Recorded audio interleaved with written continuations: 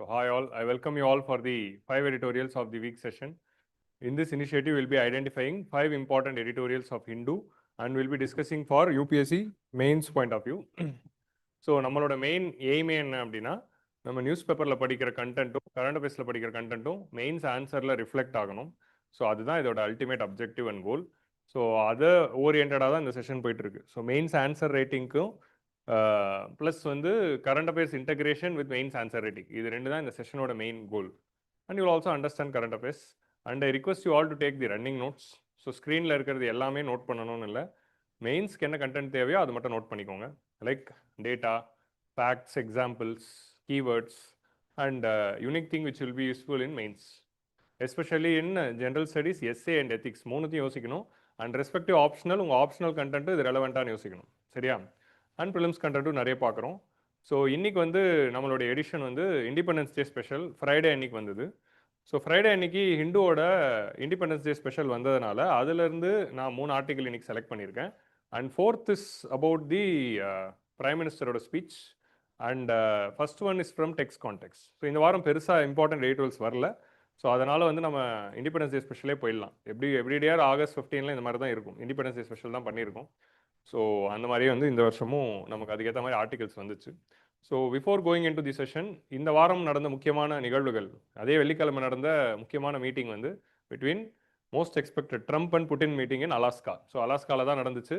So after so many years Russian president visited Alaska, USA. So இது வந்து most expected meeting, ஏன்னா Jio politically ரொம்ப சிக்னிஃபிகண்ட்டான ஒரு டேர்னிங் பாயிண்டான மீட்டிங். ஸோ இது சக்ஸஸ்ஃபுல்லாக நடந்தால் அப்படியே வந்து நோபல் ப்ரைஸ் வாங்கிடலாம் அப்படிங்கிற ஒரு ஆர்வத்தில் ட்ரம்ப் ஏற்பாடு பண்ண மீட்டிங். ஸோ யுக்ரைனில் பீஸ் வர்றது முக்கியம் இல்லை, நோபல் ப்ரைஸ் முக்கியம் பிகில், அதுதான் வந்து ட்ரம்ப்போட ஐடியாவாக இருந்துச்சு. ஸோ இந்த மீட்டிங் வந்து of course it is not didn't give any outcomes. So இது வந்து ஸ்டேல்மேட்டில் தான் இருக்குது, இன்னும் வந்து ஃபைனல் அவுட்கம்ஸ் வரல. ஸோ இந்த மீட்டிங்கில் வந்து என்ன பேசிக்கிட்டாங்கிற கிளாரிட்டியும் வெளியே சொல்லலை அண்ட் என்னென்ன நடந்துச்சுங்கிறதும் தெரியல. But what is overall thing அப்படின்னா அதோட டோன் என்னன்னு பார்க்குறப்போ சீஸ்ஃபயர் வேணா பீஸ் அக்ரிமெண்ட் அப்படிங்கிறது தான் வந்து இதோட டோனாக இருந்துச்சு. ஸோ சீஸ்ஃபயர் பேசி அப்புறம் பீஸ் அக்ரிமெண்ட் பேசி இந்த வாரம் எண்டு கொண்டு வரலாம் அப்படிலாம் இல்லை, டைரெக்டாக வந்து நம்ம பீஸ் பற்றி பேசுவோம். ஸோ இந்த சீஸ்ஃபயர்லாம் இல்லை. ஸோ இது வந்து யாரை வந்து அட்வான்டேஜ் பொசிஷனில் தள்ளுது அப்படின்னா உக்ரைன் அட்வான்டேஜஸ் பொசிஷனில் தள்ளுது. ஸோ உக்ரைனுடைய sovereign territory was invaded by Russia and Russia occupied a major part of Ukraine. So அப்படி அவங்களோட டெரிட்டரியை மேஜர் பார்ட்டை ஆக்கியபை பண்ண பிறகு அது அப்படியே பீஸ் டீலாக முடிச்சுக்கலாம் அப்படின்னா இப்போ ரஷ்யா ஆக்கியபை பண்ணதெல்லாம் ரஷ்யாக்கே போயிடும். ஸோ அப்புறம் Ukraine has to lose territory. So இந்த ஒரு ஸ்டேல்மேட்டை தான் அது கொண்டு வந்து திரும்ப நமக்கும் பாகிஸ்தானுக்கும் நடந்தது அதுதான். பிஓகே வந்து ஆக்கியபை பண்ணி சீஸ்ஃபயர் தான் போட்டோம், சீஸ்ஃபயர் போட்டது இன்றைக்கி வரைக்கும் சீஸ்ஃபயராகவே தான் இருக்குது. ஸோ பாகிஸ்தான் ஆக்கியபை பண்ணது தான் இருக்குது, சைனா வந்து அக்ஸாய்ச்சின் ஆக்கியபை பண்ணதாக தான் இருக்குது. ஸோ அப்படி இருக்கிறப்போ இந்த மாதிரி ஒரு சுச்சுவேஷன் வந்து உக்ரைனோட சாவர்னிட்டியில் அவங்களோட டெரிட்டோரியல் லேண்ட்ஸில் ரஷ்யன் ஆக்குபேஷனில் போயிடும் அப்படிங்கிறது தான் இதில் இருக்கிற அவுட்கம். ஸோ உக்ரைனுக்கு ஒரு டிஸ்அட்வான்டேஜஸ் சுச்சுவேஷன் கொடுக்குறாங்க. அண்ட் ஆப்வியஸ்லி உக்ரைனே எல்லாமே இந்த 2 பேர் பேசுகிறப்போ அப்படி தான் இருக்கும், இந்த 2 பேர் பற்றி நமக்கு தெரியும். அண்ட் புட்டினோட கோரிக்கைகள் வந்து சொன்ன உடனே அந்த கோரிக்கைகள் உக்ரைன் கிட்ட கேட்டு முடிவு எடுக்கலாம் அப்படின்னு சொல்லி இப்போ உக்ரைன் பிரசிடென்ட்டை வந்து ட்ரம்ப் ஃபோன் அடித்து மண்டே வர சொல்லியிருக்காரு. ஸோ நமக்கு வர மண்டே அன்னைக்கு Trump and Vladimir Zelensky will meet and they will further speak. And இந்த மீட்டிங் வந்து இந்தியன் பாயிண்ட் ஆஃப் வியூவில் எப்படி சிக்னிஃபிகன்ஸ் அப்படின்னு பார்த்தா, இப்போது அந்த ட்ரம்ப் அடிஷ்னலாக போடுவேன்னு சொன்னால் அந்த 25% வராமல் இருக்கலாம். ஆகஸ்ட் 29 வந்து வரப்போகுது, ஆல்ரெடி ஆகஸ்ட் 7, 25 வந்துருச்சு. ரஷ்யா கிட்ட ஆயில் வாங்குறதுக்காக பெனால்ட்டியாக 25% போட்டிருந்தாங்களே, அது வந்து நமக்கு வந்து இது வராமல் இருக்கிறதுக்கு வாய்ப்பு இருக்குது. If this peace deal comes out good அப்படிங்கிறது தான் நம்மளோட expectation. So Indian point of வியூவில் அண்ட் ஹியூமன் பாயிண்ட் ஆஃப் வியூவில் இந்த வார் வந்து முடிவுக்கு வரணும், பீஸ் டீல் வரணும். And government of India point of வியூவில் பார்த்தீங்கன்னா இந்த பீஸ் டீல் வந்துச்சுன்னா அந்த 25% மிச்சமாகும். அண்ட் இதில் இருக்கிற இன்னொரு டைமென்ஷன் என்ன அப்படின்னா ட்ரம்ப்பும் அதுக்கு ஒரு இது சொல்லியிருக்காரு, புட்டின் ஒத்துக்கிட்டா நான் வந்து 25% யாருக்கு போட மாட்டேன். அப்போது இந்த அடிஷ்னல் 25% போட்டதுக்கு அப்புறமா பிரைம் மினிஸ்டர்ஸ் புட்டின் கிட்ட பேசினார், பிரேசில் பிரசிடென்ட்டை பேசினார்.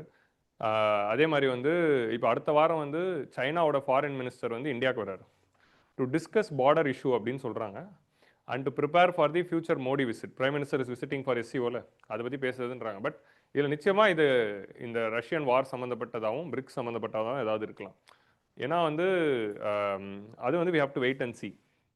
ஒருவேளை இன்னொரு டைமென்ஷனும் இருக்குது, இந்தியா மாதிரியான நாடுகள் மேலே 25% போட்டுருவேன் அப்படின்னு சொன்னால் அந்த ட்ரம்ப்போட ப்ரெஷர் டாக்டிக்ஸ் தான் இந்தியாவை வந்து it made India to chores Russia.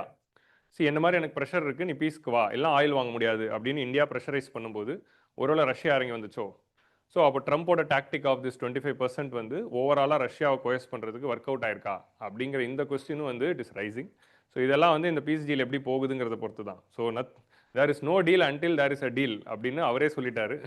And Trump இருக்கிற வரைக்கும் ஃபைனல் அவுட்கம்ஸ் வர வரைக்கும் நம்மளால் எதுவும் சொல்ல முடியாது. So we have to wait and watch.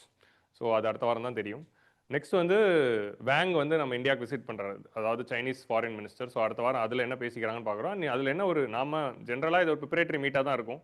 ஆனால் இதில் வந்து பார்டர் பற்றி பேச போகிறோம் அப்படிங்கிற ஒரு வேர்டும் விட்டுருக்காங்க. ஸோ அது என்னங்கிறத we have to watch.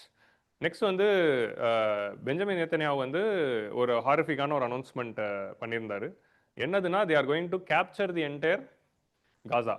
So இங்கே 2 ஸ்டேட் சொல்யூஷன் அப்படின்னு ஒன்று இல்லாமல் நோ ஸ்டேட் சொல்யூஷனா அப்படிங்கிற மாதிரி இந்துவில் ஸ்டான்லி எழுதியிருந்தார். ஸோ அதுதான் வந்து நம்ம பார்க்க வேண்டியதாக இருக்குது. ஸ்டான்லி ஜானியோட ஆர்டிகல் சூப்பராக இருந்துச்சு.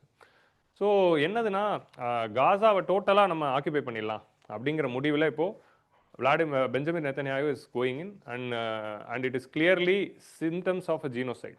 இதுக்கு மேலேயும் வந்து என்டையர் வேர்ல்டு கம்யூனிட்டி வந்து சும்மா இருக்கக்கூடாது. ஆனால் அமெரிக்காங்கிற ஒரு கண்ட்ரியோட சப்போர்ட் இருக்கிறதுனால இஸ்ரேலை வந்து யாரும் கேட்கறதுக்கு இல்லை. ஸோ அதுதான் இங்கே இருக்கிற ஹெஜிமோனி. ஏன்னா except America all the western partners have said that they are going to recognise Palestine. So அதுதான் வந்து we have to wait and watch. And இன்னொரு விஷயம் என்ன அப்படின்னா, அல் ஜசீராவோட ஜேர்னலிஸ்ட். ஸோ இப்போ அல் ஜசீராவோட நியூஸ் சேனலோட கிரெடிபிலிட்டி பற்றி இப்போ பேச வேணாம். ஆனால் அவர் ஒரு ஜேர்னலிஸ்ட் தான். ஸோ அந்த journalist was reporting the atrocities happening in Gaza. கரெக்டாக அந்த ஜேர்னலிஸ்ட் மேலே ஒரு அட்டாக் நடந்திருக்கு. அண்ட் அந்த அட்டாக் பொதுவாக ஜேர்னலிஸ்ட் மேலே அட்டாக் நடத்தினா நாங்கள் பண்ணல, கொலாட்ரல் டேமேஜ் அப்படின்னு தான் சொல்லுவாங்க. ஆனால் Benjamin Netanyahu and Israel government is so audacious enough to claim that we killed him. ஏன் அதை சொல்கிறாங்க? ஆமாம், நாங்கள் தான் கொன்னோம் அப்படின்னு. ஸோ அந்த அளவுக்கு வந்து ஒரு ஜேர்னலிஸ்ட்டை வந்து கொண்டுட்டு நாங்கள் தான் கொன்னோம் அப்படின்னு சொல்கிற அளவுக்கு வந்து இட் இஸ் ஹேப்பனிங். ஸோ 60,000 பேர் இறந்துருக்காங்க. இந்த ஜேர்னலிஸ்ட் என்னப்பா அப்படின்னா, ரெண்டுமே எல்லாமே ஒன்று தான். பட் என்ன ஆங்கிள் அப்படின்னா, that journalist was sincerely reporting the atrocities happening, the food crisis happening, அங்கே இருக்கிற ஹங்கர் கிரைசிஸ், இது எல்லாத்தையும் ரெகுலராக வந்து வேர்ல்டுக்கு வந்து லைவ் டெலிகாஸ்ட் பண்ணிட்டு இருந்தது தான் இஸ்ரேலோட இது. இப்போ அடுத்து இங்கே ஆக்குபேஷன் சொல்லி என்ன ஜீனோசைட் பண்ண போகிறாங்களோ, அப்போ இருக்கிற ஜேர்னலிஸ்ட் எல்லாம் எலிமினேட் பண்ணால் தான் அது பிளாக் அவுட் பண்ணி எதாவது பண்ண முடியும்ட்டு தான் இந்த அட்டாக் நடந்திருக்கு. Which is another horrific attack which must be condemned.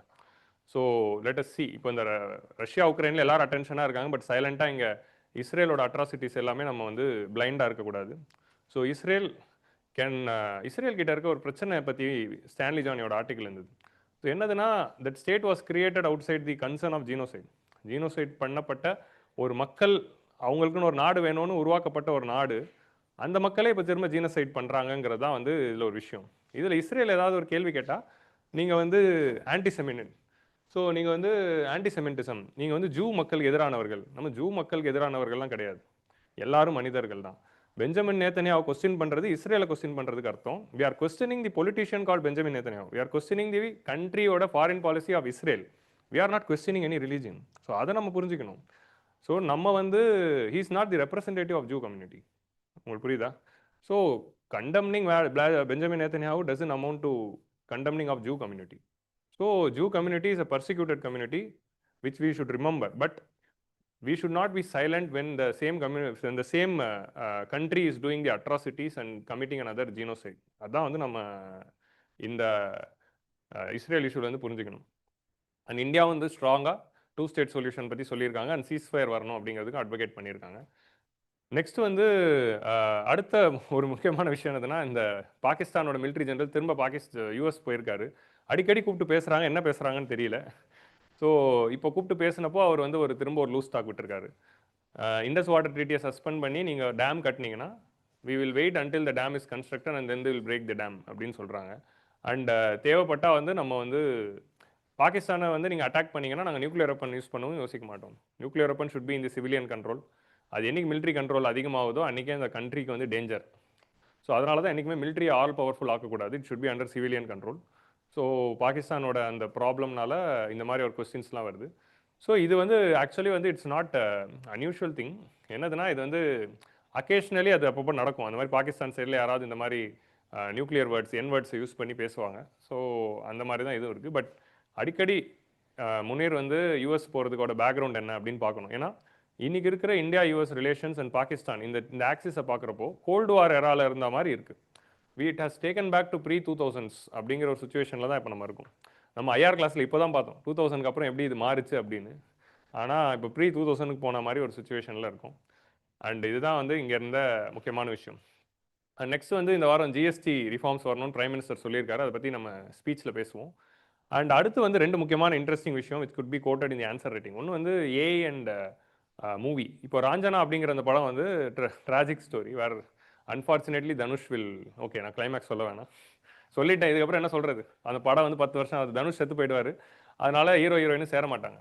But AI வச்சு என்ன பண்ணியிருக்காங்க, ஹீரோ ஹீரோயினும் சேர்ற மாதிரி வச்சு பாசிட்டிவ் எண்டிங்கில் படம் ரிலீஸ் பண்ணியிருக்காங்க. அண்ட் அதை வந்து டேரக்டர் அப்ஜெக்ட் பண்ணியிருக்காரு. இது ஒரு கேஸ் ஸ்டடி.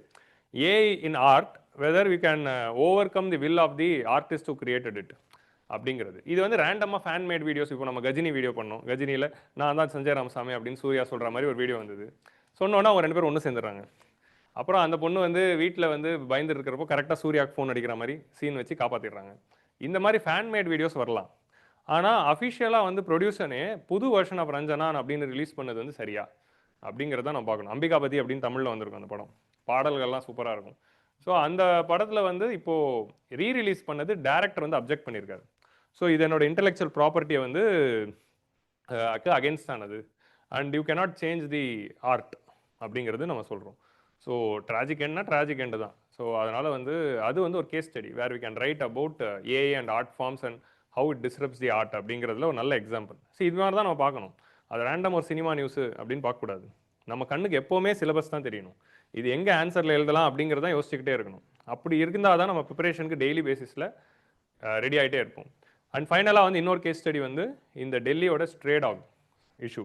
இந்த ஸ்ட்ரே டாக்ஸ் இஷ்யூவில் வந்து லைக் ஸ்ட்ரே டாக்ஸோட அன்கண்ட்ரோலபிளாக வந்து டெல்லியில் வந்து போனதுனால அதோட பாப்புலேஷன் வந்து பயங்கரமாக அதிகமாகிடுச்சு. ஸோ அது அதிகமானதுக்கப்புறம் நிறைய பேரில் ஹியூமன் டாக் கான்ஃப்ளிக்ஸ் வந்து டாக் பைட்ஸ் ஆகி ஒரு சிலருக்கு ரேபிஸ்லாம் வந்த பிறகு இது ஒரு நேஷ்னல் வியூ வந்து அந்த கேஸ் வந்து போயிட்டு இருந்தப்போ. ஸோ பொதுவாக வந்து டாக் மேனேஜ்மெண்ட் பற்றி நம்ம பேசலாம். அதுவே ஒரு தனி டாப்பிக்காக அடுத்த வாரம் கூட டிஸ்கஸ் பண்ணலாம். அனிமல் பர்த் கண்ட்ரோல்னு ஒரு கான்செப்ட் இருக்குது. ஸோ டாகோட பாப்புலேஷனை நம்ம கண்ட்ரோல் பண்ணணும். ஸ்ட்ரே டாக்ஸ்னால் ரோட்டில் வந்து இஷ்டத்துக்கு அது வந்து பாப்புலேஷன் அதிகப்படுத்திட்டு இருக்கிறது விட்டா it's harm for both the species, both humans and dogs. So அப்படி இருக்கிறப்போ அதுக்கு ஏபிசி பண்ணுவாங்க, அதாவது பர்த் கண்ட்ரோல்.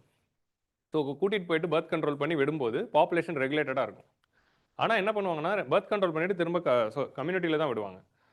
பட் அது கம்யூனிட்டி விடுறப்போ இவங்க வந்து அது ஒரு ஸ்பீஷீஸாக வந்து அடாப்ட் ஆகிடுச்சு. ஸ்ட்ரே டாக் அப்படிங்கிற ஒரு புது ப்ரீடு வந்து ஒரு தனி ஸ்பீஷீஸாக அர்பன் ஏரியாஸில் வாழ அடாப்ட் ஆகிடுச்சு. இப்போ அந்த ஸ்பீஷீஸை இந்த ஜட்மெண்ட்டில் என்ன ஒரு இஷ்யூ ரைஸ் ஆயிருக்கு அப்படின்னா, சுப்ரீம் கோர்ட்டில் எப்போவுமே என்ன சொல்லிடுவாங்கன்னா ஏபிசி பண்ணி வெளியே விடணும் தான் நார்மு. பட் இந்த வாட்டி என்ன சொல்லியிருக்காங்கன்னா டெல்லியில் இருக்கிற எல்லா நாய்களையும் கேப்சர் பண்ணி ஷெல்டர் ஹோமுக்கு அனுப்பணும், எந்த நாயும் ஸ்ட்ரீட்டில் இருக்கக்கூடாது அப்படின்னு சொல்லிட்டாங்க. ஸோ டாக் வந்து ஸ்ட்ரீட்டில் இருக்கலாமா வேணாமா அப்படிங்கிறது ஒரு மிகப்பெரிய எத்திக்கல் கொஸ்டின். ஸோ இது எத்திக்ஸ் பாயிண்ட் ஆஃப் வியூவில் நம்ம யோசிக்க வேண்டிய ஒரு விஷயம். அப்போ இந்த ஸ்ட்ரீட்ஸில் டாக்ஸ் இருக்கிறதுக்கான ரைட்ஸ் அப்படிங்கிற அந்த டைமென்ஷன். ஒரு டைமென்ஷன் அனிமல் ரைட்ஸ் ஆக்டிவிஸ்ட் என்ன சொல்கிறாங்கன்னா dog is having the equal rights to stay in the streets. And அதில் ஏபிசி பண்ணுறோம், அதுவே நம்ம இன்டர்வென்ஷன் தான், ஹியூமன் இன்டர்வென்ஷன் தான். பட் அது பண்ண வேண்டியதாக இருக்குது பிகாஸ் ஆஃப் தி கான்ஃப்ளிக்ட். ஆனால் அதை வந்து திரும்ப ஷெல்டர் ஹோமில் அனுப்பி பூட்டி வைக்கிறதுங்கிறது சரியில்லை, அவங்கள லாக் பண்ணி வைக்கக்கூடாது, ஃப்ரீயாக விடணும் அப்படிங்கிற இந்த டைமென்ஷன் ஓப்பன் பண்ணியிருக்கு. ஸோ இப்போ அவங்கள ஷெல்டர் ஹோமில் தள்ளலாமா, டாக்லெஸ் ஸ்ட்ரீட்ஸ் உருவாக்கலாமா, இல்லை ஸ்ட்ரீட்டில் டாக்ஸ் இடம் இருக்கா அப்படிங்கிற இந்த டிபேட்டை வந்து ஓப்பன் அப் பண்ணியிருக்கு. ஸோ இது வந்து நம்ம எத்திக்ஸ் பாயிண்ட் ஆஃப் வியூவில் பார்க்கணும். அது சும்மா நார்மல் நியூஸ்னு பார்க்கக்கூடாது, எல்லாத்துலேயும் ஒரு பெர்ஸ்பெக்டிவ் இருக்கிறத நம்ம அண்டர்ஸ்டாண்ட் பண்ணிக்கணும்.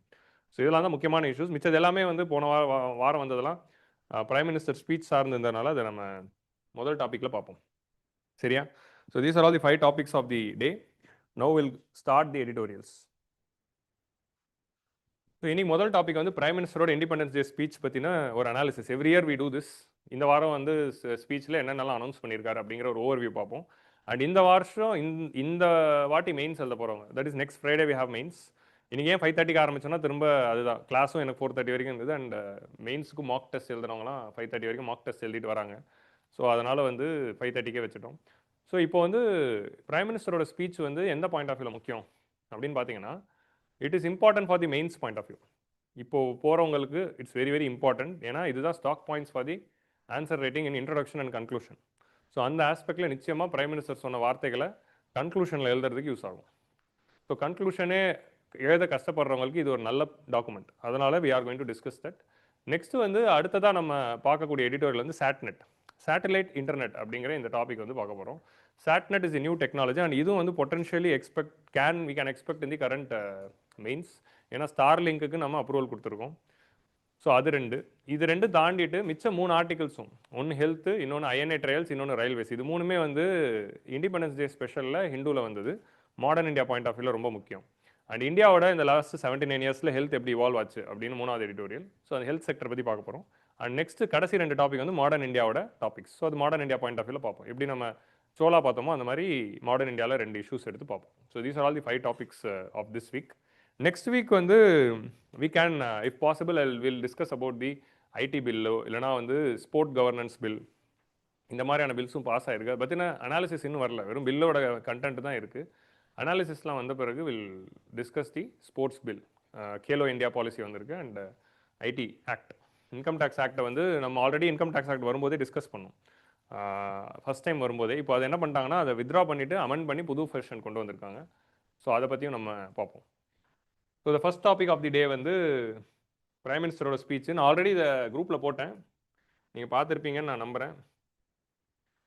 பார்த்துருந்தீங்கன்னா fine, will just see the overview. பார்க்கலன்னா இப்போ ஒரேடியாக கதை கேட்டுக்கோங்க. அண்ட் இந்த வருஷம் மெயின்ஸ் போகிறவங்க இந்த வீடியோ இப்போ பார்த்துட்டு இருப்பீங்களான்னு தெரியல, எல்லாரும் பயத்தில் இருப்பீங்க. அப்படி இன்கேஸ் யாராவது பார்த்துட்டு இருந்தீங்கன்னா இதை ஃபஸ்ட்டு மனப்பாடம் பண்ணுங்கள். அதுக்கு தான் நான் போட்டதே இது. Okay, so 79th independence day speech. So every year இந்த கண்டினியூஷன் வரும், 78 79 79th independence day, 78 years of independence. Independence வந்து 78 வருஷம் ஆயிடுச்சு. பட் இண்டிபெண்டன்ஸ் டே அந்த நம்பர் போடுறப்போ +1 போடுவாங்க. ஏன்னா August 15 1947 was celebrated as first independence day. So அப்போ இது 79th, அதுதான் இதோட idea. So prime minister speech வந்து ஏன் இம்பார்ட்டன்ட் அப்படின்னு பார்த்தா, what is the content of the speech? 79 வருஷமாக 79 பேர் கொடுக்கல, 79 ஸ்பீச் இருக்குது. அது இங்கிலீஷ்லேயும் ஹிந்திலையும் மாறி மாறி வந்திருக்கு. ஸோ இந்த ஸ்பீச்சில் என்ன பிரைம் மினிஸ்டர் பேசுவாங்க அப்படின்னு பார்த்தா, இதில் வந்து கவர்மெண்ட் இது வரைக்கும் இந்த வருஷம் என்ன பண்ணாங்க அப்படிங்கிறத சொல்லுவாங்க. ஒன்று அச்சீவ்மெண்ட் இருக்கும், இன்னொன்று ஃப்யூச்சர் கோல்ஸ் இருக்கும். So it's a compilation of achievements and goals, அவ்வளோதான். ஸோ நம்மளோட அச்சீவ்மெண்ட் என்ன, நம்மளோட ஆஸ்பிரேஷன் என்ன அப்படிங்கிற பாயிண்ட் ஆஃப் வியூவில் இருக்கும். இது எப்படி ப்ரிப்பேர் பண்ணுவாங்க அப்படின்னா, பிரைம் மினிஸ்டர் ஆஃபீஸ்லேருந்து எல்லா மினிஸ்ட்ரிஸ்க்கும் ஒரு லெட்டர் போகும். இந்த வாட் இஸ் பிரைம் மினிஸ்டர் ஸ்பீச்சில் உங்கள் மினிஸ்ட்ரியிலேருந்து பிரைம் மினிஸ்டர் எதை பற்றி பேசணும்னு ஆசைப்பட்றீங்க அப்படின்னு சொன்னோன்னே எல்லா மினிஸ்ட்ரியும் வந்து ஒரு பேஜ் கண்டென்ட் அனுப்புவாங்க, இதை பற்றி எங்கள் மினிஸ்ட்ரி பேசலான்னு. அப்படி எல்லா மினிஸ்ட்ரியும் அனுப்பின கண்டென்ட்லேருந்து முக்கியமான அச்சீவ்மெண்ட்ஸ் எல்லாம் செலக்ட் பண்ணி ஸ்பீச்சில் கொண்டு வருவாங்க. ரெண்டாவது, கவர்மெண்ட் அடுத்து லான்ச் பண்ணக்கூடிய ஒரு கோல் செட் பண்ணுவாங்க. ஸோ 79 வருடங்களாக நீங்கள் பார்த்தீங்கன்னா எல்லா பிரைம் மினிஸ்டர்ஸும் அவங்களோட இண்டிபெண்டன்ஸ் டே ஸ்பீச்சில் கண்ட்ரியோட ஃபியூச்சர் கோலை வந்து செட் பண்ணியிருக்காங்க. இப்போ வந்து ஃபார் எக்ஸாம்பிள், இப்போ கரண்ட் பிரைம் மினிஸ்டரோட 12th ஸ்பீச், இவர் முதல் ஸ்பீச்சில் இன்னும் எனக்கு ஞாபகம் இருக்குது, ஜாம் ட்ரினிட்டி பற்றி பேசினார். நம்ம ஆதாரையும் மொபைலையும் ஒன்று சேர்த்து டைரக்ட் பெனிஃபிட் ட்ரான்ஸ்ஃபர் கொடுக்க போகிறோம்னு சொன்னார். அடுத்த கொஞ்சம் வருஷத்தில் பண்ணாங்க. ஸோ இந்த மாதிரி வந்து ஸ்பீச்சஸில் சந்திராயன் 2 and 3 and 4 வரும் அப்படின்னு ஒரு 5 வருஷம் 6 வருஷம் முன்னாடி சொன்னார். ஸோ இந்த மாதிரி ஒரு ஸ்பீச்லையும் சொல்லியிருக்காங்க. ககன்யான் மிஷன் பற்றி பேசியிருக்காங்க. ஸோ இந்த மாதிரி நிறைய விஷயங்கள் வந்து it came first in the speech and then it would have come. So GST implement பண்ணுவோம் அப்படின்னு 2014 சொன்னார், 17 வந்துச்சு. ஸோ இந்த மாதிரி வந்து ஃபியூச்சர் அஜெண்டா வந்து they will B setting. So இது ரெண்டும் தான் வந்து இட் இஸ் தேர். அண்ட் இது வந்து it's a repository of what happen important that year. So அந்த 79 பிரைம் மினிஸ்டர் ஸ்பீச்சும் எடுத்து பார்த்தீங்கன்னா அது இருக்கும். ஸோ அதுக்காக 71 பிரைம் மினிஸ்டர் ஸ்பீச்லாம் எடுத்து பார்க்காதீங்க, அதெல்லாம் இப்போ நமக்கு யூபிஎஸ்சிக்கு தேவைப்படுற கண்டென்ட்டே கிடையாது. இந்த வருஷத்தோட ஸ்பீச் அந்தந்த வருஷம் நீங்கள் எந்த வருஷம் படிக்கிறீங்களோ அந்தந்த வருஷம் கண்டென்ட்டை பார்க்கணும். அதை நீங்கள் எத்தனை அட்டெம்ப்ட் கொடுக்குறீங்களோ அத்தனை வருஷம் ஸ்பீச்சை பார்த்துருப்பீங்க, அதுதான் கணக்கு. இப்போ நான் வந்து 11வது வருஷமாக வந்து பிரைம் மினிஸ்டரோட 12 ஸ்பீச்சை நான் ஆஸ்பிரண்ட்டாக பார்த்துக்கிட்டு இருக்கேன். ஸோ இது என்னோட 12வது ஸ்பீச். அந்த மாதிரி இது உங்களோட எத்தனாவது ஸ்பீச் அப்படிங்கிறத நீங்கள் கமெண்ட்ஸில் சொல்லுங்கள். இன்னைக்கு யூடியூப்ல எப்படி தான் சொல்ல வேண்டியதாக இருக்குது, எதுவாக இருந்தாலும் இது என்னோட 12வது ஸ்பீச், உங்களோட எத்தனாவது ஸ்பீச்?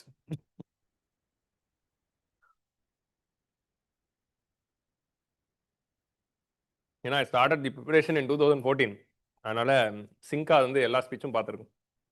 இப்போ ஃபஸ்ட்டு பிரைம் மினிஸ்டரோட இந்த ஸ்பீச் என்னதுன்னா, அவரோட ரெக்கார்டு அவரே பிரேக் பண்ணிட்டாரு. இதுக்கு முன்னாடி லாங்கஸ்ட் ஸ்பீச் அவர் தான் பண்ணார், 98 நிமிஷம்னு நினைக்கிறேன். இப்போ இது 103 நிமிஷமாக எக்ஸ்ட்ரா 5 நிமிஷம் பேசியிருக்காரு.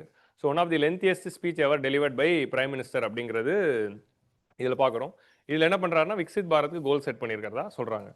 So the address to the nation by Prime Minister is the longest and most decisive address from the Red Forts, lasting 103 minutes, charting a roadmap for Viksit Bharat 2047. So Prime Minister focused on self-reliance.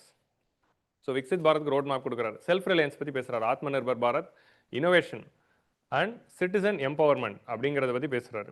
So இதெல்லாம் general keywords தான், இதெல்லாம் ஸ்பெசிஃபிக்காக எதுவும் இல்லை. Highlighting India's journey from the nations dependent on others globally to a confident, technologically advanced and economically resilient country. So nation வந்து others கிட்ட depend அந்த country, இந்த கீவேர்ட் பாருங்கள், globally confident, technologically advanced and economically resilient country. So ரீசெண்டாக independence day காம்படிஷனில் ஒரு student ஒரு speech பண்ணியிருந்தாங்க. அந்த ஸ்பீச்சோட இன்ட்ரோடக்டரி ரிமார்க் நல்லா இருந்தது. Prime Minister Nehru gave a speech called Tryst with Destiny, where he said that when the world sleeps, India will awaken அப்படிங்கிற மாதிரி பேசியிருப்பார்.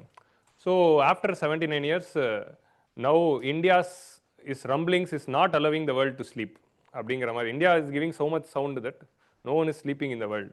So India has risen அப்படிங்கிற மாதிரி கொடுத்தாங்க. அங்கே இருக்கீங்களா? அந்த ஸ்பீச் நல்லா இருந்தது. ஓகே, அந்த இன்ட்ரோடக்டரி ரிமார்க் நல்லா இருந்தது. ஸோ அந்த மாதிரி தான். So India has advanced very well that we have never allowed the world people to sleep.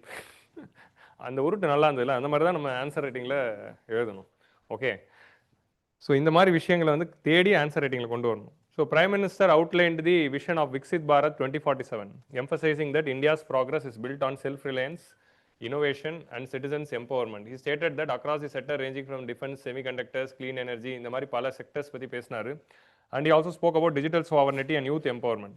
So இது ஒரு புது இதை வந்து இந்த வருஷம் மெயின்ஸ் போகிறவங்க இல்லைனா எவ்வளோ நல்லாயிருக்கும். அதுக்கு தான் இந்த வருஷம் மெயின்ஸ் போகிறவங்க சும்மா இதை ஸ்கிம் பண்ணிட்டு போங்க. லாஸ்ட் மினிட்ல இவ்வளோ பெரிய டாக்குமெண்ட்டாக, இது 6 பேஜுக்கு நான் சுருக்கி வச்சுருக்கேன். ஸோ அதனால் வந்து சும்மா இதை மட்டும் ஸ்கிம் பண்ணிட்டு போனால் இட் இஸ் வெரி யூஸ்ஃபுல். ஏன்னா இந்த கன்க்ளூஷன் யூனிக்காக இருக்கும். ஸோ ஜென்ரலாக அவர் வந்து எடுத்த உடனே he spoke about the Atmanirbhar இது operation Sindoor. Bharat has no decided that we will no longer tolerate the nuclear threats. அவர் அந்த நியூ டெரரிசம் டாக்டரின் ரிலீஸ் பண்ணார்ல ஆஃப்டர் ஆப்ரேஷன் சிந்தூர், அதை பற்றி பேசியிருந்தார்.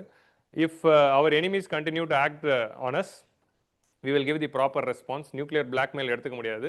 And we won't differentiate between the state and non-state actors. யார் இந்தியாவை attack பண்ணாலும் நம்ம ஒன்றா தான் ட்ரீட் பண்ணுவோம். அண்ட் இண்டஸ் வாட்டர் ட்ரீட்டியோட சஸ்பென்ஷன் பற்றி பேசியிருந்தார். Blood and water will not flow together அப்படிங்கிறத சொல்லியிருக்காரு. India has now decided that, so இது பாருங்க, India has now decided that blood and water will not flow together. The people have realise that Indus water treaty was unjust. So இது அன்ஜஸ்ட்டாக இருக்குது.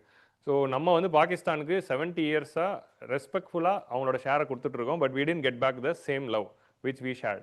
So அப்படி இருக்கிறப்போ we won't have it அப்படின்னு தான் he is telling. So water from Indus river irrigated the enemy lands while our farmers suffered. So நம்ம ஏன் வந்து இண்டஸ் வாட்டர் ட்ரீட்டியில் அவ்வளோ ஜென்ரஸாக இருக்கும்? ஏன்னா அந்த சைடில் இருக்கிறவங்க விவசாயி தான். உங்களுக்கு புரியுதா?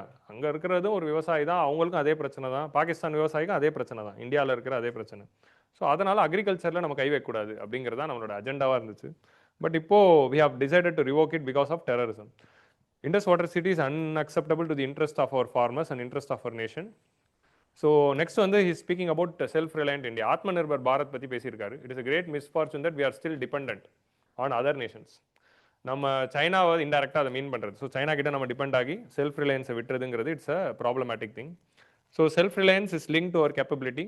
And when self-reliance begins to diminish, our capability to continually declines. So therefore, to preserve and maintain and enhance our capability, it is imperative to become self-reliant. So self-reliance is very, very important. So Atmanirbhar பாரத்துக்கு போகணும். எப்படி COVID-19 வரும்போது நம்ம CoWIN அப்படிங்கிற ஒரு portal கொண்டு வந்தோம், அதே மாதிரி வந்து இந்தியா மேட் வேக்சின் கோவேக்சின் அப்படிங்கிறத கொண்டு வந்தோம். அந்த மாதிரி கொண்டு வந்த மாதிரி இந்த செல்ஃப் ரிலையன்ஸ் தான் நம்ம நாட்டை அப்போ காப்பாற்றுச்சு. நம்ம என்னதான் வந்து பாரத் பயோடெக் வந்து என்னதான் இந்த அஸ்ட்ராசெனகா வேக்சினில் கோவிஷீல்டை கொண்டு வந்தாலும் அந்த Covishield was manufacture in India, we didn't import it. So இந்தியாவில் தயாரிக்கும் போது தான் நம்மளால் நமக்கும் அது யூஸ்ஃபுல்லாக இருந்துச்சு, நம்ம இன்னும் நிறைய பேருக்கும் கொடுக்க முடிஞ்சுது. ஸோ அதுதான் செல்ஃப் ரிலையன்ஸோட ரொம்ப முக்கியமான ஒரு பாயிண்ட். ஸோ அதே மாதிரி வந்து large share of India's budget still goes towards importing petrol, diesel and gas. இன்னும் வந்து 70% ஆஃப் தி எனர்ஜி நீட்ஸ் நம்ம இம்போர்ட் பண்ணுறோம். So national deep water exploration mission will be launched அப்படின்னு சொல்லியிருக்காரு. Deep water exploration mission which is Samudrayaan, அதாவது நமக்கு already வந்து சமுத்ராயன் mission அப்படிங்கிறத ஒன்று பிளான் பண்ணியிருக்கோம். ஸோ அதில் we are having a lot of agenda deep water mission. So அதில் வந்து ஒரு பார்ட்டாக நம்ம டீப் வாட்டர்ஸ்லேருந்து ரிசோர்ஸஸை மைன் பண்ணி அந்த வச்சு நம்ம எனர்ஜி செல்ஃப் சஃபிஷியன்சி எடுக்க போகிறோம். So oil and natural gas from of sure C, கடலில் இருக்கிற அந்த ஆயில் அண்ட் நேச்சுரல் கேஸ் சோர்ஸை நம்ம எடுக்க போகிறோம். To harness India's of sure energy resources boosting energy self Reliance and reducing the dependence on foreign imports. இது வந்து ஒரு முக்கியமான பாயிண்டாக சொல்லியிருக்காரு.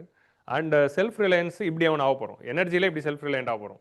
நெக்ஸ்ட் வந்து சிட்டிசனும் நீங்களும் கான்ட்ரிபியூட் பண்ணணும். You also support local, be vocal for local. Maximum local products எங்கெங்கெல்லாம் use பண்ண முடியுமோ யூஸ் பண்ணுங்க.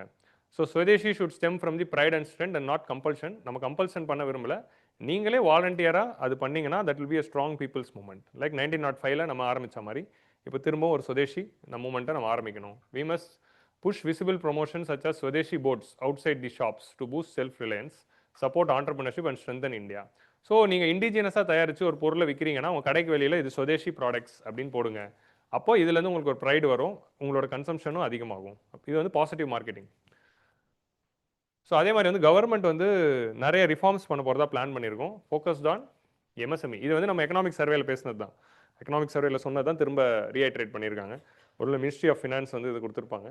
A task force for next generation reforms will be formed, which will evaluate all the current laws, rules, procedures and economic activities.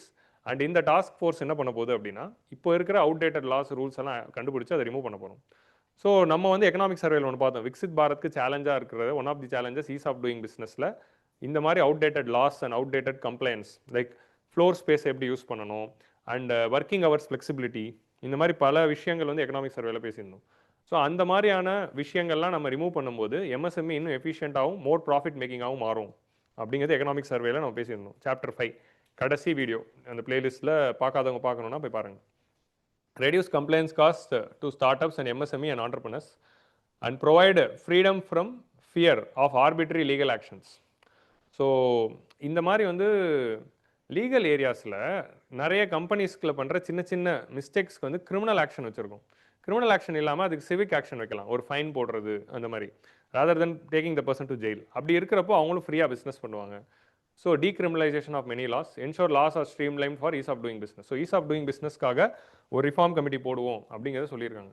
AC உங்கள் எல்லாருக்கும் வருதா? So 4 தான் ஆனில் இருக்குது, 6 ஆன் பண்ணுமா இல்லை போதுமா? Unity is the most powerful Mantra.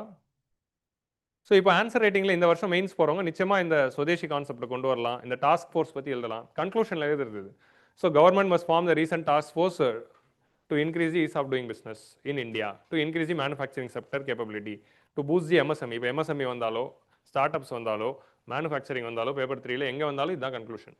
So இதுதான் இதோட இப்போ மெட்டீரியல். நீங்கள் எந்த வருஷம் மெயின்ஸ் போனாலும் அந்த வருஷம் ஸ்பீச்சை இந்த மாதிரி நோட் பண்ணணும். மினிஸ்ட்ரி ஆஃப் டிஃபென்ஸ், அடுத்து மினிஸ்ட்ரி ஆஃப் டிஃபென்ஸ் வந்து இந்த ஆபரேஷன் சிந்தூர் பற்றி பேசியிருந்தாங்க. India draws inspiration from rich cultural mythological heritage to strengthen India's offensive deterrent capacity. Mission Sudarshan Chakra launch பண்ணியிருக்கோம். ஸோ நம்ம ரஷ்யா கிட்டேருந்து வாங்கின ட்ரையம்ஃப் S-400 அப்படிங்கிற இந்த மிசைல் டிஃபென்ஸ் சிஸ்டம் பற்றி பார்த்தோம், செக்யூரிட்டி கிளாஸ்லேயும் நம்ம டிஸ்கஸ் பண்ணோம். இந்த S-400 வந்து சுதர்ஷன் சக்ரா அப்படிங்கிற நேம் வச்சிருக்கோம். ஸோ மித்தாலஜியில் லார்ட் கிருஷ்ணாவோட கையில் இருக்கிற சுதர்ஷன் சக்ராங்கிறது அவரோட வெப்பன். ஸோ அது மகாபாரதாவில் நிறைய இன்ட்ரெஸ்டிங் ஏரியாஸில் அவர் யூஸ் பண்ணியிருப்பார். ஸோ அந்த சுதர்ஷன் சக்ரா எப்படி வந்து பாண்டவாஸ்க்கு ஒரு கார்டியனாக இருந்ததோ அதே மாதிரி இந்த சுதர்ஷன் சக்ரா இந்தியாவோட பார்டர்ஸில் ஒரு கார்டியனாக இருக்குது அப்படிங்கிறது தான் அனாலஜி. ஸோ அந்த ஒரு இதில் இப்போ நம்ம ஆப்ரேஷன் சிந்தூரில் நம்ம ரஷ்யா கிட்ட இருந்து லிமிடெட் கெப்பாசிட்டியில் தான் வாங்கணும். ஒரு சுதர்ஷன் சக்ரா எடுத்து நீங்கள் வச்சிங்கன்னா 400 கிலோமீட்டர் தான் ப்ரொடெக்ட் பண்ணும். அப்போது நிறைய வாங்கி வச்சா தான் என்டையர் இந்தியாவையும் ப்ரொடெக்ட் பண்ண முடியும்.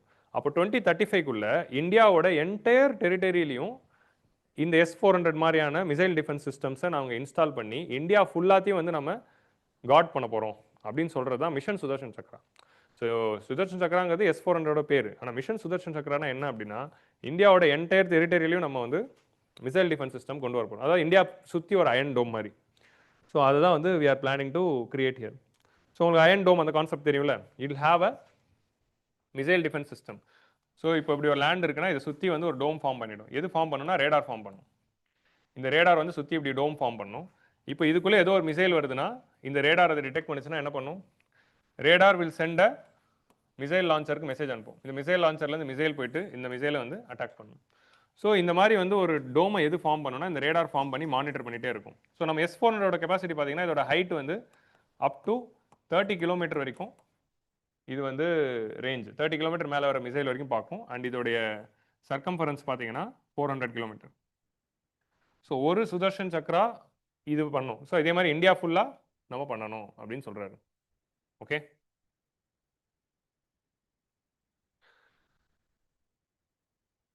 India's commitment to strategic autonomy. The initiative is designed to enhance the rapid, precise, and powerful defense responses.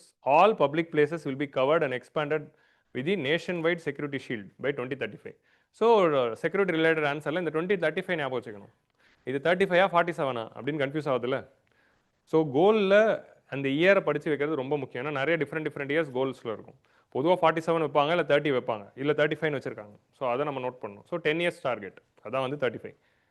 அடுத்தது ministry of defence. So Deepavali பரிசு காத்து கொண்டு இருக்குது அப்படின்னு பிரைம் மினிஸ்டர் வந்து சொல்லியிருக்காரு. அது என்ன பரிசு அப்படின்னா ஜிஎஸ்டி ரிஃபார்ம்ஸ் கொண்டு வருவோம். நம்ம ரொம்ப நாளாக பேசிகிட்டு இருந்தோம், ஜிஎஸ்டி ரிஃபார்ம் பண்ணணும், ஸ்லாப்ஸை வந்து ரீஆர்கனைஸ் பண்ணணும் அப்படின்னு நம்ம பேசிகிட்டு இருக்கோம். ஸோ ஜிஎஸ்டியில் நமக்கு என்னென்ன ஸ்லாப்ஸ் இருக்குது?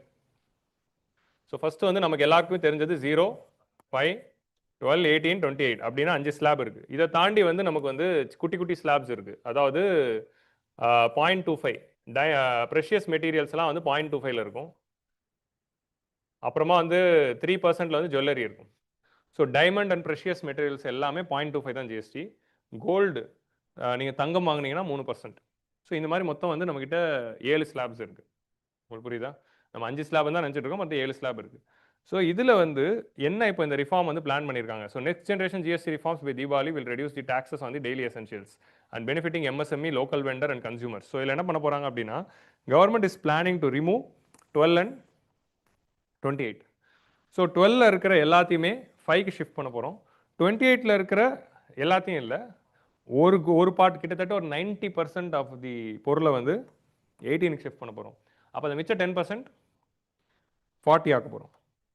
ஸோ 40ன்னு ஒரு ஹையஸ்ட் ரேட்டிங். ஸோ ஜிஎஸ்டியோட சிஜிஎஸ்டி ஆக்ட் படி 40 வரைக்கும் போடலாம். So 40 is the maximum slab, அதுக்கு மேலே ஜிஎஸ்டி போட முடியாது. So CGST 20, SGST 20. ஸோ இந்த 40ல் எதை பண்ண போகிறோம் அப்படின்னா 28க்குள்ளே என்ன இருக்குன்னா நார்மல் குட்ஸ் இருக்குது, சின் குட்ஸ் இருக்குது. சின் குட்ஸ்னால் வந்து like tobacco and all these things are coal, இது மாதிரி. ஸோ இதுக்கு எல்லாமே வந்து நம்ம மேக்ஸிமம் நார்மல் பொருள் எல்லாம் 18க்குள்ளே கொண்டு வர போகிறோம். இந்த 10% குட்ஸை மட்டும் 40க்குள்ளே கொண்டு போக போகிறோம். ஸோ அப்போ சின் குட்ஸ்லாம் இனிமேல் 40 வரும். So it is called as what tax? Pigouvian tax. So இதை தான் பிகோவியன் டேக்ஸ் அப்படின்னு சொல்கிறோம். ஸோ இனிமேல் வந்து 28ம் 12ம் இருக்காது. ஸோ அப்போது 5, 18 and 40 அப்படிங்கிற இந்த ரேஞ்சில் தான் இருக்கும். அண்டு சின் குட்ஸ்னால் என்ன, ஏதோ கன்சம்ஷன்லாம் கவர்மெண்ட் டிஸ்கரேஜ் பண்ணணும்னு நினைக்கிறாங்களோ அதை 40ல் வைப்பாங்க. ஸோ அதான் வந்து சின் குட்ஸ். ஸோ கிளியரா? ஸோ இது மூலமாக என்ன ஆக போகுது, மக்களுக்கு விலை குறைய போதில் எல்லாம் 12லாம் 5 ஆகிடுச்சு, 28லாம் 18 ஆச்சுன்னா எல்லாத்தோட விலைகளும் கொஞ்சம் குறையும். ஸோ அதனால் எம்எஸ்எம்இக்கெலாம் வந்து இன்புட்ஸோட விலை குறையும், லாபம் இன்னும் நிறைய வரும், லோக்கல் வெண்டர்ஸ்க்குலாம் இன்னும் சந்தோஷமாகும், டேக்ஸ் எவேஷன் குறையும், நிறைய பேர் இன்னும் டாக்ஸேஷனுக்குள்ளே வருவாங்க. இல்லை இன்னொரு முக்கியமான பாயிண்ட், இது நேற்றுக்கு பேப்பரில் வந்தது. ஸோ இதுக்கு பின்னாடி இருக்க இன்னொரு லாஜிக் என்ன அப்படின்னு பார்த்தா, இதனால் என்ன ஆகுதுன்னா கவர்மெண்ட்க்கு ரெவென்யூ குறையுமானா குறையும். Yes, there is a possibility. ஆனால் கவர்மெண்ட் இதே பண்ணுறாங்க அப்படிங்கிறத நீங்கள் புரிஞ்சுக்கணுன்னா நம்மளோட ஜிடிபி வேல்யூ போய் பார்க்கணும். GDP is declining. It is expected to go 5, 6 and 5% கீழே போயிடுச்சு. இன்ஃப்ளேஷன் வேல்யூ பார்த்தீங்களா 2க்கு கீழே போயிடுச்சு. ஸோ 2க்கு கீழே போயிட்டு இன்ஃப்ளேஷன் இஸ் இந்த 1.5 இந்த மாதிரியான ஒரு லோவஸ்ட் ரேஞ்சில் இருக்குன்னா நம்ம ஜிடிபி க்ரோத் ஆபத்தில் இருக்குன்னு அர்த்தம். ஸோ இந்தியாவோட GDP growth is not good, it is in very dangerous position. ஏன்னா inflation has gone below 2%. So 2% கீழே இன்ஃப்ளேஷன் போனாலே ரிஸ்க்கு. ஸோ அப்படி இருக்கிறப்போ தான் நம்ம ரெப்போ ரேட்டை குறைச்சிக்கிட்டு வரோம்.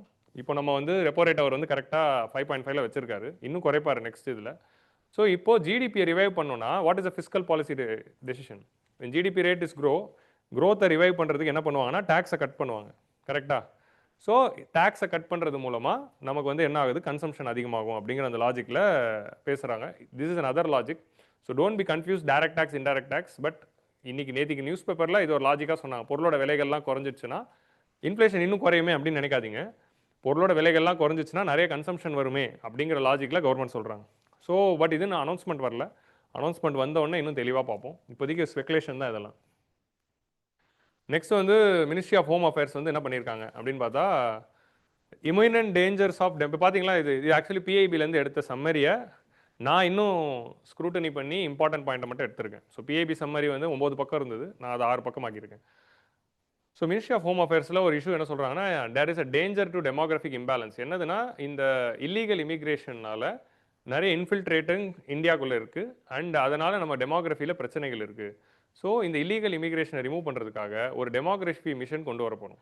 High power demography mission will be launched aimed at ensuring that India's unity, integrity and security and tackling both strategic and social challenges. So இந்த ஏரியாவில் இதை கொண்டு வர போகிறோம். இதோட ஐடியா என்ன அப்படின்னா, I think it might be something similar to ஒரு என்ஆர்சிஓ ஆர் எஸ்ஐஆர். இந்த ஸ்பெஷல் இன்டென்சிவ் ரிவிஷன் இந்தியா ஃபுல்லாக பண்ணி அந்த எலக்ட்ரல் ரோலை க்ளீன் பண்ணுறது.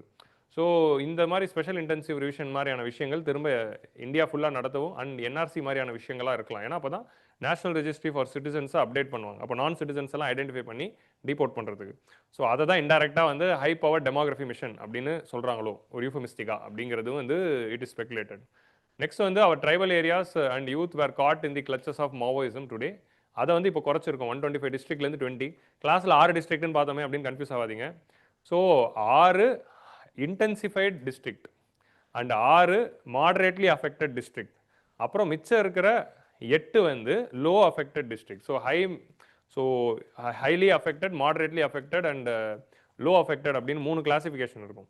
ஹைலி அஃபெக்டட் டிஸ்ட்ரிக்ட் தான் 6 இருக்கு, பட் 20 இருக்கு இன் டோட்டல். ஸோ அதுதான் அந்த 20யோட கணக்கு. அடுத்த வருஷம் வந்து நக்சல் முக்த் பாரத் பை மார்ச் 21 வந்து 31 வந்து பிளான் பண்ணியிருக்கோம் 2026.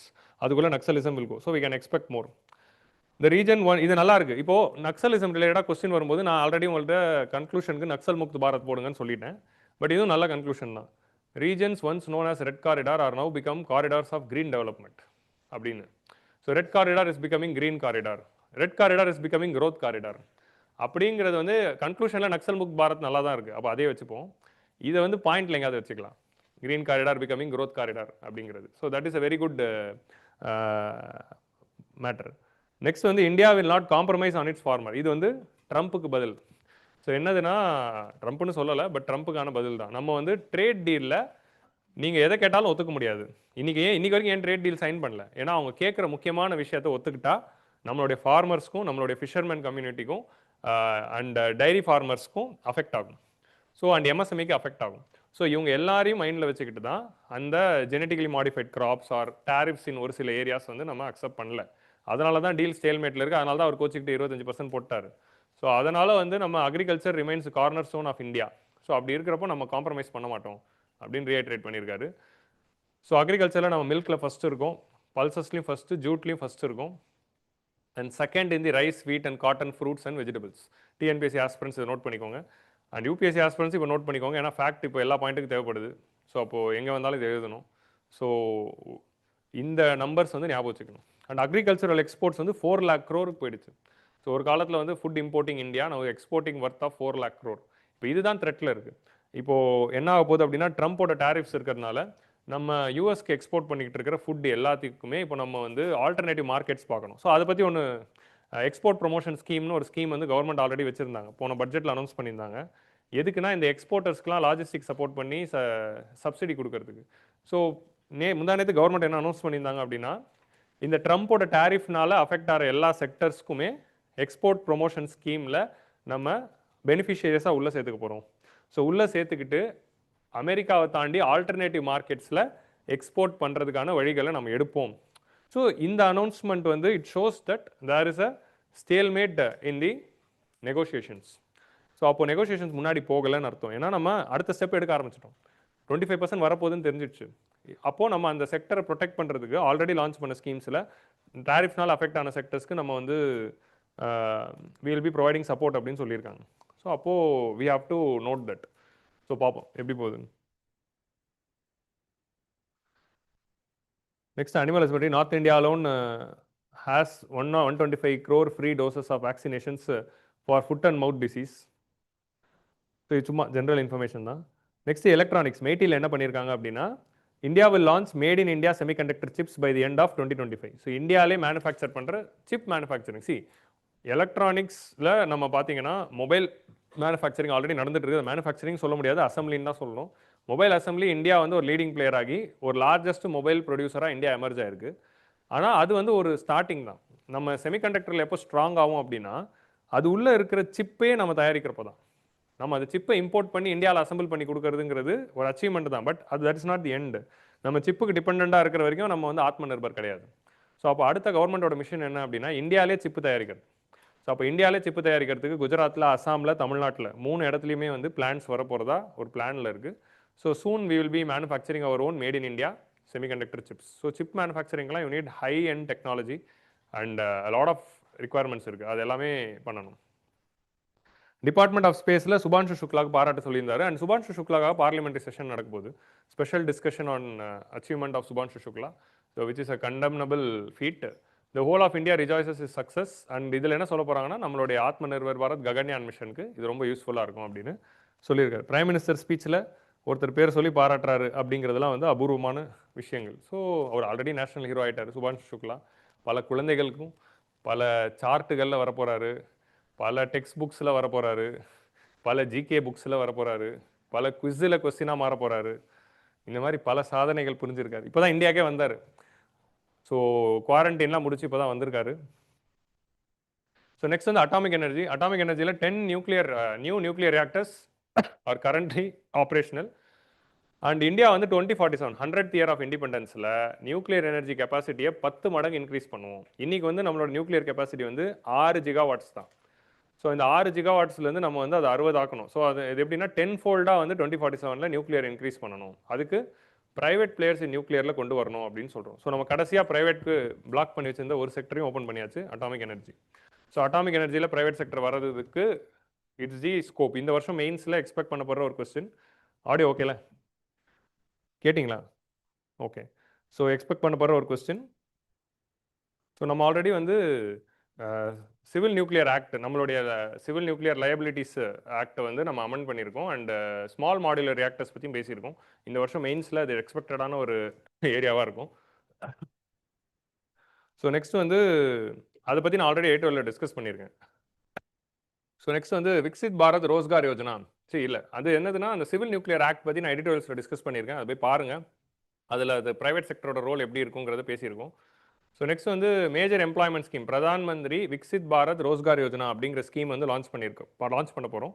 அந்த இஎல்ஐ ஸ்கீம் இருக்குல்ல, எம்ப்ளாய்மெண்ட் லிங்க்ட் இன்சென்டிவ் ஸ்கீம், அதில் ஒரு காம்பனன்ட் தான் இம்ப்ளிமெண்ட் பண்ணணும். அதில் இன்னொரு காம்பனன்ட் இப்போ லான்ச் பண்ண போகிறோம். என்னதுன்னா, under the scheme newly employed youth will receive 15,000 rupees. So ஒருத்தர் வேலைக்கு சேரும்போது 15,000 rupees அடிஷ்னல் கேஷ் வந்து கொடுக்க போகிறோம். அதாவது முதல் மாதம் சம்பளம் தரப்போகிறதா சொன்னாங்களே, அந்த component. So employment linked incentive scheme அப்படின்னா 5 காம்பனன்ட் வச்சு ஒரு ஸ்கீம் வந்தது. போன வருஷமே இன்டர்ன்ஷிப் பற்றி வந்துருச்சு, இன்டர்ன்ஷிப் பார்ட் வந்துடுச்சு. இந்த வருஷத்தோட ஸ்டார்டிங்கில் ஒரு பார்ட்டை இம்ப்ளிமெண்ட் பண்ணாங்க. இப்போ அந்த 3வது பார்ட்டை இப்போ இம்ப்ளிமெண்ட் பண்ணுறாங்க. ஸோ அதுதான் இந்த ஸ்கீம். ஸோ யார் வந்து நியூ ஜாப் இன் மேனுஃபேக்சரிங் செக்டர் சேர்ந்தாலும் அவங்களோட முதல் மாத சம்பளத்தில் 15,000 ரூபாய் எக்ஸ்ட்ரா வரும், அப் டு 15,000. அது கவர்மெண்ட் வந்து ஒரு இன்சென்டிவாக தராங்க to first generation employees, first time employees. The scheme AIIMS to benefit 3 crore youths. So இதை வந்து சுதந்திர பாரத் டு சம்ருத்த பாரத்தாக இது மாற்ற போகுது அப்படிங்கிறது தே ஆர் டெல்லிங். சம்ருத்த பாரத்னா என்ன, நான் மீனிங் பார்க்க மறந்துட்டேன். ஹிந்தி புலவர்கள் யாராக இருந்தால் சொல்லுங்கள். சம்ருத்த பாரத்னா என்ன, யாருக்கும் தெரியலையா? செல்ஃப் ரிலையன்ஸ் தானே. ஸோ ஃப்ரீ இந்தியாவிலேருந்து நம்ம செல்ஃப் ரிலையன்ட் இந்தியாவாக மாற போகிறோம் அப்படின்னு சொல்லியிருக்காரு. Ministry of MSME micro small and medium செக்டரில் நெக்ஸ்ட் ஜென்ரேஷன் ரிஃபார்ம்ஸ் வரப்போகுது, தீபாவளி பரிசும் வரப்போகுது அப்படின்னு சொல்லியிருக்காரு. Next, India should strengthen itself as the pharmacy of the world. So pharmacy of the வேர்ல்டில் வந்து நமக்கு சேலஞ்சஸ் இப்போ வந்திருக்கு. என்னென்னா, நம்மளோட மெடிசன் குவாலிட்டி வந்து நல்லா இல்லை, அதனால் நிறைய டெத் வந்து ஆஃப்ரிக்கன் கண்ட்ரீஸில் வந்திருக்கு. So India's growing strength as a domestic pharmaceutical innovation emphasize the need to develop new medicine, vaccines and life-saving treatments entirely within India. So new medicine, vaccines எல்லாமே நம்ம டெவலப் பண்ணோம். நம்ம ஃபார்மசி ஆஃப் தி வேர்ல்டுன்னு இருக்கோம், ஆனால் எதில் இருக்கும்? Generic medicine. ஆல்ரெடி பேட்டன்ட் முடிஞ்ச மெடிசின்ஸை நம்ம கம்மி விலையில் மேனுஃபேக்சர் பண்ணி எக்ஸ்போர்ட் பண்ணுறோம். நம்ம புது மெடிசன்ஸ் எதுவும் கண்டுபிடிக்கிறது இல்லை, புது மருந்துகள் எதுவும் டெவலப் பண்ணுறது இல்லை. ஸோ நம்ம ஃபார்மசி ஆஃப் தி வேர்ல்டாக இருந்து ஜெனரிக் மெடிசன் பண்ணது போதும், நம்ம புது மெடிசனை கண்டுபிடிக்கிற அந்த ரிசர்ச்சில் போகணும் அப்படிங்கிறத எம்பசைஸ் பண்ணுறாரு. ஸோ இதுதான் கோல் செட்டிங். ஸோ ஃபார்மசியூட்டிக்கல் செக்டரை அடுத்த லெவலுக்கு கொண்டு போகணும் அப்படின்னு சொல்கிறார். So new medicine, vaccines and life saving treatments entirely with in India. So இது எல்லாமே இந்தியாவிலே தயாரிங்க. அண்ட் அடுத்தது வந்து ஃபெர்டிலைசர்ஸ். இது ரெண்டு ஏன் ஒன்றா வருதுன்னா, மினிஸ்ட்ரி ஆஃப் கெமிக்கல்ஸ் பற்றி பார்த்துட்டு இருக்கோம். ஸோ கெமிக்கல்ஸ் மினிஸ்ட்ரியில் தான் ஃபார்மசூட்டிக்கல் இருக்குது, ஃபெர்டிலைசர் இருக்குது. ஃபெர்டிலைசர் வந்து நம்ம இம்போர்ட் டிபெண்ட்டாக இருக்கும். ஸோ இந்தியாவுக்குள்ளேயே நம்ம ஃபெர்டிலைசர் தயாரித்தா தான் ட்ரூலி அக்ரிகல்ச்சர் வந்து ஆத்ம நிர்பராக மாறும். ஸோ அப்போ தான் economic sovereignty of the India வரும். ஸோ நம்ம அக்ரிகல்ச்சரில் லார்ஜஸ்ட் ப்ரொடியூசராக இருக்கும். 4 lakh crore எக்ஸ்போர்ட் பண்ணுறோம், ஆனால் ஃபெர்டிலைசர் இம்போர்ட் பண்ணிட்டு இருக்கோம். ஸோ ஃபெர்டிலைசரை நம்ம இந்தியாவிலே என்னைக்கு தயாரிக்கிறோமோ அப்போ தான் எக்கனாமிக் சாவர்னிட்டி வரும் அப்படிங்கிற வேர்டை வந்து யூஸ் பண்ணியிருக்காரு. உமன் அண்ட் சைல்டில் 2 முக்கியமான ஸ்கீம்ஸ் பற்றி பேசியிருக்காரு. ஒன்று நாமோ த்ரோன் தீதி ஸ்கீம், அப்புறம் லக்பதி தீதி ஸ்கீம். ஸோ லக்பதி தீதி ஸ்கீம்னா என்ன அப்படின்னா, செல்ஃப் ஹெல்ப் குரூப்ஸில் இருக்கிற பீப்புளுக்கு ஏதோ ஒரு ஸ்கில்லை கொடுத்து அதுக்கப்புறம் ஒரு குட்டி லோனை கொடுத்து அவங்கள ஒரு பிஸ்னஸ் ஆரம்பித்து வச்சு 1,00,000 ரூபா சம்பாதிக்கிறதுக்கு ஒரு வழியை வந்து கிரியேட் பண்ணி தரது தான் லக்பதி தீதி ஸ்கீம். அதில் நாமோ ட்ரோன் தீதி ஸ்கீம்னா என்ன அப்படின்னா, அவங்களுக்கு வந்து ட்ரோனோட ஆப்ரேஷனுக்கு ட்ரைனிங் தரப்போகிறோம். ஸோ ஒரு செல்ஃப் ஹெல்ப் குரூப் எடுத்து அதில் இருக்க ஒருத்தவங்களுக்கு ட்ரோன் ஆப்ரேட் பண்ணுறதுக்கு ட்ரைனிங் கொடுக்க போகிறோம், ஒருத்தவங்களுக்கு ட்ரோனை ரிப்பேர் பண்ணுறதுக்கு ட்ரைனிங் கொடுக்க போகிறோம், அண்ட் அவங்களுக்கு ட்ரோன் வாங்குறதுக்கு ஒரு சப்சிடியும் தரப்போகிறோம், அண்ட் ட்ரோனும் ஒன்று வாங்கி கொடுத்துருவோம். இதை வச்சு அவங்க என்ன பண்ணலாம் அப்படின்னா, ரூரல் ஏரியாவில் ட்ரோன் பிஸ்னஸ் பண்ணலாம். ட்ரோன் பிஸ்னஸ்னால் ட்ரோன் வாடகைக்கு விடலாம். அதாவது என்னதுன்னா, ஃபெர்டிலைசர் போடுறதுக்கு, பெஸ்டிசைட் போடுறதுக்கு, அப்புறமா வந்து இந்த மாதிரியான ரூரல் ஏரியாஸில் ட்ரோனோட யூஸ்க்கு அவங்க ஆப்ரேட்டர்ஸாக இருக்கலாம். அதான் வந்து ட்ரோன் தீதி ஸ்கீம். நெக்ஸ்ட் வந்து ministry of law and justice என்ன பண்ணிருக்கு, over the past year governments has undertaken historic way of reforms abolishing. So last 10 வருஷத்தில் 40,000 அன்னெசரி ரூல்ஸு நம்ம ரிமூவ் பண்ணியிருக்கோம். 1,500 அவுடேட்டட் லாஸை ரிவோக் பண்ணியிருக்கோம். ஸோ நம்ம இன்னும் நிறைய அவுடேட்டட் லாஸ், பழைய லாஸ், பழைய ப்ரொவிஷன்ஸ் வச்சுருக்கோம். ஸோ அது எல்லாத்தையுமே வந்து நம்ம க்ளீன் பண்ணி, இப்போ நம்ம ஐபிசியை க்ளீன் பண்ண மாதிரி பாரதிய நியாய சன்ஹிதா அப்படிங்கிற கிரியேட் பண்ணோம். IPC, CrPC and evidence act மூணுத்தையுமே வந்து நம்ம வந்து கிளியர் பண்ணோம். ஸோ அந்த மாதிரி அவுடேட்டட் லாஸ், பிரிட்டிஷ் டைமில் கொண்டு வந்த லாஸ், எந்தெந்த லாஸ் எல்லாமே வந்து ஈஸ் ஆஃப் டூயிங் பிஸ்னஸ்க்கு தடையாக இருக்கோ அதை ஐடென்டிஃபை பண்ணி we are reforming so that ease of doing business is improved and unnecessary laws are going. So we are abolished the penal code and Bharatiya Nyaya Sanhita create பண்ணியிருக்கோம்.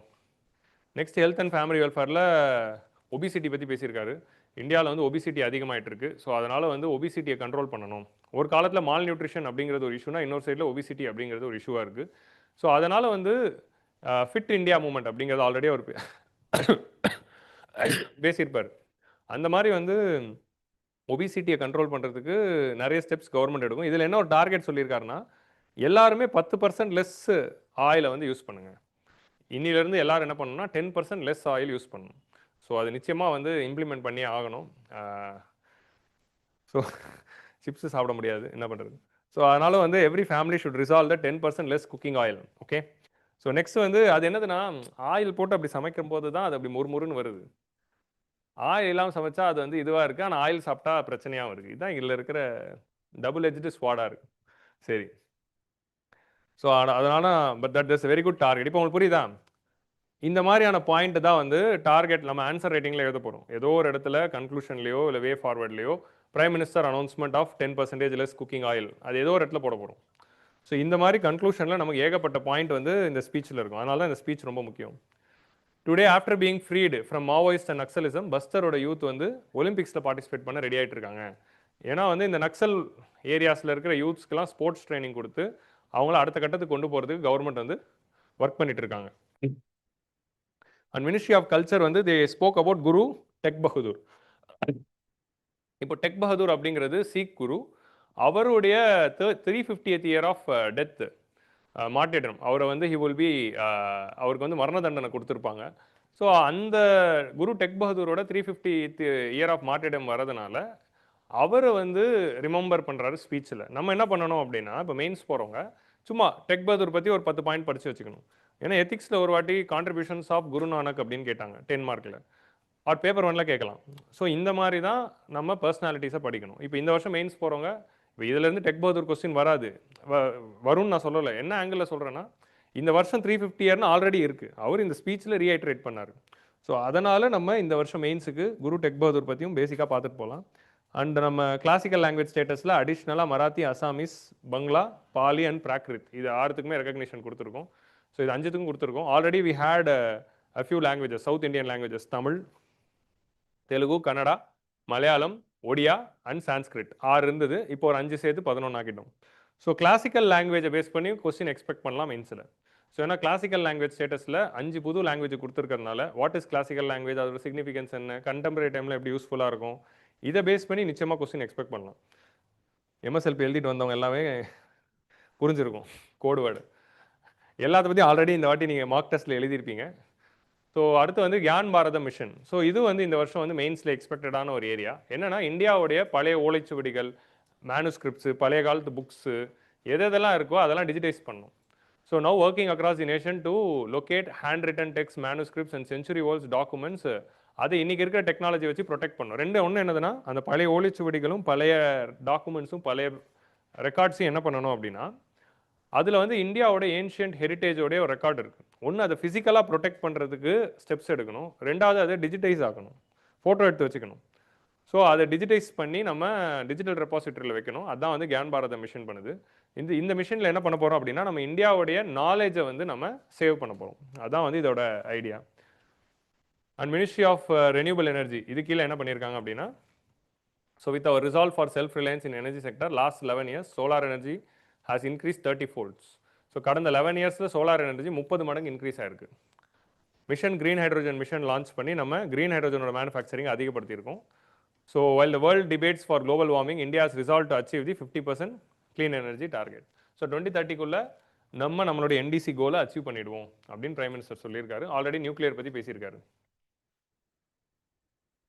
Be it solar panel components required for electronic vehicles, we should manufacture our own components. So பவரில் சொன்ன point என்ன அப்படின்னா, solar பேனலை இந்தியாவுக்குள்ளே கொண்டு வரும்போது அந்த பேனலை இம்போர்ட் பண்ணி ரெனியூபிள் ஆகக்கூடாது, நம்மளே நம்மளோட பேனலை தயாரிக்கணும். அதுதான் ஆத்ம நிர்பர். அதே மாதிரி மைன்ஸ் கீழே நேஷனல் கிரிட்டிக்கல் மினரல்ஸ் மிஷன் பற்றி பேசியிருந்தாரு. To secure the resources essential for energy industry and defence, India has to launch national critical energy mission. So critical minerals மிஷனில் ஆல்ரெடி ஒரு 30 மினரல்ஸை கிரிட்டிக்கல் மினரல்ஸாக நம்ம டிக்ளேர் பண்ணியிருக்கோம். ஸோ இந்த லாந்தனைட்ஸ் அப்படிங்கிற இந்த மினரல்ஸையும், அப்புறம் ஒரு சில மினரல்ஸையும், அப்புறம் ஒரு சில ஃபியூச்சர் டெக்னாலஜிக்கு முக்கியமாக இருக்கிற லித்தியம், நிக்கல், கோபால்ட் இந்த மாதிரியான மினரல்ஸையும் நம்ம கிரிட்டிக்கல் மினரல்ஸ்னு ஒரு 30 கொண்டு வந்திருக்கோம். ஸோ இந்த மினரல்ஸ் எல்லாத்தையுமே இந்தியாவில் எங்கெங்கே கிடைக்குதோ அங்கெல்லாம் மைன் பண்ணி அதை எடுக்கணும். ரெண்டாவது வந்து வேர்ல்டில் எங்கே கிடைக்குதோ அவங்க கூட கான்ட்ராக்ட் பண்ணி இந்தியாவுக்கு இம்போர்ட் பண்ணுறதுக்கு சப்ளை செயினை ஸ்ட்ரென்தன் பண்ணணும். ஏன்னா China is dominating this sector.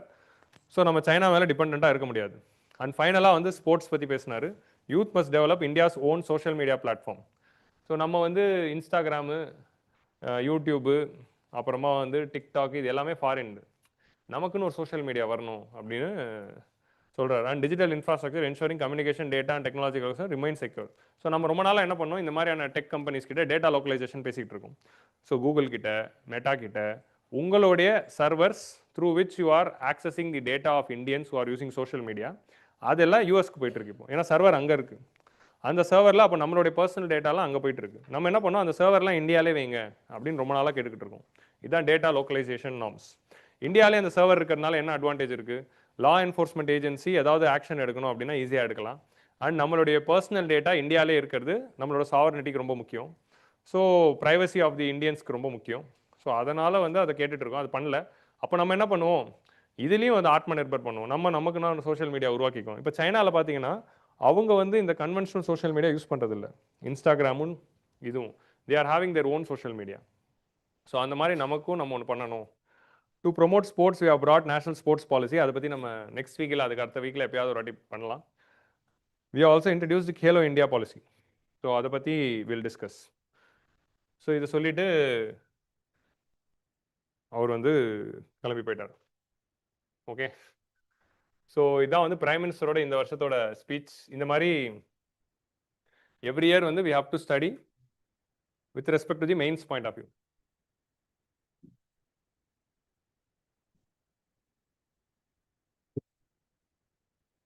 So இந்த ஸ்பீச்சில் சொன்ன இந்த முக்கியமான போல்ட் பண்ண விஷயங்களை மெயின்ஸ் போகிறவங்க ஒரு வாட்டி ஸ்கிம் பண்ணிவிட்டு அதை கன்க்ளூஷன்ஸில் கொண்டு வரதுக்கு பாருங்கள். ஸோ நம்ம நெக்ஸ்ட் முக்கியமான டாபிக் போகிறோம், how satnets work. So science and டெக்னாலஜியில் இந்த வாரம் வந்து டெக்ஸ்ட் கான்டெக்ஸ்டில் வந்து ஒரு முக்கியமான ஆர்டிகல். இது வந்து அப்படியே இந்த வாட்டி சயின்ஸ் அண்ட் டெக்னாலஜியில் இப்போ வர ஒரு கொஸ்டின்லாம் இப்படி தான் டேரெக்டாகவே டெக்னாலஜி கேட்குறாங்க. நம்ம ரீசெண்டாக எடிட்டோரியல்ஸில் ஆக்சியம் 5 பார்த்தோம், நிசார் பார்த்தோம். அந்த மாதிரி வந்து அடுத்ததாக சாட்நெட் பற்றி பார்க்க போகிறோம். சாட்நெட் பற்றி நான் ஆல்ரெடி நான் நடத்தியிருக்கேன் 78வது எடிஷனில் இதே டாப்பிக்கை நடத்தியிருக்கேன். பட் அது ரொம்ப பழசு, அது ஒரு 2.5 வருஷம் முன்னாடி.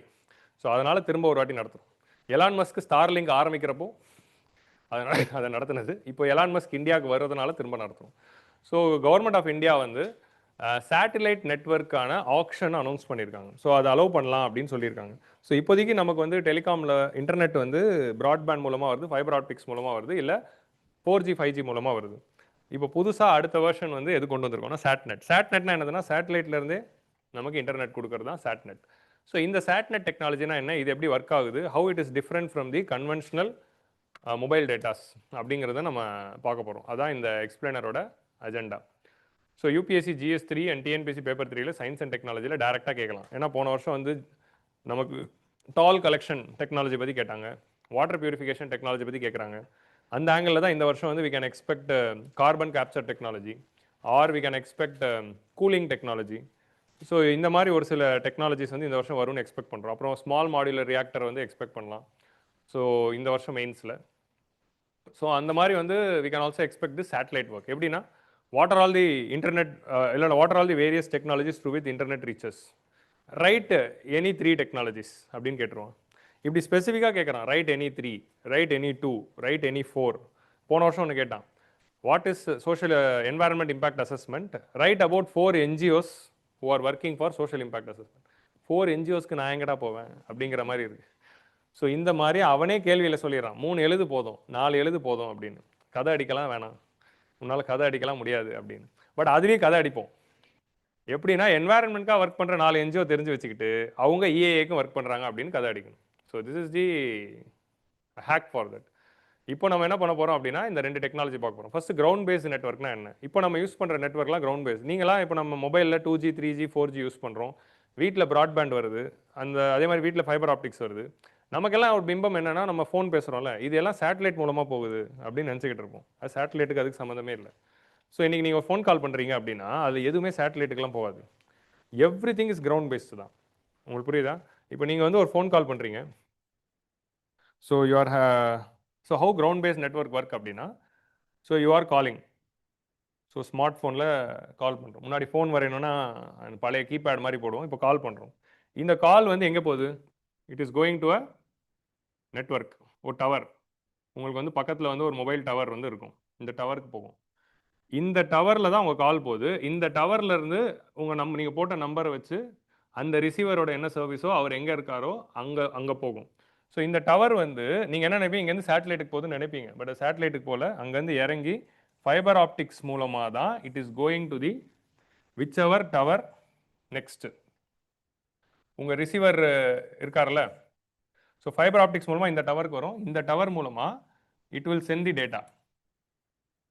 ஸோ இங்கே வந்து ரிசீவரோட ஃபோனுக்கு இது போய் சேரும். உங்களுக்கு புரியுதா?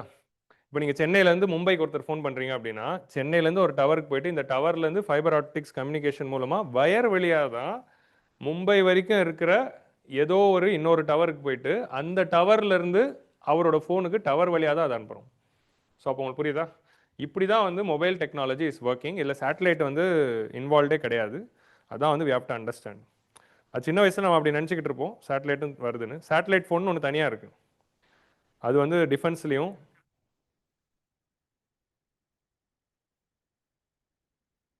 வாய்ஸ் இஸ் வெரி லோன்னு யாரோ சொல்கிறாங்க. கரெக்டாக தானே போகுது? அவர் டிவி வால்யூம் கொஞ்சம் கம்மி பண்ணுங்க. அப்போ இல்லை குறை ஏற்ற வேணாம் அப்படியே வைங்க, எதுவும் சேஞ்ச் வேணாம், நல்லா போகுது. ஸோ இப்படி தான் இது ஒர்க் ஆகுது. அப்போ ஃபாரினுக்கு என்ன பண்ணுவீங்க? இப்போ நான் வந்து துபாய்க்கு ஃபோன் அடிக்கிறேன், அப்போ என்னதுன்னா அதுதான் அண்டர் கிரவுண்ட் கேபிள். இப்போ நீங்கள் துபாய்க்கு போகிறது எப்படி போகுதுன்னு சொல்கிறேன். இப்போ இங்கேருந்து ஃபோன் அடிக்கிறீங்க, உங்கள் அண்ணா நகர் டவர்லேருந்து டேரெக்டாக அது கொச்சினுக்கு போகும். ஏன்னா கொச்சின்லேருந்து தான் துபாய்க்கு போகிற வயர் இருக்குது. ஸோ கொச்சின் டு UAEக்கு அண்டர் கிரவுண்டு சப்மரைன் கேபிள் இருக்குது. இதே கேபிள் கடலுக்கு அடியில் போகும், போயிட்டு துபாயில் வெளியே வந்து துபாய்க்கு ஒரு டவருக்கு வரும். ஸோ துபாயோட டவர் வழியாக போகுது. ஸோ என்டையர் வேர்ல்டுமே சப்மரைன் கேபிள்ஸால் கனெக்ட் பண்ணப்பட்டிருக்கு. ஸோ இந்த கனெக்ஷன்ஸ் மூலமாக தான் நமக்கு டெலிகம்யூனிகேஷனும் இன்டர்நெட் கம்யூனிகேஷனும் இருக்குது. என்டையர் இன்டர்நெட்டும் இந்த மாதிரி அண்டர்லைன் கேபிள் வழியாக கனெக்ட் ஆகிருக்கு. ஸோ அதுதான் வந்து சப்மரைன் கேபிள். ரொம்ப நாளாக அந்தமானுக்கு அது இல்லாமல் இருந்தது. இப்போது சென்னையிலேருந்து அந்தமானுக்கு ஒன்று போட்டோம், கொச்சின்லேருந்து லக்ஷதீப்க்கு ஒன்று போட்டோம். அதே மாதிரி அந்த கொச்சின் வயர் தான் இதுக்கு போகுது. ஸோ இந்த மாதிரி நிறைய வந்து அண்டர் கிரவுண்ட் கேபிள்ஸ் வந்து இட் இஸ் ஃபங்க்ஷனிங். ஸோ இது மூலமாக தான் வந்து நமக்கு மொபைல் டேட்டாவோ இல்லை ப்ராட்பேண்டோ எல்லாமே வருது. ஸோ லாஜிக் புரியுதா? ஸோ சேட்டலைட் மூலமாக நமக்கு வந்து வர்றது எதுனா இந்த DTH தான், டிவி பார்க்குறது. ஸோ டெலிவிஷன் ப்ராட்காஸ்ட் தான் வருது. இப்போ அதுவும் இதிலே வர மாதிரி பண்ணிட்டாங்க. நீங்கள் வந்து ஒரே ஆப்டிக்கல் ஃபைபர் போட்டிங்கன்னா அதில் உங்களுக்கு இன்டர்நெட்டும் வந்துடும், டிவியும் வந்துடும், எல்லாமே வந்துடும். ஸோ புரிஞ்சிச்சா? This is how the ground based network works. அப்போ இது மூலமாக தான் உங்களுக்கு 4G 5Gயும் வருது. இப்போது 4Gக்கும் 5Gக்கும் உள்ள இருக்க வித்தியாசம் என்ன அப்படின்னா, 5G வந்து 4G வந்து இந்த மாதிரி ஒரு டவரில் ஒர்க் ஆகும். நீங்கள் 5G வைக்கணும் அப்படின்னா இந்த மாதிரி ஒரு பெரிய டவர் மட்டும் போதாது, ஒரு லொக்கேஷனுக்கும் குட்டி குட்டி ரூட்டர்ஸ் வந்து வைக்கணும். இந்த பெரிய டவர்லேருந்து ஒரு ரூட்டருக்கு வரும், இந்த ரூட்டர் மூலமாக தான் 5G உங்கள் மொபைலுக்கு வரும். அப்போது நிறைய ரூட்டர்ஸ், ஸ்மால் ரூட்டர்ஸும் வந்து 5Gயில் இன்வால்வ் ஆகிருக்கு. வெறும் வந்து மொபைல் டவர்ஸ் மட்டும் இன்வால்வ் ஆகலை. 4Gயோட அந்த மொபைல் டவரோட வேலை முடிஞ்சிடுச்சு. 5Gக்கு வந்து ஸ்மால் ரூட்டர்ஸ் வந்து நிறைய இடத்துல ஃபிக்ஸ் பண்ணியிருக்காங்க. ஸோ அதுதான் வந்து 5G வந்து கொடுக்க முடியும். ஸோ கிளியரா? இப்போ இந்த கான்செப்டை நான் அப்படியே ஒரு டயக்ராமாக வரைஞ்சால, இப்படி தான் ஆன்சர் ரைட்டிங்கில் வரைய கற்றுக்கணும். உங்களுக்கு புரியுதா? இந்த மாதிரி எதுவாக இருந்தாலும் சிம்பிளாக ஒரு டயக்ராம் போட்டு வரைஞ்சி லேபிள் பண்ண முடியும். இந்த மாதிரி ஒரு ஸ்டிக் டயக்ராம் இவ்வளோ தான் நம்மளால் வரைய முடியும். ஒரு 20 செகண்டில் வரைகிற மாதிரி ஒரு டயக்ராமை கற்றுக்கணும். டீட்டெயில்டாக உட்காந்து 12th பயாலஜியில் வரைஞ்ச மாதிரி வரையக்கூடாது. 20 செகண்டில் வரையக்கூடிய டயக்ராம்ஸை கற்றுக்கிறது தான் UPSC preparation mains answer writing. ஏன்னா 20 செகண்ட் 30 செகண்ட் தான் இருக்குது. So you can draw very good neat diagram. So இது ஆனால் இதுவே நீட்டாக தான் இருக்குது. இந்த மாதிரி வந்து சிம்பிளாக வந்து you have to learn how to draw. கிளியரா? So ground-based network use cables and towers. They are the most common form of internet provisions in densely populated urban areas. But இதில் என்ன லிமிடேஷன்ஸ் இருக்குது?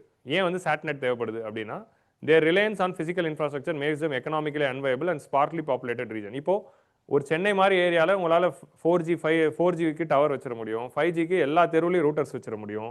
ஸோ நமக்கெல்லாம் 5G சூப்பராக வரும். But Chennai விட்டு வெளியே போனால் 5G வராது. அதுதான் இங்கே இருக்க பிரச்சனை. ஸோ அர்பன் ஏரியாவில் டென்ஸ்லி பாப்புலேட்டடாக இருக்குது, டிமாண்ட் இருக்குன்னா வச்சிட முடியும். ஆனால் பீப்புளே கம்மியாக இருக்காங்க, இன்டர்நெட் யூசேஜ் கம்மியாக இருக்கிற ஏரியாஸில் நம்மளால் இதை வச்சா எக்கனாமிக்கலி ஃபீஸிபிள் இல்லை அப்படின்னு வைக்கிறது இல்லை. ஸோ இப்போ வந்து ஒரு கிராமத்தில் ஒரு வில்லேஜில் உங்களுக்கு 2G வந்தாலே பெரிய விஷயம். நிறைய இன்னும் வில்லேஜஸ் இன் இந்தியா இருக்குது, 2G வந்து தான் வந்து கிடைக்குவாங்க. ஸோ நிறைய ஏரியாவில் இன்னும் வந்து சிக்னலே கிடைக்காத ஏரியாஸும் இருக்குது. ஸோ அந்த மாதிரி ஏரியாலலாம் ஏன் சிக்னல் இல்லை அப்படின்னா அங்கே டவர் இல்லை. சேட்டலைட் மூலமாக தான் அது வந்திருக்குன்னா எப்பயும் வந்திருக்குமே. ஸோ அங்கே இந்த மாதிரி ஃபிசிக்கலாக டவர்ஸ் இல்லாததுனால தான் அங்கே உங்களுக்கு ரீச் ஆக மாட்டேங்குது. அப்போ அந்த டவரோட ரீச்சுக்கு தாண்டி நீங்கள் மொபைல் போயிடுச்சுன்னா அங்கே தான் என்ன ஆகுது? Out of tower. உங்களுக்கு அந்த புள்ளி குறைஞ்சிக்கினே வரும் தூரம் போக போக. ஏன்னா everything is link to tower தான். உங்களுக்கு புரியுதா?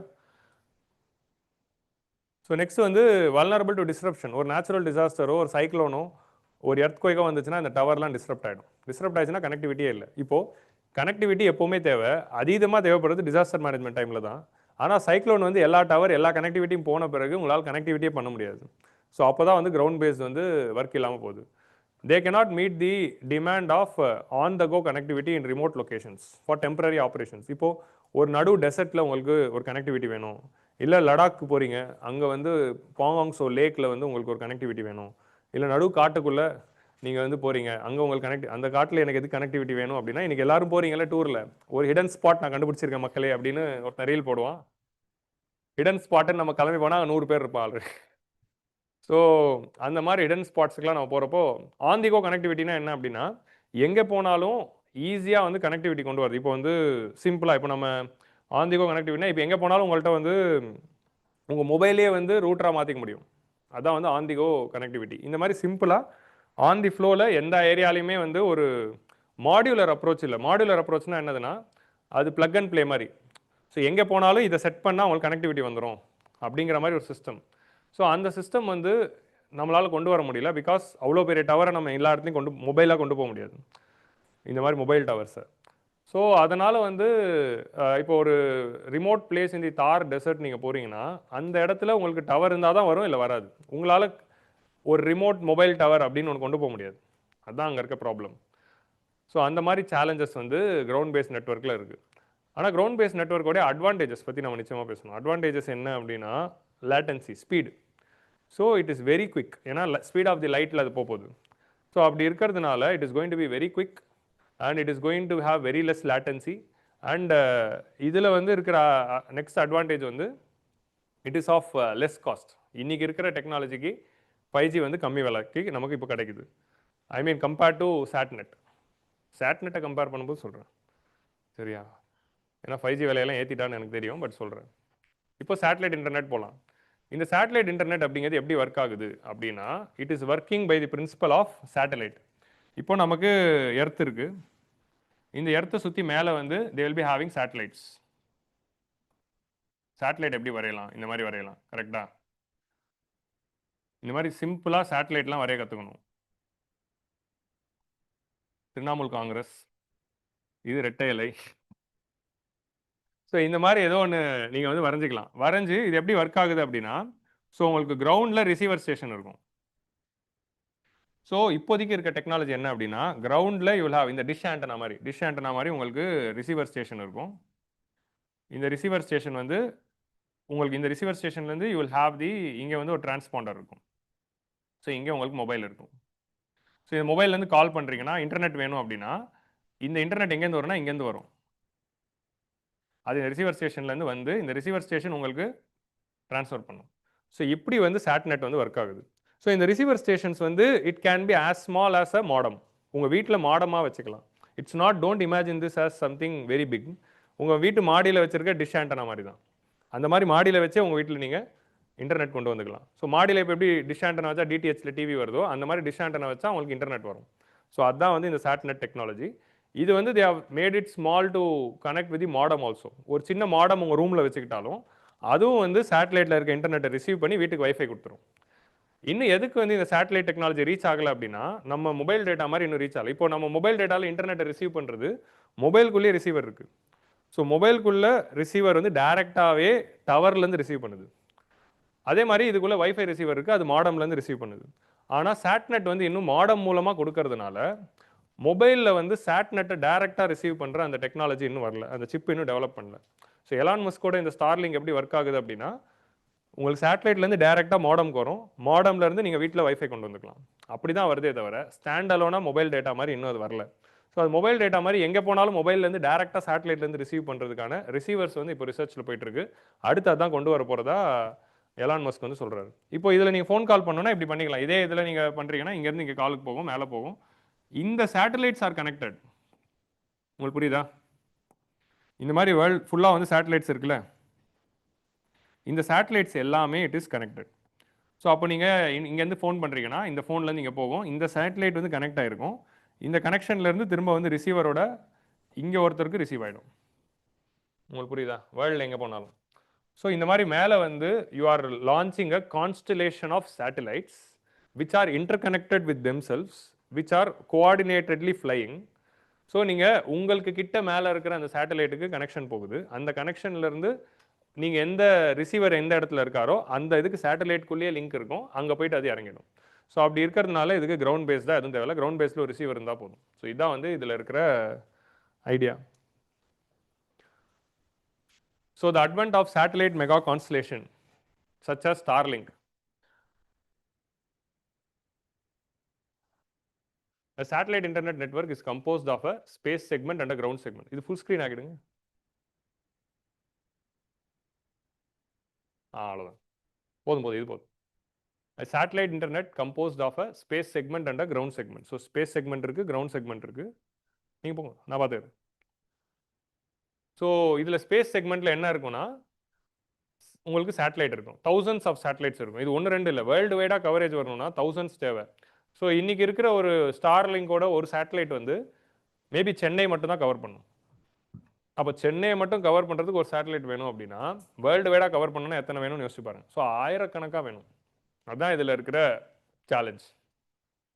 ஸோ மேலே ஆயிரக்கணக்கான சேட்டலைட் சிங்க்ரோனைஸாக பறந்துகிட்டு இருக்கு. கிரவுண்டில் வந்து equipment on earth that communicates with them. ஒரு ரிசீவர் வேணும் which receives the internet. So the satellites are most capital incentive component. இதில் மோஸ்ட் கேபிட்டல் இன்டென்சிவ் காம்பனன்ட் என்னன்னா மேலே வந்து 1000 சேட்டலைட்டை செட்டப் பண்ணுறது.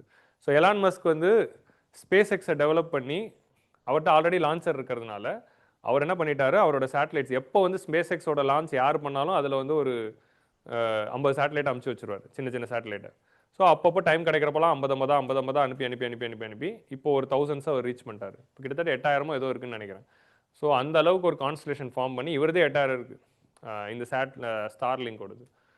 So satellites are the most capital intensive component. They carry communication payloads with data transformation with the life of 20 years. 5 to 20 years வரைக்கும் இதுக்கு life இருக்கு.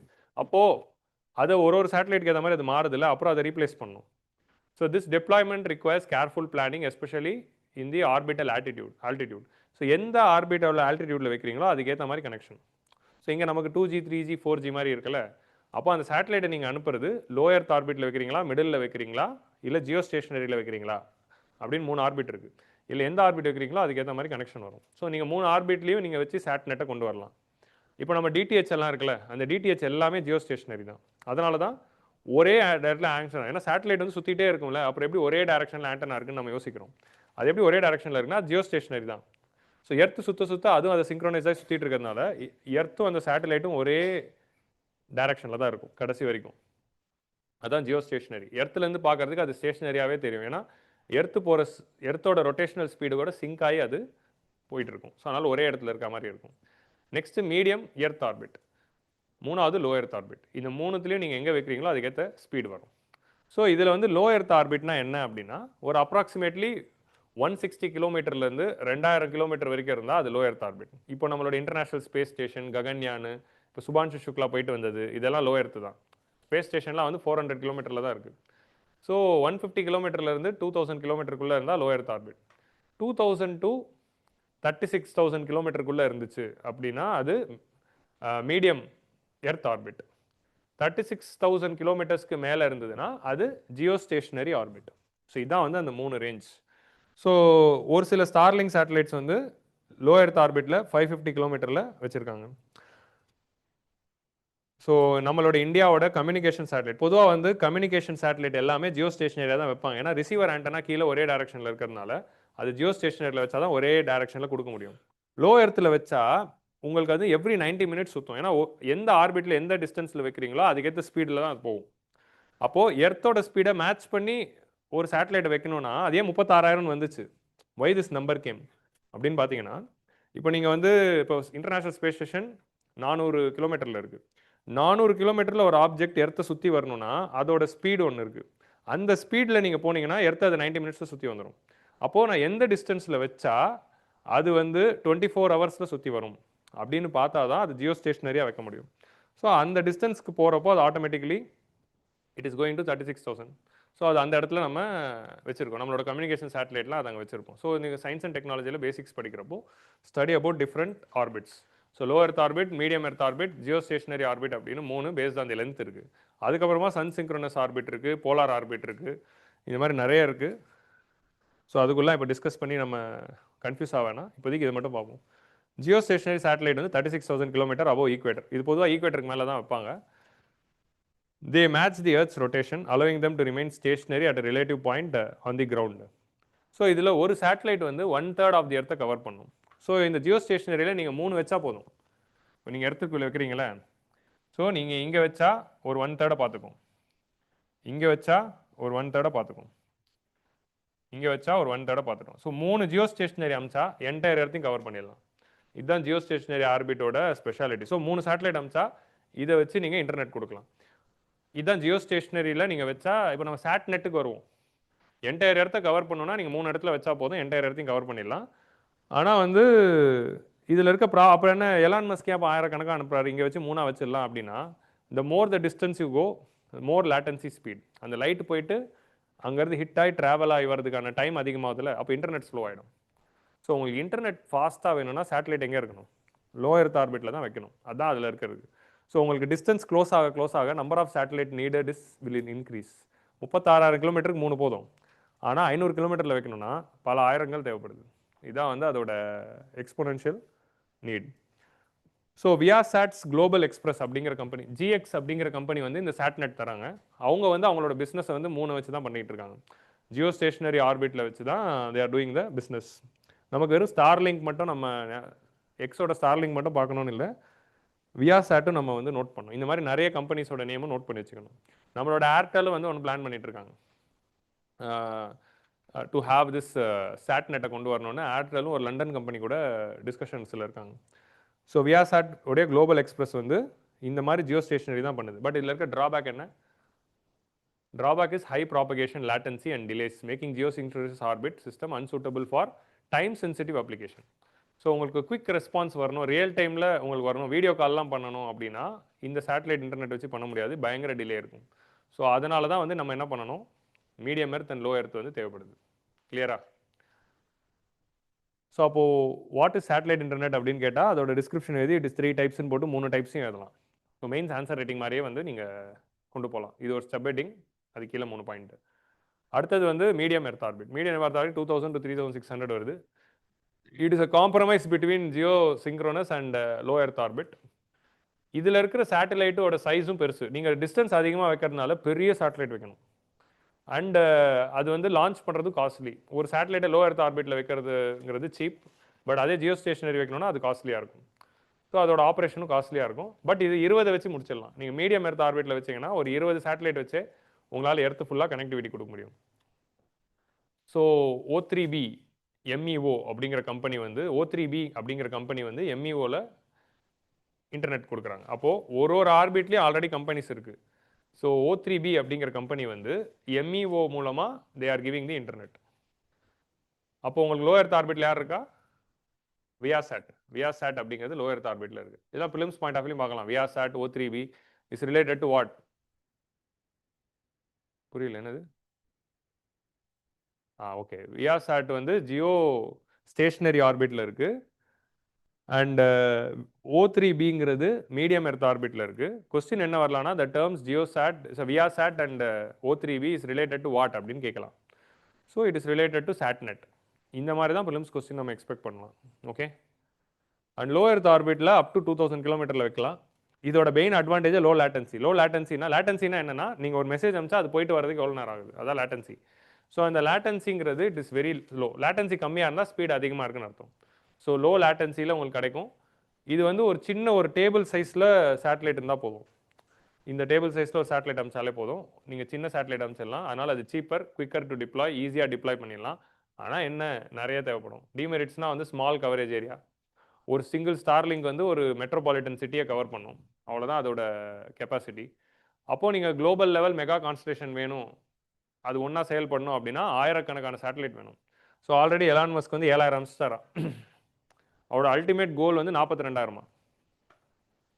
42,000 satellite அமிச்சாதான் அது பண்ண முடியும். ஆனால் எலான் மஸ்க் 7000 அமிச்சிருக்காரு. நம்ம அம்பானி வந்து ஒரு 4 சேட்டலைட் ஏதோ விலைக்கு வாங்கியிருக்காருன்னு கேள்விப்படுறோம். ஏன்னா அவரும் அடுத்து ஜியோ சேட்டலைட்டில் கொண்டு வரணும்னா லான்ச் பண்ணோம்ல. ஸோ அதுவும் வந்து போயிட்டுருக்கு. ஏன்னா ஸ்டார்லிங்க் வந்தால் மெயின் பிஸ்னஸ் அடி வாங்க போகிறது யாருன்னா ஜியோ அண்ட் ஏர்டெல் தான். அதனால் அவரும் பெரியவரும் பிளான் பண்ணிக்கிட்டு இருக்காரு. ஸோ சின்னவர் இன்னும் வரல டெலிகாமில். ஸோ பெரியவர் மட்டும் தான் இருக்கார்.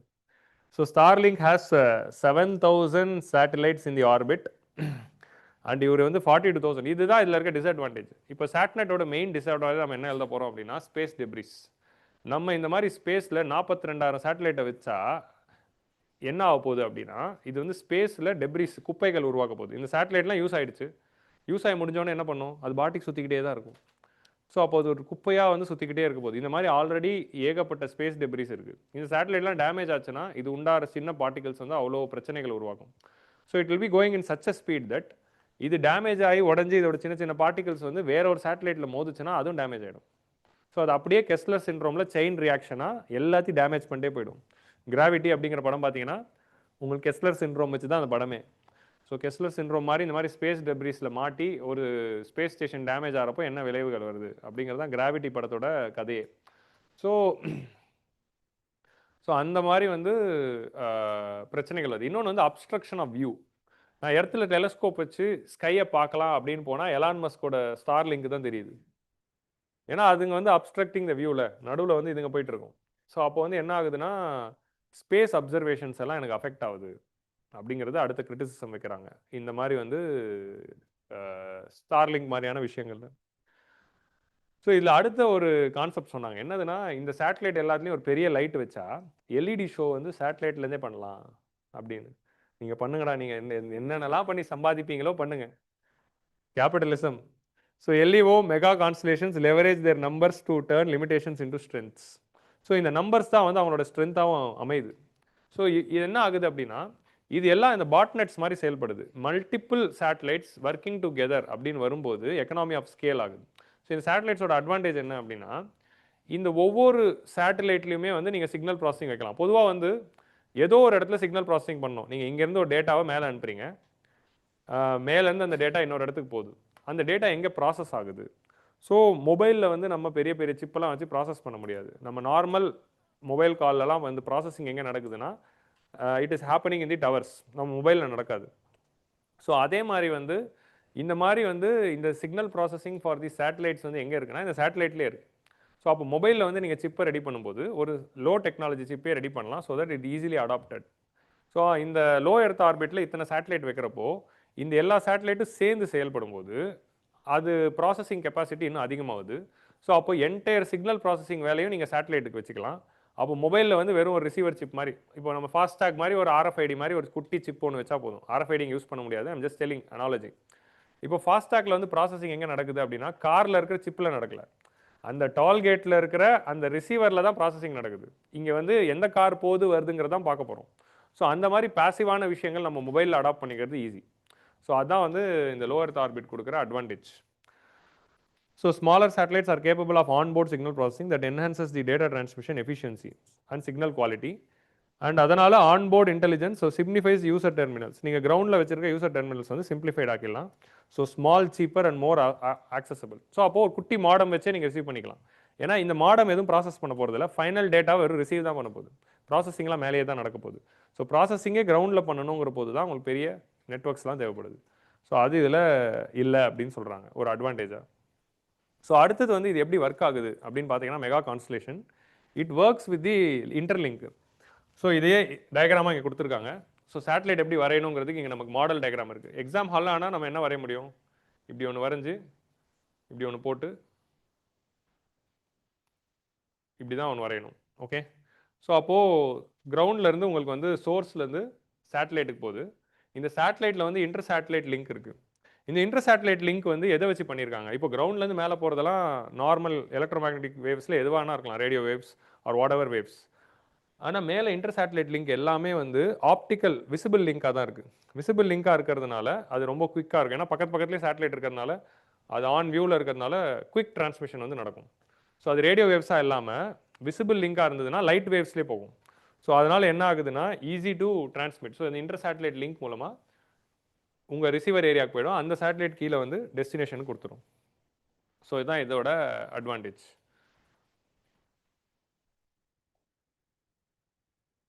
இது நம்ம ஆல்ரெடி இந்த டயக்ராம் வந்துட்டோம். ஸோ சேட்டலைட் டயக்ராம் மட்டும் எப்படி போடணுங்கிறத பார்த்துக்கோங்க. ஸோ சிம்பிளாக எப்படி போட்டால் கூட போதும்.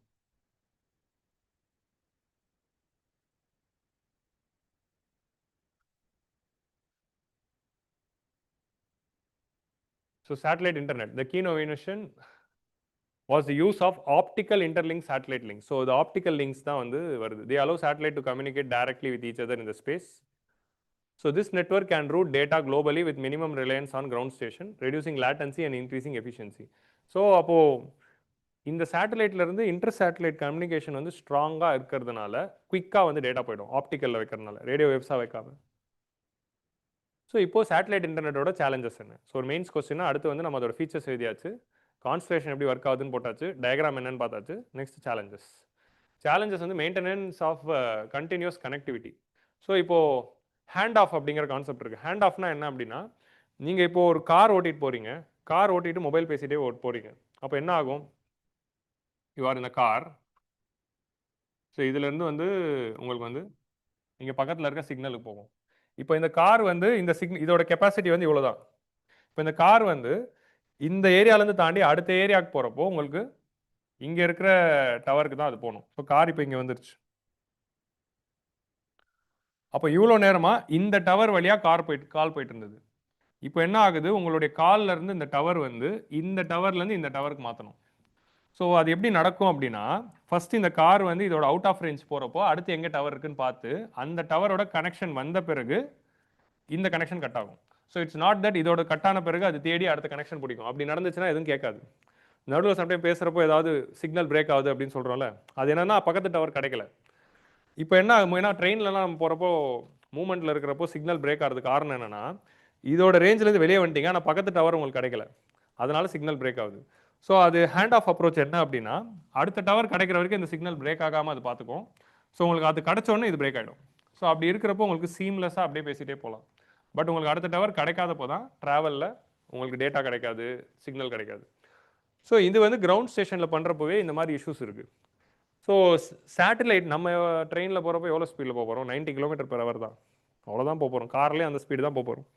ஆனால் இங்கே வந்து நம்ம ஸ்டேஷனரியாக தான் இருக்க போகிறோம். நம்மளுடைய ரிசீவர் வந்து 27,000 km/s போயிட்டுருக்கு. ஸோ ஒரு செகண்டில் 27,000 km அது போகும்.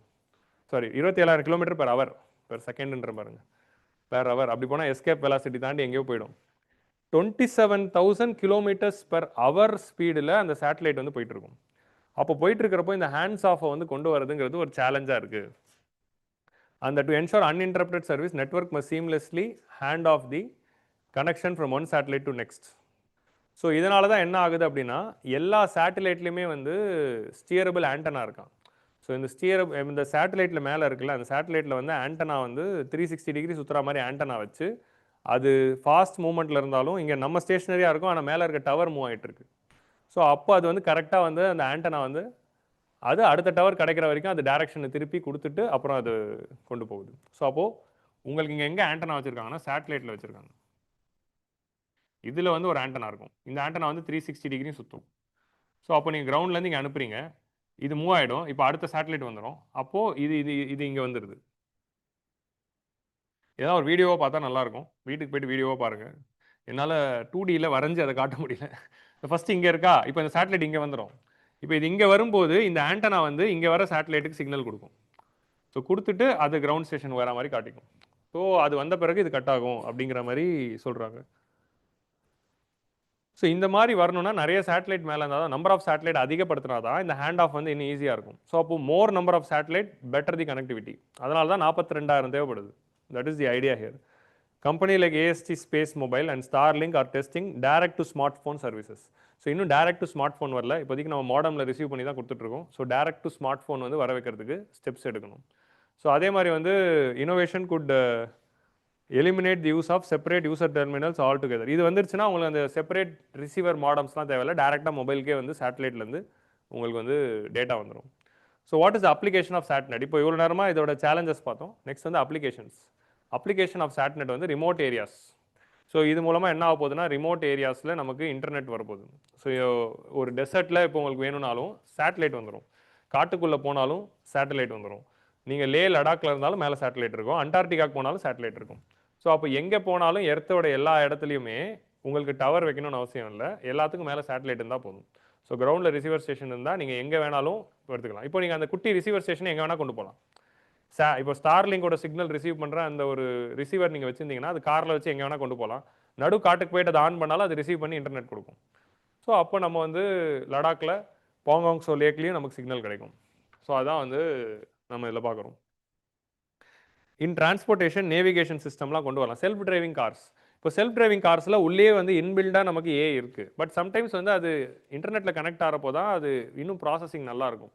இந்த செல்ஃப் டிரைவிங் கார்ஸ்க்குலாம் வந்து உங்களுக்கு இன்டர்நெட் கனெக்ஷன் தேவைப்படுது. ஆட்டோனமஸாக டிரைவிங் கார் இருக்குல்ல, அதுக்கு இந்த மாதிரி சேட்டலைட் இருக்கிறப்போ கண்டினியூஸாக கனெக்ஷனில் இருக்கும். இப்போ நீங்கள் எலான் மஸ்கோட எல்லா ப்ராடக்ட்டும் பார்த்தீங்கன்னா இன்டர்லிங்காக இருக்குது. அவன் தான் செல்ஃப் டிரைவிங் கார்ஸும் விற்கிறான். உங்களுக்கு புரியுதா? அதுக்கு இன்டர்நெட் கனெக்ஷன் வேர்ல்டில் எங்கே ஓட்டினாலும் கிடைக்கும் இந்த ஸ்டார்லிங் வந்துருச்சுன்னா. ஸோ இதுதான் வந்து அவருடைய idea. And improve the logistics in disaster management. அடுத்து இல்லை உங்களுக்கு டவர்லாம் இல்லைல்ல, எங்கே வேணாலும் கனெக்ஷன் கொண்டு வரலாம். எர்த்குவேக் நடக்குதா அங்கேயும் இன்டர்நெட் வரும், புயல் வந்தாலும் இன்டர்நெட் வரும், எர்த்தில் எது நடந்தாலும் அது கவலை இல்லை. ஸோ மொபைல் யூஸ் பண்ணுறவருக்கு கையில் மொபைல் இருக்கணும், அவர் வந்து மொபைல் யூஸ் பண்ணுற கண்டிஷனில் இருக்கணும். அப்போ எங்கே வேணாலும் நம்ம இன்டர்நெட் யூஸ் பண்ணிக்கலாம்.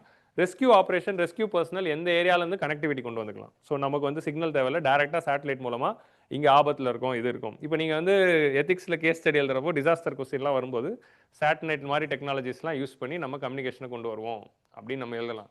ஏன்னா போன வருஷம் ஒன்று வந்தது, நீங்கள் நக்சல் ஏரியாவில் இருக்கீங்க, சுற்றி ஒரு நக்சல்ஸ் அரெஸ்ட் பண்ணிட்டீங்க, சுற்றி 50 உமன் வராங்க, ஆனால் கனெக்ஷன்ஸில் வாக்கி டாக்கியில் கொடுத்தா கனெக்ஷன் வேலை செய்யலை. இப்போ என்ன பண்ணுவீங்க? சேட்டலைட்டை பயன்படுத்தி உயர் அதிகாரிகிட்ட பர்மிஷன் வாங்குவேன். Technology has dual use in nature. இதில் டியூவல் யூஸ் டெக்னாலஜி, ஏன்னா சிவிலியனுக்கு யூஸ் பண்ணலாம், மிலிட்ரிக்கு யூஸ் பண்ணலாம். ஸோ ஹரிகேன் ஹார்வி, ஸோ டெக்ஸாஸில் இந்த ஸ்டார்லிங்க்லாம் வந்துட்டதுனால, சாரி இல்லை, இந்த வியாசாட் வந்ததுனால ஹரிகேன் ஹார்வி வந்து டெக்ஸாஸில் வந்துச்சு. அப்போது என்டையர் மொபைல் கம்யூனிகேஷனும் கட் ஆஃப் ஆச்சு. ஸோ இந்த வியாசாட்டோட இந்த சேட்நெட் மூலமாக தான் டெக்ஸாஸில் இன்டர்நெட் யூஸ் பண்ணிட்டு இருந்தாங்க டிசாஸ்டர் மேனேஜ்மெண்ட் ரெஸ்கியூக்கு. ஸோ இது வந்து ஒரு முக்கியமான எக்ஸாம்பிள். இப்போ நீங்கள் ஆன்சர் ரைட்டிங்கில் எக்ஸாம்பிள் எழுதணும்ல, satnet was use in the cyclone Harvey in Texas. இது டிசாஸ்டர் மேனேஜ்மெண்ட்டுக்கு எக்ஸாம்பிள். உங்களுக்கு புரியுதா? சயின்ஸில் ஒரு டாபிக் படிக்கிறீங்கன்னா சயின்ஸ் மட்டும் இல்லை, you are going to write this point in disaster management, you are also going to write in wherever it is relevant. So அடுத்தது வந்து ரஷ்யா உக்ரைன் வார். இப்போ செக்யூரிட்டி பாயிண்ட் ஆஃப் வியூவில் Russia Ukraine வாரில் என்ன ஆகுது, இந்த வாரில் military வந்து டைரெக்டாக வந்து இட் அட்டாக்ட் ஆன் திஸ் டவர்ஸுங்கிறதுனால நிறைய ஏரியாவில் இன்டர்நெட்டே வரல. ஸோ எலான் மஸ்க் என்ன பண்ணார், உக்ரைனில் இருக்க எல்லாருக்கும் ஸ்டார்லிங்கை நான் ஓப்பன் பண்ணுறேன், யார் வேணால் ஸ்டார்லிங்க் யூஸ் பண்ணலாம் அப்படின்னு சொல்லி ஃப்ரீயாக ஓப்பன் பண்ணல, ஓப்பன் பண்ணி பணம் வாங்கிட்டார், பட் ஓப்பன் பண்ணி விட்டார். ஸோ ரஷ்யா உக்ரைன் வாரில் ஸ்பேஸ் எக்ஸோட ஸ்டார்லிங்க் தான் வந்து உக்ரைனோட டிஃபென்ஸ் ஃபோர்ஸஸ்க்கு ஒரு முக்கியமான யூஸாக இருந்துச்சு. ஸோ உக்ரைன் டிஃபென்ஸ் ஃபோர்ஸஸ் எல்லா இடத்துலேருந்து இந்த ட்ரோன் அட்டாக்லாம் பண்ணுறதுக்கு இந்த ஸ்டார்லிங்க் வந்து ரொம்ப யூஸ்ஃபுல்லாக இருந்துச்சு அப்படின்னு சொல்கிறாங்க. For coordinating troop movements and evacuations. And ஸ்டார்லிங்ஸை வச்சு தான் இவங்க என்ன பண்ணாங்கன்னா ரஷ்யன் ஜாமிங். இப்போ ரஷ்யா என்ன பண்ணுது, நம்ம ஆல்ரெடி ட்ரோன்ஸோட அப்ளிகேஷனில் ஜாமர் ட்ரோன்ஸ்னு ஒன்று பார்க்குறோம். ஜாமர் ட்ரோன்ஸ் வந்ததுன்னா அதர் ட்ரோனோட சிக்னலை கட் ஆஃப் பண்ணிடும். ஆனால் இது ஸ்டார்லிங்க் மூலமாக வரதுனால அதை ஜாம் பண்ண முடியல. ஸோ ஸ்டார்லிங்க் மூலமாக அந்த ட்ரோன்ஸ் வந்து அட்டானமஸாக செயல்பட்டு ரஷ்யாவில் போய் அந்த ஆப்ரேஷன் ஸ்பைடர் வெப் அப்படின்னு ஒன்று லான்ச் பண்ணியிருப்பாங்க. அதை வந்து சூப்பராக அது ட்ரோன் அட்டாக் பண்ணியிருப்பாங்க. அது வந்து சக்ஸஸ்ஃபுல்லாக பண்ணி கொடுத்துட்டாங்க. Indian army is using satnet. Siachen கிளேசியரில் லைக் வழக்கம் போல் அங்கே வந்து டவர் வைக்க முடியாது. சியாச்சின் கிளேசியர் பார்க்குறோம். ஸோ அந்த Siachen glacier in Jammu and காஷ்மீரில் இன்டர்நெட் கனெக்டிவிட்டிக்கு நம்ம ஸ்டார்லிங்க் தான் நம்ம ஆர்மி யூஸ் பண்ணுறாங்க. ஸ்டார்லிங்க் இல்லை, சாட்நெட்டை யூஸ் பண்ணுறாங்க. ஹெல்த் செக்டர் எதுக்கு யூஸ் பண்ணலாம், டெலிமெடிசனுக்கு யூஸ் பண்ணலாம். எந்த ஏரியாவுக்கும் டாக்டர் போக முடியலான்னு வீடியோ காலில் டாக்டர் வந்துடலாம். அங்கே இன்டர்நெட்டும் வரும். ஏன்னா சேட்டலைட்லேருந்து உங்களுக்கு டேரெக்டாக வந்து இன்டர்நெட் வரதுனால எந்த ஏரியாவும் இப்போ வந்து இது. ஸோ இதனால் டிஜிட்டல் டிவைட் வந்து பிரிட்ஜ் ஆகும். இன்டர்நெட் எல்லா இடத்துக்கும் போய் சேரும். இந்த மாதிரி இப்போ டிஜிட்டல் டிவைட் பற்றி ஒரு கொஸ்டின் வருதுன்னா வே ஃபார்வர்டில் சாட்நெட் மாதிரியான விஷயங்கள் கொண்டு வரணும். இப்போ உங்களுக்கு புரியுதா? இப்படி தான் நம்ம யோசிக்கணும். இந்த இது வந்து வெறும் சயின்ஸ்ன்னு மட்டும் இல்லாமல் இது எல்லா இடத்துலையும் எங்கெங்கெல்லாம் யூஸ் பண்ணலாம் அப்படிங்கிறது எப்போ முடிவு பண்ணணும்னா படிக்கிறப்போவே யோசிச்சுட்டே படிக்கணும். அப்போ தான் நாளைக்கு அது எக்ஸாம் ஹாலில் கொஸ்டின் பார்க்குறப்போ நீங்கள் யோசிக்கிறப்போ அது ரிட்ரைவ் ஆகும். ஸோ படிக்கிறப்போ ஃபிக்ஸ் பண்ணிடணும். இப்போ நான் எப்போ rural urban divide, digital divide, telemedicine, health எங்கே எழுதினாலும் நான் சாட்நெட்டையும் கொண்டு வருவேன். ஸோ அதை என்ன இங்கேயும் நான் ஃபிக்ஸ் பண்ணிட்டேன். ஸோ இதான் வந்து மெயின்ஸ் ஆன்சர் ரேட்டிங்கோட மெயின் விஷயம். ஸோ நெக்ஸ்ட் வந்து அக்ரிகல்ச்சரில் ப்ரிசிஷன் ஃபார்மிங். ஸோ க்ராப்போடைய ஹெல்த்தெல்லாம் மெஷர் பண்ணி நீங்கள் வந்து இப்போ அக்ரிகல்ச்சர் ஃபார்ம் லேண்ட் எங்கேயோ இருக்கும், அங்கே நீங்கள் இன்டர்நெட் ஆஃப் திங்ஸை வச்சு சென்சார்லாம் வச்சு கிராப் கண்டிஷன்ஸை மெஷர் பண்ணுறீங்கன்னா அந்த டேட்டா வந்து நமக்கு சீம்லெஸ்ஸாக வரும். Next environment monitoring. ஃபாரஸ்ட்டை மானிட்டர் பண்ணுறது, ஃபாரஸ்ட் ஃபயரை மானிட்டர் பண்ணுறது, டெசர்ட்டில் சாண்ட் டியூன்ஸோட மூவ்மெண்ட்டை மானிட்டர் பண்ணுறது, போலார் ஏரியாஸில் ஒரு கனெக்டிவிட்டி வேணும். நடுக்கடலில் கப்பல்களுக்கு என்ன கனெக்டிவிட்டி இருக்குது, வெறும் இது வரைக்கும் சேட்டலைட் கனெக்டிவிட்டி தான். அதனால தான் சேட்டலைட் ஃபோன் யூஸ் பண்ணுவாங்க. ஸோ இந்த மாதிரி சாட்நெட் வந்துச்சுன்னா அவங்க நார்மல் இன்டர்நெட்டே வரும். அவங்க நார்மல் இன்டர்நெட் வச்சே வந்து அவங்க வந்து நடுக்கடல்லேருந்து கனெக்ட் பண்ணலாம். ஸோ அதான் வந்து இதில் இருக்கிற ஐடியா. எனர்ஜி எக்ஸ்ப்ளோரேஷன், டூரிசம், இந்த மாதிரி பல அப்ளிகேஷன்ஸ் வருது. எனர்ஜி எக்ஸ்ப்ளோரேஷன்னா இப்போ ஆஃப்ஷோர், இப்போ நம்ம பார்த்தோம் பிரைம் மினிஸ்டர் கூட சொன்னார் ஆஃப்ஷோர் எனர்ஜி கொண்டு வர போகிறோம். அங்கெல்லாம் உங்களுக்கு இன்டர்நெட் கனெக்டிவிட்டி கிடைக்கும். ஸோ அப்போ coverage functions regardless of terrain. So terrain இல்லாமல் எங்கே வேணால் கிடைக்கும். அண்ட் எங்கே உங்களுக்கு இன்டர்நெட் வேணும்னாலும் இந்த ரிசீவர் மட்டும் இருந்தால் போதும் அந்த ஏரியாவுக்கு இன்டர்நெட் கொண்டு வந்துடலாம். ஒரு ரிசீவரை செட் பண்ணிட்டீங்கன்னா அந்த ஏரியாவுக்கே வைஃபை வந்துடும். ஸோ அதுதான் வந்து இந்த மொபைல் ரிசீவர். அந்த மொபைல் ரிசீவரை வண்டியில் வச்சு எங்கே வேணால் கொண்டு போகலாம். ஸோ அதுதான் இதோட ஐடியா. ஸோ ஏரோப்ளேன், நீங்கள் உங்களுக்கு ஃப்ளைட்டில் வந்து சிக்னல் வராதுல்ல, இப்போ ஃப்ளைட்டில் வந்து டேரெக்டாக சேட்டலைட்லேருந்து சிக்னல் வரும். ஸோ நீங்கள் ஃப்ளைட்டில் போனால் சிக்னல், மொபைல் சிக்னல் எடுக்காது அப்படின்னு இல்லை. அப்போ ஃப்ளைட்லேயும் ஃபோன் பேசினே போவாங்க. ஆனால் அலௌட் இல்லை, அலோவ் பண்ண மாட்டாங்க. பட் சொல்கிறேன், சும்மா எழுதுறப்போ எழுதுவோம். ஸோ இந்த மாதிரி வந்து டிரான்ஸ்ஃபர்மேட்டிவ் டெக்னாலஜியாக இருக்குது. இதில் இஷ்யூஸ் என்ன இருக்குன்னா எக்ஸ்பென்சிவ். ஆல்ரெடி ஒரு சில இஷ்யூஸ் பார்த்தோம். ஹேண்ட்ஸ் ஆஃப்ங்கிறது கஷ்டமாக இருக்குது. அடுத்த இஷ்யூ வந்து எக்ஸ்பென்சிவாக இருக்குது. நம்ம வீட்டில் கிடைக்கிற டேட்டா விட இது காஸ்ட்லியாக இருக்குது. ஆனால் ஆரம்பத்தில் எந்த டெக்னாலஜி காஸ்ட்லியாக இருக்கும், போக போக சீப் ஆகிடும். அதுதான் அதோட ஐடியா.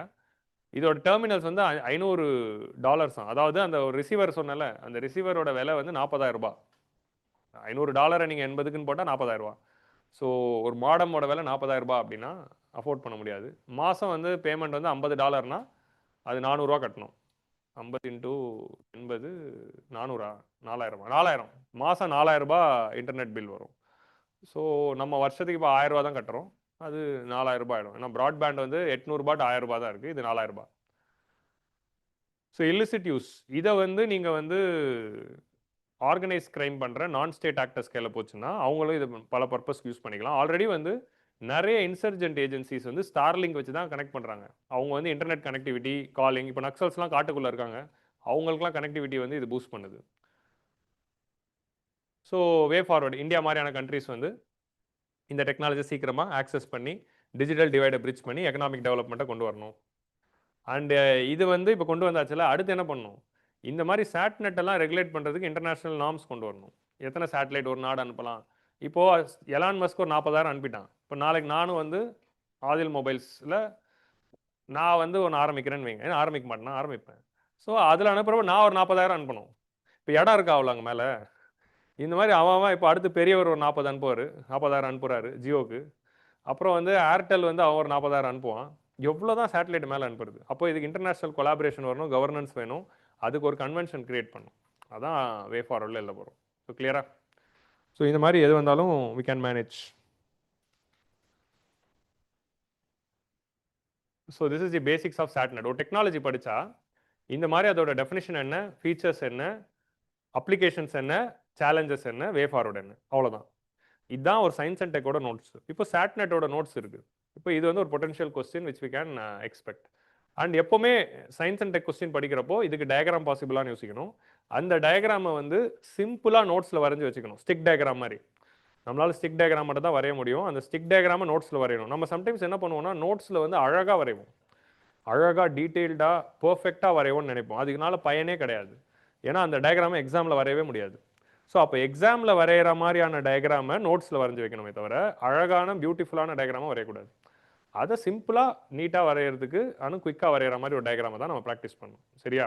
ஏன்னா நான் பார்த்தேன் நிறைய பேரோட நோட்ஸில் இருக்க டயக்ராம்லாம் நான் கேட்டேன், இது எக்ஸாமில் வரைய முடியுமா, அப்போ ஏன் இதை வரைஞ்சி வச்சிங்க அப்படின்னு தான் இருக்கும். ஸோ அதை தான் we have to see.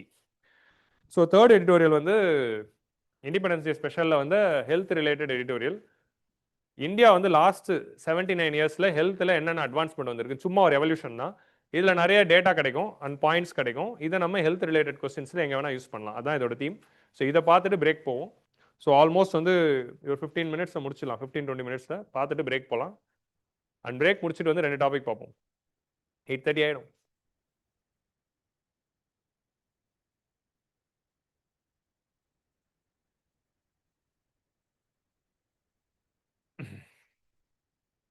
So இது வந்து ஹிந்துவில் வந்து ஃப்ரைடே அன்னைக்கு இந்தியா அட் 79 அப்படிங்கிற அந்த சீரீஸில் தான் வந்துச்சு. Vital gains in the health of the citizens. So 1947 இதில் டேட்டா பாருங்கள், இதெல்லாம் முக்கியமான data. 1947 life expectancy at birth அது வந்து எவ்வளோ இருந்தது அப்படின்னு பார்த்தா 32 வயசு தான். ஒரு குழந்தை பிறக்குதுன்னா, கேட்கல, ஓகே.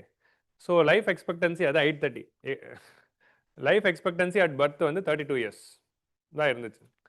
ஸோ ஆனால் இப்போ எவ்வளோ இருக்குது, 70க்கு ரீச் பண்ணுறோம். இது ஒரு சென்சஸ் டேட்டா நமக்கு வரல, எல்லாம் அன்அஃபிஷியல் டேட்டா தான், நேஷனல் ஃபேமிலி ஹெல்த் சர்வே படி. அண்டு இந்த எஸ்ஆர்எஸ்ன்னு ஒரு டேட்டா இருக்குது, சாம்பிள் ரெஜிஸ்ட்ரேஷன் சிஸ்டம். அதில் சாம்பிள் ரெஜிஸ்ட்ரேஷன் சர்வேவோ சிஸ்டமோ எஸ்ஆர்எஸ் டேட்டான்னு ஒன்று வரும். அது எவ்ரி இயர் அப்டேட் ஆகும். பட் அது வந்து சாம்பிள் சர்வே தான். அந்த டேட்டா படி பார்த்தீங்கன்னா இப்போ இந்த வருஷத்துக்கு 72 வந்துருச்சான்.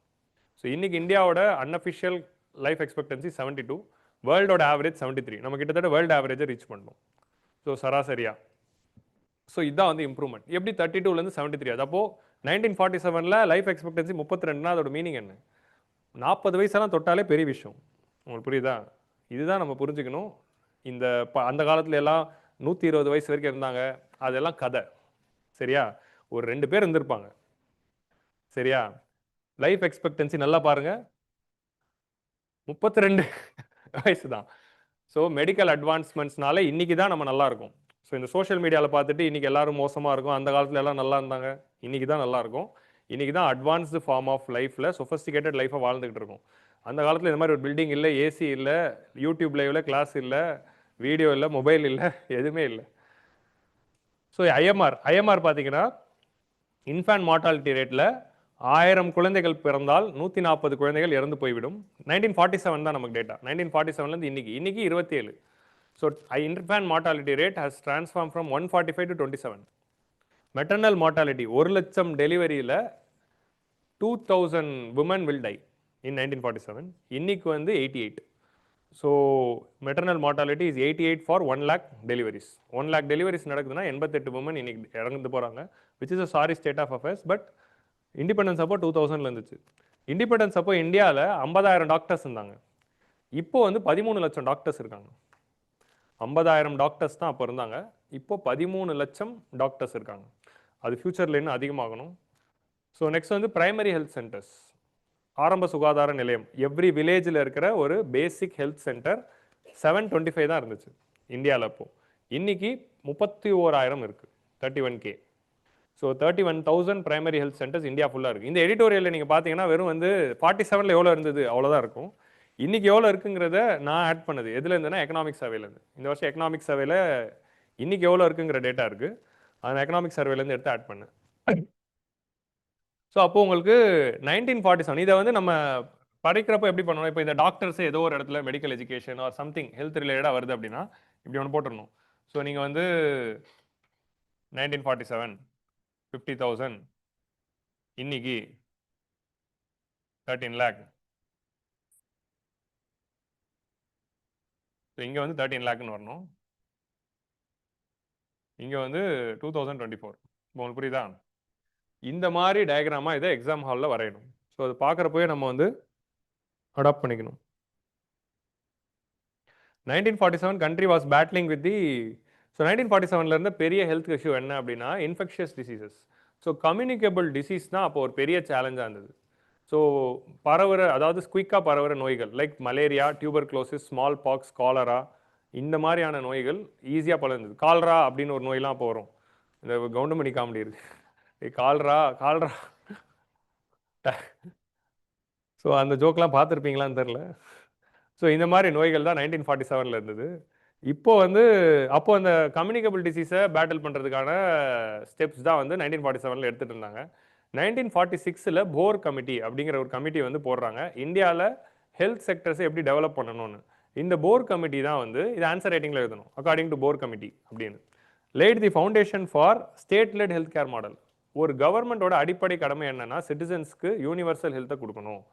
அதனால முதல்ல என்ன பண்ணணும், ஹெல்த்தை ப்ரிவென்ட் பண்ணணும், யூனிவர்சல் ஹெல்த் கொடுக்கணும். ஸோ அதான் அதோட அப்ஜெக்டிவாக இருந்தது. ஸோ யூனிவர்சல் ஹெல்த் பற்றி ஒரு கொஸ்டின் வருது, ஹெல்த் ப்ரிவென்ஷன் பற்றி ஒரு கொஸ்டின் வருது அப்படின்னா போர் கமிட்டி அப்படின்னு நம்ம போடலாம். ஸோ இந்தியாவில் யூனிவர்சல் ஹெல்த் கேர் கவரேஜ் எல்லாருக்கும் கொடுக்கணும்னா எல்லா கிராமங்கள்லையும் பிரைமரி ஹெல்த் சென்டர்ஸ் இருக்கணும். ஸோ அன்னைக்கு 775 இருந்தது, இன்னைக்கு 31,000 இருக்குது. ஸோ அதான் அதோட லீப். ஸோ பிரைமரி ஹெல்த் சென்டர்ஸை எல்லா கிராமத்துலையும் உருவாக்கணும் அப்படிங்கிறது தான் போர் கமிட்டியோட அல்டிமேட் ரெக்கமெண்டேஷன்ஸ். ஸோ இதை வந்து நம்ம ஆன்சர் ரேட்டிங்கில் எங்கே வேணால் யூஸ் பண்ணலாம். Bhore committee is related to health அப்படிங்கிறத ஞாபகம் வச்சுக்கணும். ஸோ அப்போ 1947 நம்மளோட பிரைமரி அப்ஜெக்டிவ் ஃபார் ஹெல்த்தாக என்ன இருந்ததுன்னா இந்த கம்யூனிகபிள் டிசீஸை ஃபைட் பண்ணுறதுக்கு தான். ஸோ அந்த கம்யூனிகபிள் டிசீஸை ஃபைட் பண்ணுறதுக்கு நம்ம என்ன கொண்டு வந்தோம், நேஷனல் மலேரியா கண்ட்ரோல் ப்ரோக்ராம் அப்படின்னு 1953 கொண்டு வந்திருக்கோம். National tuberculosis programme, malaria control programme ஓரளவுக்கு இன்னைக்கு யூஸ் இல்லை, பட் கொஞ்சம் கம்மியாயிடுச்சு. பட் டியூபர்குலோசிஸ் ப்ரோக்ராம் இன்னைக்கு வரைக்கும் யூஸ் பண்ணிகிட்டு இருக்கோம். And expanded programme on immunisation அப்படி கொண்டு வரும். அந்த எக்ஸ்பேண்டட் ப்ரோக்ராம் இம்யூனைசேஷன் தான் யூனிவர்சல் இம்யூனைசேஷன் ப்ரோக்ராமாக மாறும். மிஷன் இந்திரதனுஷா இன்னைக்கு இருக்குது. பட் அப்போ வந்து அது எக்ஸ்பேண்டட் இம்யூனைசேஷன் ப்ரோக்ராம் அப்படின்னு கொண்டு வரும் 1953. So national malaria control programme, tuberculosis programme, immunisation programme. Immunisation programme எதுக்குன்னா நீங்கள் வேக்சின் போட்டிங்கன்னா கம்யூனிகபிள் டிசீசஸ் ஸ்ப்ரெட் ஆகாது, அதான் அதோட ஐடியா. ஓகே, ஸோ அதை கொண்டு வந்து தான் நம்ம என்ன பண்ணுறோம், ஸ்மால் பாக்ஸுக்கு வேக்சின் கொண்டு வரோம், போலியோக்கு வேக்சின் கொண்டு வரோம். இந்த மாதிரி நம்ம பல வேக்சின்ஸ் கொண்டு வந்து போட்டதுனால வந்த 2 இம்பார்ட்டன்ட் அச்சீவ்மெண்ட்ஸ், கடந்த 79 இயர்ஸில் நடந்த முக்கியமான அச்சீவ்மெண்ட் என்ன அப்படின்னு பார்த்தா vaccination itself is an achievement தான். இந்தியாவோட universal immunisation programme is a very big achievements. ஏன்னா அது மூலமாக தான் இப்போ லைஃப் எக்ஸ்பெக்டன்சி எப்படி 32லேருந்து 70 ஆச்சு, வேக்சின் தான் அது காரணம். ஸோ வேக்சின்னால ஜுரம் வருது, வேக்சினால ஹார்ட் அட்டாக் வருதுன்னு நிறைய பேர் லூசுத்தனமாக பேசிக்கிட்டு இருக்காங்க. அதெல்லாம் நம்பாதீங்க சரியா. வேக்சின்னால தான் இன்னைக்கு எல்லாருமே நம்ம உயிரோட இருக்கும். ஸோ அதை வந்து we have to remember. Covid vaccine போட்டதுனால நமக்கு ஒன்றும் ஆகாது. ஸோ அதெல்லாம் சும்மா வந்து விவரம் தெரியாதவங்க ஏதாவது பேசிக்கிட்டு இருப்பாங்க சரியா. ஸோ அதனால் வந்து டோன்ட் கெட் கன்ஃபியூஸ்ட். ஸோ வேக்சின்னால தான் இன்னைக்கு எல்லாருமே நம்ம இருக்கோம். ஸோ இந்த ப்ரோக்ராம்னால 2 முக்கியமான அச்சீவ்மெண்ட்ஸ். ஒன்று எராடிகேஷன் ஆஃப் ஸ்மால் பாக்ஸ். சின்னம்மைன்னு ஒரு நோய் இருந்தது, அந்த நோய் இப்போ எங்கே யாருக்கா வருதா? ஸோ நமக்கு சிக்கன் பாக்ஸ் வருது. Chicken box is not lethal, அது வரும் ஒரு வாரம் இருக்கும் அப்புறம் போயிடும். ஆனால் ஸ்மால் பாக்ஸ்னு ஒன்று இருந்தது, அது வந்தாலே உயிரே போயிடும்.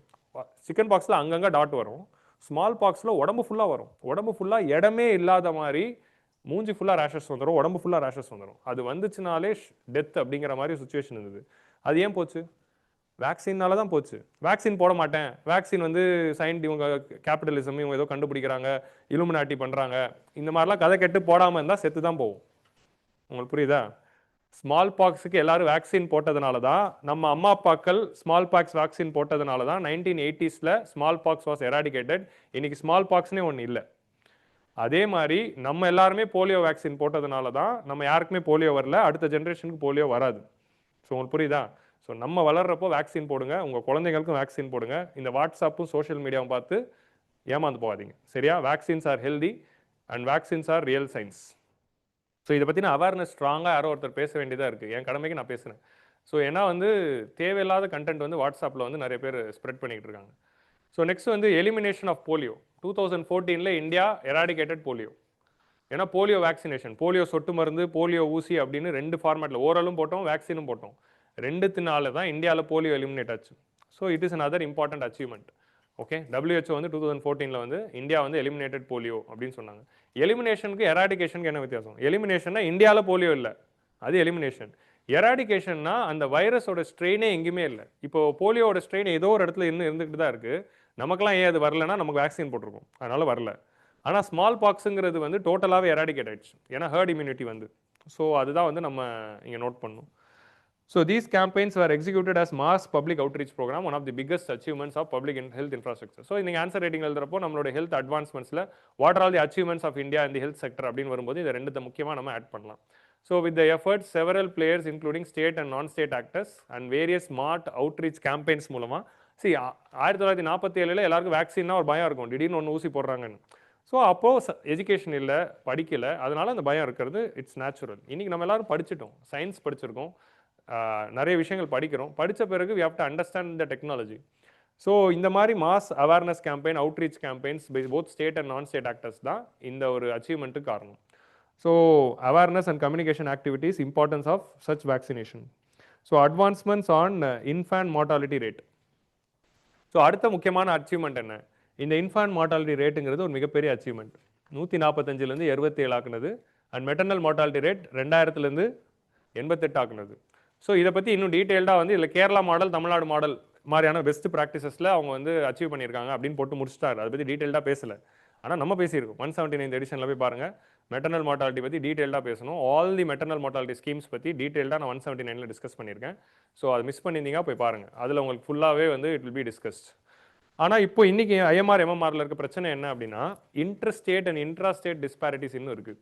ஸோ தமிழ்நாடுல கேரளாவில் போயிடுச்சு, ஆனால் இன்னும் நார்த் இந்தியாவில் நிறைய ஸ்டேட்ஸில் இருக்குது.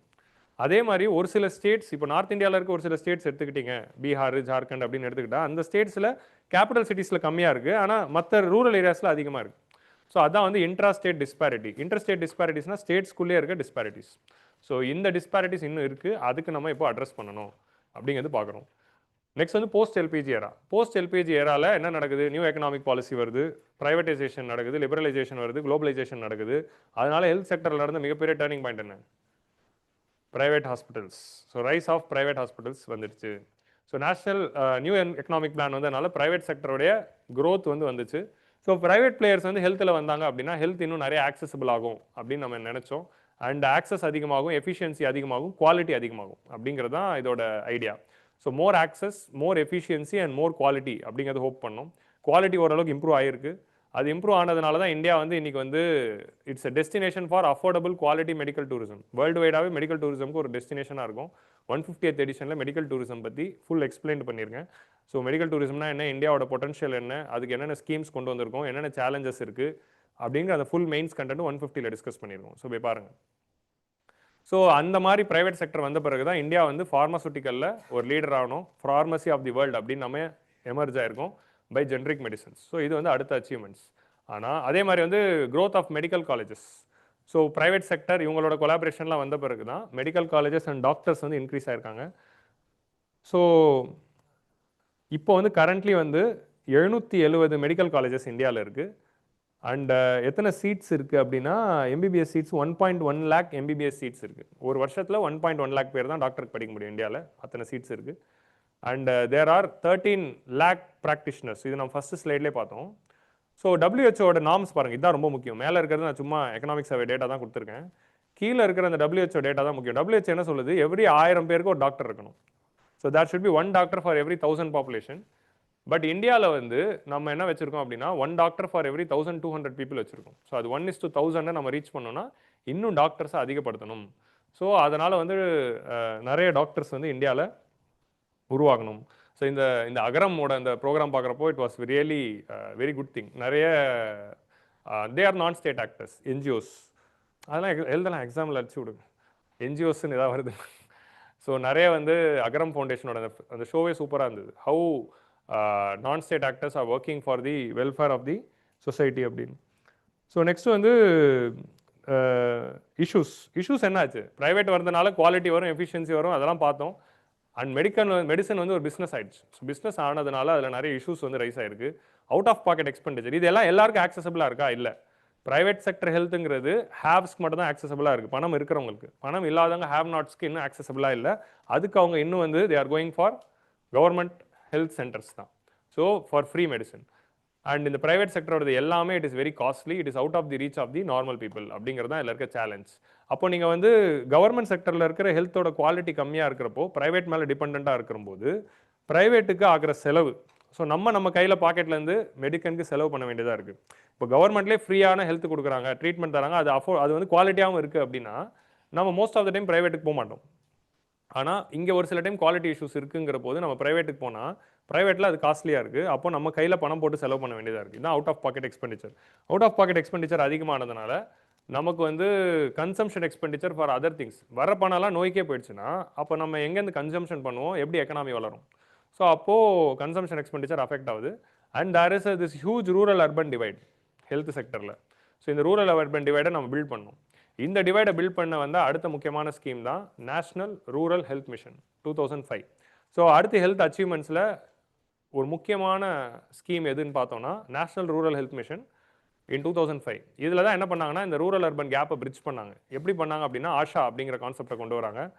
பிரைமரி ஹெல்த் சென்டர் எல்லாம் கொண்டு வந்தாங்க. அக்ரிடேட்டட் சோஷியல் ஹெல்த் ஆக்டிவிஸ்ட் அப்படிங்கிற ஒரு காம்பனண்ட்டை எல்லா வில்லேஜஸ்லையும் கொண்டு வராங்க. இவங்களோட வேலை என்ன அப்படின்னா வீடு வீடாக போயிட்டு டோர் டு டோர் பார்த்து அவங்களுக்கு ஏதாவது மெடிக்கல் நீட்ஸ் இருக்கா, மெடிக்கல் சப்போர்ட் வேணுமா, அவங்களுக்கு ஏதாவது வந்து ட்ரீட்மெண்ட் வேணுமா, வேக்சின் வேணுமா, இல்லை ரீப்ரொடக்டிவ் ஹெல்த்துக்கு ஏதாவது கான்ட்ரசெப்டிவ்ஸ் வேணுமா, இந்த மாதிரி வீடு வீடாக போயிட்டு அவேர்னஸ் கிரியேட் பண்ணுவாங்க, மெடிசின்ஸ் கொடுப்பாங்க, ஹெல்த்தை வந்து பார்த்துக்கிறாங்க. ஸோ இந்த மாதிரி female cadre of health workers வந்ததுனால ரூரல் அர்பன் கேப் கொஞ்சம் பிரிட்ஜ் ஆயிருக்கு. ஹெல்த் அட் டோர் ஸ்டெப்ஸ் அப்படிங்கிற கான்செப்ட் வந்து நம்ம பார்க்குறோம். இன்னைக்கு 1947 கம்யூனிகபிள் டிசீஸ் தான் சேலஞ்ச். இன்னைக்கு எது சேலஞ்ச்? இன்னைக்கு நம்ம லைஃப் எக்ஸ்பெக்டன்சிலாம் வந்துருச்சு. ஆனால் என்னதுன்னா நம்ம 40 வயசுலேருந்து 70 வயசு வரைக்கும் வாழ்கிறோம். ஆனால் 40 வயசு டு 70 வயசு வாழ்கிறப்போ பிபி, சுகர் இந்த மாதிரியான நோய்களோடு வாழ்கிறோம். இதுதான் வந்து இன்னைக்கு இருக்க சேலஞ்ச். ஸோ லைஃப் எக்ஸ்பெக்டன்சி அதிகமாச்சு.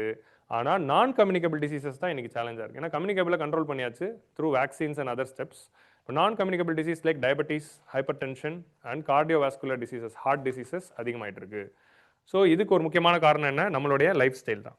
நம்ம வாழ்கிற லைஃப் ஸ்டைலில் நமக்கு ஃபிசிக்கல் ஆக்டிவிட்டிஸ் இல்லை, நம்ம நிறைய வந்து நியூட்ரிஷன் வந்து பேலன்ஸ் டயட் சாப்பிட்றதில்ல.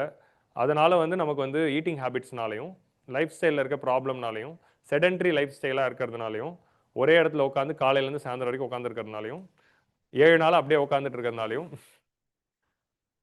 நான் கம்யூனிகபிள் டிசீசஸ் அதிகமாகிட்டு இருக்கு. அண்ட் இல்லை ஜெனட்டிக் காம்பனண்ட்டும் இருக்குது. இப்போது இதெல்லாம் வர்றது வந்து ஹெரிடிட்ரியாகவும் வரும் and at the same time நம்மளோட லைஃப் ஸ்டைல்னாலையும் வரும். ஸோ அதுதான் இன்றைக்கி இருக்க சேலஞ்ச். ஸோ இதுக்கு நம்ம என்ன பண்ணணும்? அடுத்து what is the next steps way forward? Research into newer molecules, newer vaccines for rare diseases and இதெல்லாம் வந்து டெவலப் பண்ண வேண்டியதாக இருக்குது. So that every thing is accessible to all. So ஃபியூச்சரில் வரக்கூடிய சேலஞ்ச் என்ன? இப்போ நம்ம இன்றைக்கி இருக்க சேலஞ்ச் பார்த்துட்டோம். ஃபியூச்சரில் ஹெல்த்தில் இருக்கிற சேலஞ்ச் இது மாதிரி பர்ஸ்பெக்டிவ் அந்த ஹிஸ்ட்ரி, கரண்ட், ஃபியூச்சர் அப்படிங்கிற 3 பெர்ஸ்பெக்டிவ் சொல்லிச்சு. எல்லாம் நமக்கு தெரிஞ்ச பாயிண்ட் தான். அதை இப்படி ஒரு பெர்ஸ்பெக்டிவாக சொன்னது தான் இந்த ஆர்டிக்கலில் நல்லா இருந்தது. ஸோ ஃபியூச்சரில் என்ன ப்ராப்ளம் இருக்க போகுதுன்னா டெமோகிராஃபி. ஸோ நம்ம இன்னைக்கு டெமோகிராஃபிக் டிவிடெண்டோட எட்ஜில் இருக்கும். அடுத்த இன்னும் 25 இயர்ஸ் வரைக்கும் யூத் பாப்புலேஷன் இருக்கும். அப்போ நம்ம எப்போவுமே சொல்கிற மாதிரி 90s கிட்ஸும் 2K கிட்ஸ் எல்லாம் தாத்தா பாட்டி ஆவாங்க. ஸோ அப்போது என்டையர் டெமோகிராஃபிக் டிவிடெண்டும் கிரே பாப்புலேஷனாக மாறப்போகுது. ஸோ சால்ட் அண்ட் பெப்பரில் நம்ம இருப்போம். ஸோ அப்போது வந்து ஓல்டேஜ் பாப்புலேஷன் வரும்போது ஹெல்த் செக்டரில் ஓல்டேஜ் பீப்புளுக்கு தேவைப்படுற ஹெல்த் சர்வீசஸை அதிகப்படுத்தணும். ஓல்டேஜ் செக்டர் பாப்புலேஷனுக்கு அதிகமாக செலவு பண்ணுறதே ஹெல்த்துக்கு தான். ஸோ அப்போ ஹெல்த் எக்ஸ்பெண்டிச்சர் அதிகமாக போகுது. ஸோ அப்போ ஓல்டேஜ் பீப்புளை கேட்டர் பண்ணுற மாதிரியான ஹெல்த் சிஸ்டம்ஸை நம்ம கொண்டு வரணும். அதுக்கு இந்தியா தயாராகணும் அப்படின்னு சொல்லியிருக்காங்க. ஸோ நல்லா இருந்ததில்ல எவல்யூஷன். 1950 நம்ம கம்யூனிகபிளாக ஆரம்பித்தோம், அப்புறம் நான் கம்யூனிகபிளாக போனோம், இப்போது ஓல்டேஜ் பாப்புலேஷனுக்கு இருக்க இஷ்யூக்கு போகிறோம். ஸோ இதுக்கு நடுவில் முக்கியமான அச்சீவ்மெண்ட்ஸ் ஆஃப் கவர்மெண்ட்ஸ் 2-3 போட்டிருந்தாங்க. ஸோ நல்லா இருந்தது எடிட்டோரியல் ஹோலிஸ்டிக்காக. ஸோ அதனால தான் we have taken it. Now will go for 10 minutes break. 7:45க்கு நம்ம ஆரம்பிப்போம். லாஸ்ட் 2 டாப்பிக்கும் மாடர்ன் இந்தியா தான். ஸோ மாடர்ன் இந்தியா தான் நான் நடத்த போகிறேன். இதில் வந்து அனாலிசிஸ் இருக்குது, ரயில்வேஸில் அனாலிசிஸ் இருக்குது. ஆனால் வந்து நான் நடத்த போகிறது மாடர்ன் இந்தியா. ஸோ அந்த தீமில் 2 ஆர்டிகல் பார்ப்போம். So will go for the break.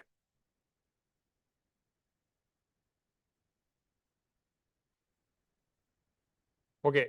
So இப்போ வந்து இண்டிபெண்டன்ஸ் டே ஸ்பெஷலில் 2 முக்கியமான இன்சிடென்ட்ஸ் ஆஃப் மாடர்ன் இந்தியா எடுத்து அதோட சிக்னிஃபிகன்ஸ் பற்றி பேசியிருந்தாங்க. அந்த சிக்னிஃபிகன்ஸ் வந்து மெயின்ஸ் ஆன்சர் ரைட்டிங்கில் பேப்பர் 1ல் it's a very much relevant topic and potential question area. So already வந்து ரின் மியூட்டினி பற்றி பிவைக்யூவே இருக்குது. So RIN mutiny, how RIN mutiny is consider to be the last nail in the coffin of the British empire அப்படின்னே discuss அப்படின்னே ஒரு question வந்திருக்கு. So அப்படி இருக்கிறப்போ மாடர்ன் இந்தியாவில் இருக்கிற முக்கியமான இன்சிடென்ட்ஸ் எடுத்து அதுலேருந்து வந்து they have always asked the mains question. So அப்போது இன்னைக்கு வந்து இதோட அக்கேஷனில் நம்ம ஐஎன்ஏ ட்ரையல்ஸ் அப்படிங்கிற இந்த முக்கியமான இன்சிடென்ட் விச் ஹேப்பன்ட் இன் 1946 இதை பற்றி வந்து நம்ம டிஸ்கஸ் பண்ணலாம். So what is INA trials, why it was caused and what is its impact அப்படிங்கிறது ஃபர்ஸ்ட் டாபிக் பார்க்க போகிறோம். ரெண்டாவது டாபிக் வந்து பிரிட்டிஷ் ரயில்வேஸ். பிரிட்டிஷ் ரயில்வேஸோட சிக்னிஃபிகன்ஸ் என்ன, அதுவும் வந்து ஒரு பொட்டன்ஷியல் ஏரியா. அதனால ரெண்டு பொட்டன்ஷியல் ஏரியாவில் இருந்தனால ஓகே ஒரு சேஞ்ச் நம்ம ஹிஸ்ட்ரி போவோம். எப்பவுமே பேப்பர் 2 பேப்பர் 3 தான் பார்க்குறோம், பேப்பர் 1 பார்ப்போம் அப்படிங்கிறதுனால தான் இன்னைக்கு வந்து we started off with INA trials. சரியா? ஸோ INA ட்ரையல்ஸ்னா என்ன அப்படின்னா இந்தியன் நேஷனல் ஆர்மி. ஸோ இதில் பார்ட்டிசிபேட் பண்ண அந்த சுபாஷ் சந்திர போஸ் ஆரம்பித்த இந்தியன் நேஷனல் ஆர்மியில் அதாவது பார்ட்டிசிபேட் பண்ண சோல்ஜர்ஸ்க்கு அகெயின்ஸ்டாக பிரிட்டிஷ் வந்து treason and waging war against the nation அப்படிங்கிற தேச துரோக வழக்கு போட்டு அவங்க மேலே வந்து கேஸ் வந்து பண்ணியிருப்பாங்க. ஸோ அந்த ட்ரையல்ஸ் தான் வந்து INA ட்ரையல்ஸ் அப்படின்னு சொல்லுவோம். ஸோ அவங்க பண்ண மிகப்பெரிய ஒரு முட்டாள்தனமான முடிவு இது. நாடே வந்து ஃப்ரீடம் வேணும் அப்படின்னு பற்றிக்கிட்டு இருக்கிறப்போ இன்னும் ட்ரிகர் பண்ணுற மாதிரி ஒரு முடிவு. இந்த டோட்டல் முடிவை எடுத்துருக்கிறது ஈகோவின் உச்சம் தான். ஸோ நீ எப்படி என் பிரிட்டிஷ்க்கு அகேன்ஸ்டாக கேள்வி எழுப்புனா அவனை ஃப்ரீயாகவே விடக்கூடாது அப்படிங்கிற அந்த எண்ணத்தில் ஈவன் தோ அது பேக் ஃபயர் ஆகும்னு தெரிஞ்சு அவங்க கண்டினியூ பண்ணுறாங்க. ரெண்டாவது இன்னொரு பண்ண முட்டாள்தனமான விஷயம் என்ன பிரிட்டிஷ் அப்படின்னு பார்த்தீங்கன்னா இதை பப்ளிக் ட்ரையல்ஸாக மாற்றிருப்பாங்க. கோர்ட் ரூமில் தனியாக க்ளோஸ்டாக வந்து ட்ரையல்ஸ் நடத்துவாங்க. ஸோ அப்படி நடத்துகிறப்போ பாதி விஷயம் வந்து வெளியே வராது. ஆனால் இது என்ன பண்ணியிருப்பாங்கன்னா ரெட் ஃபோர்ட்டில் பப்ளிக்கு முன்னாடி ஓப்பன் டு ஆலாக இந்த ட்ரையல்ஸ் வந்து நடந்திருக்கும். ஸோ அப்படி நடக்கிறப்போ அது இன்னும் வந்து இந்தியன் நேஷனல் ஆர்மியில் சுபாஷ் சந்திர போஸ் தலைமையில் நம்ம நாட்டுக்காக ஃபைட் பண்ண சோல்ஜர்ஸை தேச துரோக வழக்கில் இவங்க பர்சிக்யூட் பண்ணுறாங்களே அப்படிங்கிறது வந்து ஒரு ஸ்ட்ராங் எமோஷனல் அர்ஜை வந்து ட்ரிகர் பண்ணுச்சு. ஸோ குவிட் இண்டியா மூமெண்ட்டு ஆரம்பித்து அதோட மொமெண்டமில் பீக்கில் போயிட்டுருக்கு. செகண்ட் வேர்ல்டு வார் முடிவு வந்த பிறகு டீகாலனைசேஷன் நடக்க போகுது, ஃப்ரீடம் வரப்போகுது அப்படிங்கிற எக்ஸ்பெக்டேஷனில் இருக்கிறப்போ பிரிட்டிஷ் வந்து இந்த மாதிரி பண்ண உடனே அது இன்னும் வந்து பிரிட்டிஷை வீக்கன் அப் பண்ணிடுச்சு. ஸோ வீக்கன் அப் பண்ணி ஃப்ரீடம்கான மொமெண்டமை இன்னும் ஸ்ட்ரென்தன் பண்ணிச்சு. ஸோ மக்கள் வந்து இந்த INA ட்ரையல்ஸ்க்கு அப்புறம் அது வரைக்கும் ஆகாத அளவுக்கு ஃப்ரீடம்க்கு ரீச் ஆகிட்டாங்க. So what is the reach of the freedom movement அப்படின்னு நம்ம பார்க்கணும். ஸோ நமக்கு வந்து இந்த மாடரேட் ஃபேஸுக்கு ப்ரீ காங்கிரஸ் ஃபேஸில் வெறும் எலைட் பீப்புள் மட்டும் தான் பண்ணிட்டு இருந்தாங்க. மாடரேட் ஃபேஸ்லேயும் வந்து எலைட் எஜுகேட்டட் பீப்புள் அவங்க ஒன்று சேர்ந்து பேசுகிற மாதிரி தான் இருந்துச்சு. ஸோ எக்ஸ்ட்ரீமிஸ்ட் ஃபேஸில் சுதேஷி மூமெண்ட்டில் ஒரு ஸ்மால் குரூப் ஆஃப் பாப்புலேஷனுக்கு அது ரீச் ஆகுது. காந்தியன் ஃபேஸில் அது மாஸ் மூமெண்ட்டாக மாறி நாட்டு மக்கள் எல்லாருக்கிட்டையும் ஓரளவுக்கு ரீச் ஆச்சு. பட் ஸ்டில் எல்லாருமே வந்து எல்லாருக்கும் ரீச் ஆகுமே தவிர ஒரு half of the population will be supporting for this cause, இன்னொரு ஹாஃப் அவங்க வேலையை பார்த்துட்டு தான் இருந்தாங்க. நாட்டு மக்கள் எல்லாருமே ஃப்ரீடம் வேணும் அப்படின்னு வந்துலாம் நிற்கல. ஆனால் இந்த ஃபைனல் INA ட்ரையல்ஸ்க்கு அப்புறமா தான் அந்த அஜிடேஷன் அண்ட் எமோஷன்ஸ் வந்து எல்லார் மத்தியிலையும் போய் சேர்ந்தது. So national freedom movement has not reach the nook and corner and villages ever like INA trials அப்படின்னு வந்து நேரு சொல்லியிருப்பார். இது வரைக்கும் எந்த ஒரு பொலிட்டிக்கல் மூமெண்ட்டாலையும் nook and corner of village வந்து INA ட்ரையல்ஸ் அளவுக்கு இந்த மூமெண்ட்டை வந்து கொண்டு போய் சேர்க்கல. இதுதான் வந்து மோஸ்ட் ரீச்சாக இருந்துச்சு. இதுக்கப்புறம் British Raj had to come down அப்படிங்கிற மாதிரி ஒரு மொமெண்ட்டுக்கு வந்து தள்ளப்பட்டுச்சு. ஏன்னா ஆல்ரெடி வந்து சுபாஷ் சந்திர போஸோட அந்த அன்ஃபார்ச்சுனேட் எண்டிங் எல்லாருக்குமே ஒரு ஷாக்கில் இருக்கும். அந்த டைமில் அந்த சோல்ஜர்ஸ் எல்லாம் பிடிச்சி இப்படி ட்ரையல்ஸ் பண்ணோன்னா மக்கள் இன்னும் வந்து வெகுண்டு இருந்துட்டாங்க. ஸோ அதுதான் வந்து இந்த INA ட்ரையல்ஸோட ஒரு முக்கியமான விஷயம். ஸோ அதுக்கு வந்து டிஃபென்ஸ் கமிட்டி ஃபார்ம் பண்ணியிருப்பாங்க. இப்படி வந்து INA ட்ரையல்ஸில் இருக்கிற அந்த 3 பேர் குர்பக்ஷ் சிங் தில்லன் ஹூஸ் அ சிக், அப்புறம் Shahnawaz Khan who was a Muslim and அப்புறமா Ram Sehgal who was a Hindu. So 3 கம்யூனிட்டிலேருந்து ஒருத்தர் எடுத்து அவங்க மேலே ட்ரீசன் சார்ஜ் போட்டு ட்ரையல் பண்ணியிருப்பாங்க. அவங்கள டிஃபெண்ட் பண்ணுறதுக்கு காங்கிரஸ் வந்து ஒரு டிஃபென்ஸ் கமிட்டி ஃபார்ம் பண்ணியிருப்பாங்க லாயர்ஸ். ஸோ ஃப்ரீடம் ஃபைட்டர்ஸ் அன்றைக்கி காலத்தில் எல்லாருமே லாயர்ஸ் தான். ரொம்ப நாளாக வந்து கடந்த தூக்கி போட்டிருந்தா அந்த கருப்பு கவுன் எடுங்கடா அப்படிங்கிற ஒரு மொமெண்ட்டு. ஸோ எல்லா காங்கிரஸில் இருக்கிற சீனியர் லாயர்ஸும் ஒன்று வந்திருப்பாங்க. எல்லாருமே சீனியர் மோஸ்ட் லாயர் லைக் பூலாபாய் தேசாய்லேருந்து ஆரம்பித்து அசஃப் அலி, அப்புறமா வந்து தேஜ் பகதூர் சாப்ரு, அப்புறம் ஜவஹர்லால் நேரு ஹிம்செல்ஃப். இவரே ஒரு 30 வருஷம் கழிச்சு அந்த கோர்ட்டுக்கு வேலை வந்துருச்சு அப்படின்னு எடுத்து லாயர் ஆயிருப்பார். ஸோ இவங்க எல்லாருமே வந்து டிஃபென்ஸ் கமிட்டிக்கு வந்து they would have come and defended these people. So அதுதான் வந்து இந்த INA ட்ரையல்ஸோட சிக்னிஃபிகன்ஸ். இதில் இவர் தான் வந்து பிரேம் சேகல், ராம் சேகல்னு சொல்கிறேன், Prem Sehgal one of the important captain. Indian national ஆர்மியோட ஒரு முக்கியமான கேப்டனாக இருந்தது பிரேம் சேகல். இவரோட அப்பாவும் வந்து ஒன் ஆஃப் தி பர்சனாக வந்திருப்பார். அவங்களோட அப்பா வந்து ஹைகோர்ட் ஜட்ஜ், அப்போ லாகூர் ஹைகோர்ட்டில் ஹைகோர்ட் ஜட்ஜாக இருக்கார் பிரிட்டிஷ் கீழே. ஸோ அவரே வந்து ஹைகோர்ட் வேலையை தூக்கி போட்டு நான் லாயர் ஆக போகிறேன் அப்படின்னு வருவார். இவர் வந்து அவங்களோட wife Lakshmi Swaminathan who headed the Jhansi Rani regiment of INA. INAல ஒரு உமன் ரெஜிமெண்ட் இருந்தது. அப்போயே பாருங்கள் காம்பாட் ரோல்லாம் கொண்டு வந்துட்டாங்க. இவங்க இப்போ கொண்டு வரலாமா வேணாமான்னு பேசிக்கிட்டு இருக்காங்க. ஸோ அதில் வந்து விமன் ரெஜிமெண்ட், ஜான்சி ராணி ரெஜிமெண்ட்னு ஒரு ரெஜிமெண்ட் இருக்கும். அந்த ரெஜிமெண்ட்டை லீட் பண்ணது லக்ஷ்மி சுவாமிநாதன் அப்படிங்கிற இவங்க தான் வந்து பிரேம் சேகலை மேரி பண்ண பிறகு லக்ஷ்மி சேகல் அப்படின்னு இவங்க பேர் மாறி இருக்கும். ஸோ அந்த ஐஎன்ஏவோட ஒரு உமன் ரெஜிமெண்ட்டோட லீடராக இருந்தவங்க. ஸோ அவங்க 2 பேர் தான் இந்த இமேஜில் இருக்காங்க. ஸோ இதில் பார்த்தீங்கன்னா நேரு. ஸோ யாரெல்லாம் உட்காந்து பேசுகிறாங்கன்னா பூலாபாய் Desai, Jawaharlal Nehru, first பூலாபாய் Desai, Jawaharlal Nehru, அசஃப் Ali and KN Katju. So KN Katju post independence supreme court ஜட்ஜாக இருப்பார், சிஜிஐயாகவே இருந்திருப்பார். ஸோ அவங்க எல்லாருமே வந்து பேசிக்கிட்டு இருக்காங்க. So what is the background behind this INA? So அப்போ நம்ம இதில் என்ன படிக்கணும் அப்படின்னா Indian National army Azad Hindu ஃபௌஜோடைய background என்னங்கிறது புரிஞ்சுக்கணும். ஸோ பேக்ரவுண்ட் வந்து ரேஷ் பிஹாரி போஸ். ஸோ ரேஷ் பிஹாரி போஸ் வந்து ஒரு revolutionary nationalist who was part of the revolutionary movement. அவர் வந்து நாடு கடத்திடுறாங்க, ஜப்பானுக்கு போயிடுறாரு. ஸோ ஜப்பானுக்கு போயிட்டு ஜப்பானில் வந்து இந்தியன் இண்டிபெண்டன்ஸ் லீக் ஐஏஎல்னு ஒன்று ஆரம்பிக்கிறாரு. அங்கேருந்து உட்காந்துக்கிட்டு இந்தியன் ஃப்ரீடம்காக ஃபைட் பண்ணிட்டு இருக்காரு. ஸோ இவர் யாருன்னா அந்த ஆரம்பத்தில் ரெவல்யூஷனரி மூமெண்ட்டில் லார்ட் ஹார்டிங்கேவை அசாசினேட், இவரும் சச்சின் சன்யாலும் சேர்ந்து தான் லார்ட் ஹார்டிங்கேவெல்லாம் பிளான் பண்ணியிருப்பாங்க. அதே ரெவல்யூஷனரி பர்சன் தான். அவர் தான் ஜப்பானில் போய் செட்டில் ஆகிடும், இந்தியாவுக்கே வரக்கூடாதுன்னு சொல்லிடுவாங்க. இவர் அங்கே உட்காந்துக்கிட்டு இந்தியன் இண்டிபெண்டன்ஸ் லீக் ஆரம்பிச்சிருப்பார். இதுதான் prelims content, Indian independence league. So in coordination with the Japan authorities, IAL sought to nurture anti-colonial nationalism among the expatriate Indians. So diaspora community மத்தியில் இந்த பிரிட்டிஷ் கவர்மெண்ட்க்கு அகேன்ஸ்டாக சப்போர்ட்டை திரட்டி அது மூலமாக ஃபண்டிங் கொண்டு வந்து இந்தியன் நேஷனல் மூவ்மெண்ட்டை சப்போர்ட் பண்ணணும் அப்படின்னு ஒரு ஒர்க் பண்ணிட்டு இருந்தார். ஸோ அப்போ செகண்ட் வேர்ல்டு வார் போயிட்டு இருக்கு. செகண்ட் வேர்ல்டு வாரில் இந்தியன் ஆர்ம்டு ஃபோர்ஸஸ் பிரிட்டிஷ் ஆர்மிக்காக ஃபைட் பண்ணுறாங்க. அதில் சிங்கப்பூரில் பிரிட்டிஷ் ஆர்மி வந்து ஆக்சிஸ் பவர்ஸ், அதாவது Japan was part of axis power and British was part of central powers. So இந்த ஆலிட் பவர்ஸ், ஃபர்ஸ்ட் வேர்ல்டு வாரில் தான் சென்ட்ரல், இதில் ஆலிட். ஸோ இதில் என்ன ஆகுது, British were defeated in Singapore. So British army சிங்கப்பூரில் defeat ஆகுது, ஜப்பனீஸ் ஆர்மி டிஃபீட் பண்ணிடுது. ஸோ அப்படி டிஃபீட் பண்ண உடனே பிரிட்டிஷ் சோல்ஜர்ஸ் ஆர்மியில் இருக்கிற இந்தியன் சோல்ஜர்ஸ் எல்லாருமே கிட்டத்தட்ட பிரிசனர் ஆஃப் வாரா ஜப்பான் கிட்ட சரண்டர் ஆகிறாங்க. ஸோ அப்படி சரண்டர் ஆன பிரிசனர் ஆஃப் வார்லாம் இப்போ ஜப்பான் கண்ட்ரோலில் இருக்காங்க, அவங்கெல்லாம் இந்தியன்ஸ். ஸோ இந்த மொமெண்ட்டை வந்து ராஷ் பிஹாரி போஸ் என்ன பண்ணுறாரு, அவர் ஜப்பானில் இருக்கிற அங்கே லீடர்ஷிப் கிட்ட பேசி இவங்க எல்லாருமே என் கண்ட்ரோலில் தரீங்களா, நான் இவங்களை வச்சு ஒரு ப்ராஜெக்ட் லான்ச் பண்ணணும் அப்படின்னு கேட்குறாரு. சரி தரோம் அப்படின்னு சொன்ன பிறகு இதுக்கப்புறமா என்ன ஆகுது, he is coordinating with the மோகன் சிங். ஸோ கேப்டன் மோகன் சிங் அப்படின்னு ஒருத்தர் இருந்தார், அவர் தான் வந்து இந்தியன் நேஷனல் ஆர்மி இந்த prisoner of war who surrendered in Singapore to Japan, அவங்க எல்லாருமே ஒன்று திரட்டி இந்தியன் நேஷனல் ஆர்மி அப்படின்னு ஆரம்பிக்கிறார். Indian National Army was started by captain மோகன் சிங். ஸோ சுபாஷ் சந்திர போஸ் லேட்டர் தான் வந்து பிக்கப் பண்ணிப்பார். ஸோ மோகன் சிங் அப்படிங்கிறவரோட தலைமையில் தான் அவர் வந்து ஐஎன்ஏ அப்படின்னு ஆரம்பிக்கிறார். So IAL provided the, so என்ன பண்ணுறாரு, after the fall of Singapore in February 1942, IAL formed links with the 45,000 Indian troops who are surrender to Japanese. It urge them to join the freedom struggle. இப்போ நீங்களாம் பார்த்தீங்கன்னா பிரிட்டிஷ்க்கு support பண்ணி வாருக்கு போராடிட்டு இருக்கீங்க, நீங்கள் நம்மளோட லிபரேஷன் தானே போராடணும் அப்படின்னு சொல்லி அவங்களெல்லாம் இந்தியாவுக்காக போராடுங்க, நம்ம ஃப்ரீடம் ஸ்ட்ரகிளுக்காக போராடுங்கன்னு சொல்லி அவங்கள மாற்றி அப்புறம் கேப்டன் மோகன் சிங்கோட தலைமையில் 1942 தான் இந்த ஐஎன்ஏ அப்படின்னு ஆரம்பிக்கணும். ஸோ இந்த 42,000 பேரில் ஒரு 12,000 பேர் அவர் கொடுக்குறாங்க, அவர் தலைமையில் ஐஎன்ஏ ஆரம்பிக்குது. ஸோ ஜப்பான் வந்து என்ன பண்ணுறாங்கன்னா இந்த ஐஎன்ஏ சோல்ஜர்ஸை வாரில் பிரிட்டிஷ்க்கு அகேன்ஸ்டாக ஃபைட் பண்ணுறதுக்கு ஹெல்ப் பண்ணுங்க அப்படின்னு சொல்கிறாங்க. ஸோ மோகன் சிங் ஃபார்ம் பண்ணப்போ ஐஎன்ஏல நிறைய பவர் சென்டர்ஸ் இருக்குது. மோகன் சிங் ஒரு பவர் சென்டர், அப்புறம் ஐஏஎல்லோட ரெப்ரஸன்டேட்டிவ் ராஷ் பிஹாரி போஸோட ரெப்ரஸன்டேட்டிவாக இந்த பிரீத்தம் சிங் அப்படின்னு ஒருத்தர் இருக்காரு, அவரும் வந்து இன்ஃப்ளூயன்ஸ் பண்ணுறாரு. ப்ளஸ் ஜப்பானே என்ன பண்ணுது அப்படின்னா இந்த ஐஎன்ஏ சோல்ஜர்ஸ் எல்லாரையுமே இந்தியன் ஃப்ரீடம் ஸ்ட்ரகிளுக்கு ஃபைட் பண்ண வைக்காம பிரிட்டிஷ்க்கு அகெயின்ஸ்டாக வேற வார் ஜோன்ஸில் ஃபைட் பண்ண வைக்குது. லைக் பர்மா வார், பர்மாவில் என்ன பண்ணுறாங்க, பிரிட்டிஷ்க்கும் ஜப்பானுக்கும் வார் நடக்குது, அதில் ஜப்பானோட ஆர்மியில் எங்களை ஃபைட் பண்ணுங்க, அந்த மாதிரி ஜப்பானோட ட்ரூப்பாக ஃபைட் பண்ணுங்கன்னு தான் சொல்கிறாங்களே தவிர ஜப்பானோட இன்டென்ஷன் என்னன்னா பிரிட்டிஷ்க்கு அகேன்ஸ்டாக ஃபைட் பண்ணுங்கிறதானே தவிர இந்தியன் லிபரேஷன் கிடையாது.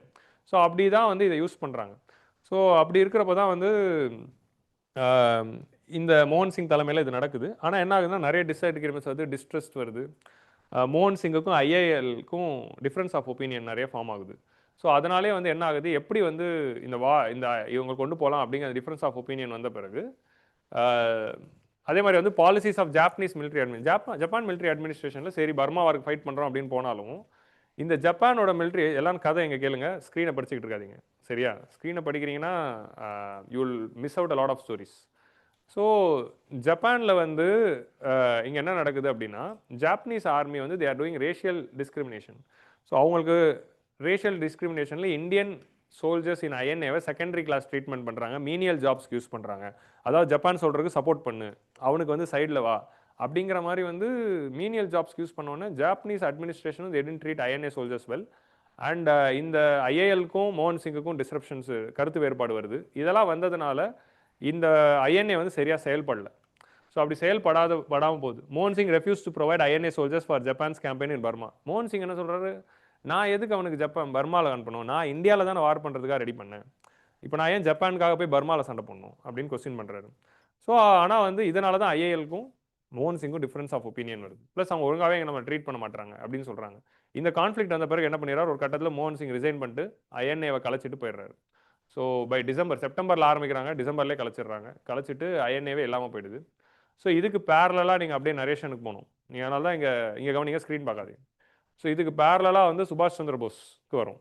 சுபாஷ் சந்திர போஸுங்கிற கேரக்டர் இங்கே எங்கே வருது. ஸோ அவர் வந்து இப்போது பெங்காலில் ஜெயிலில் இருக்கார்.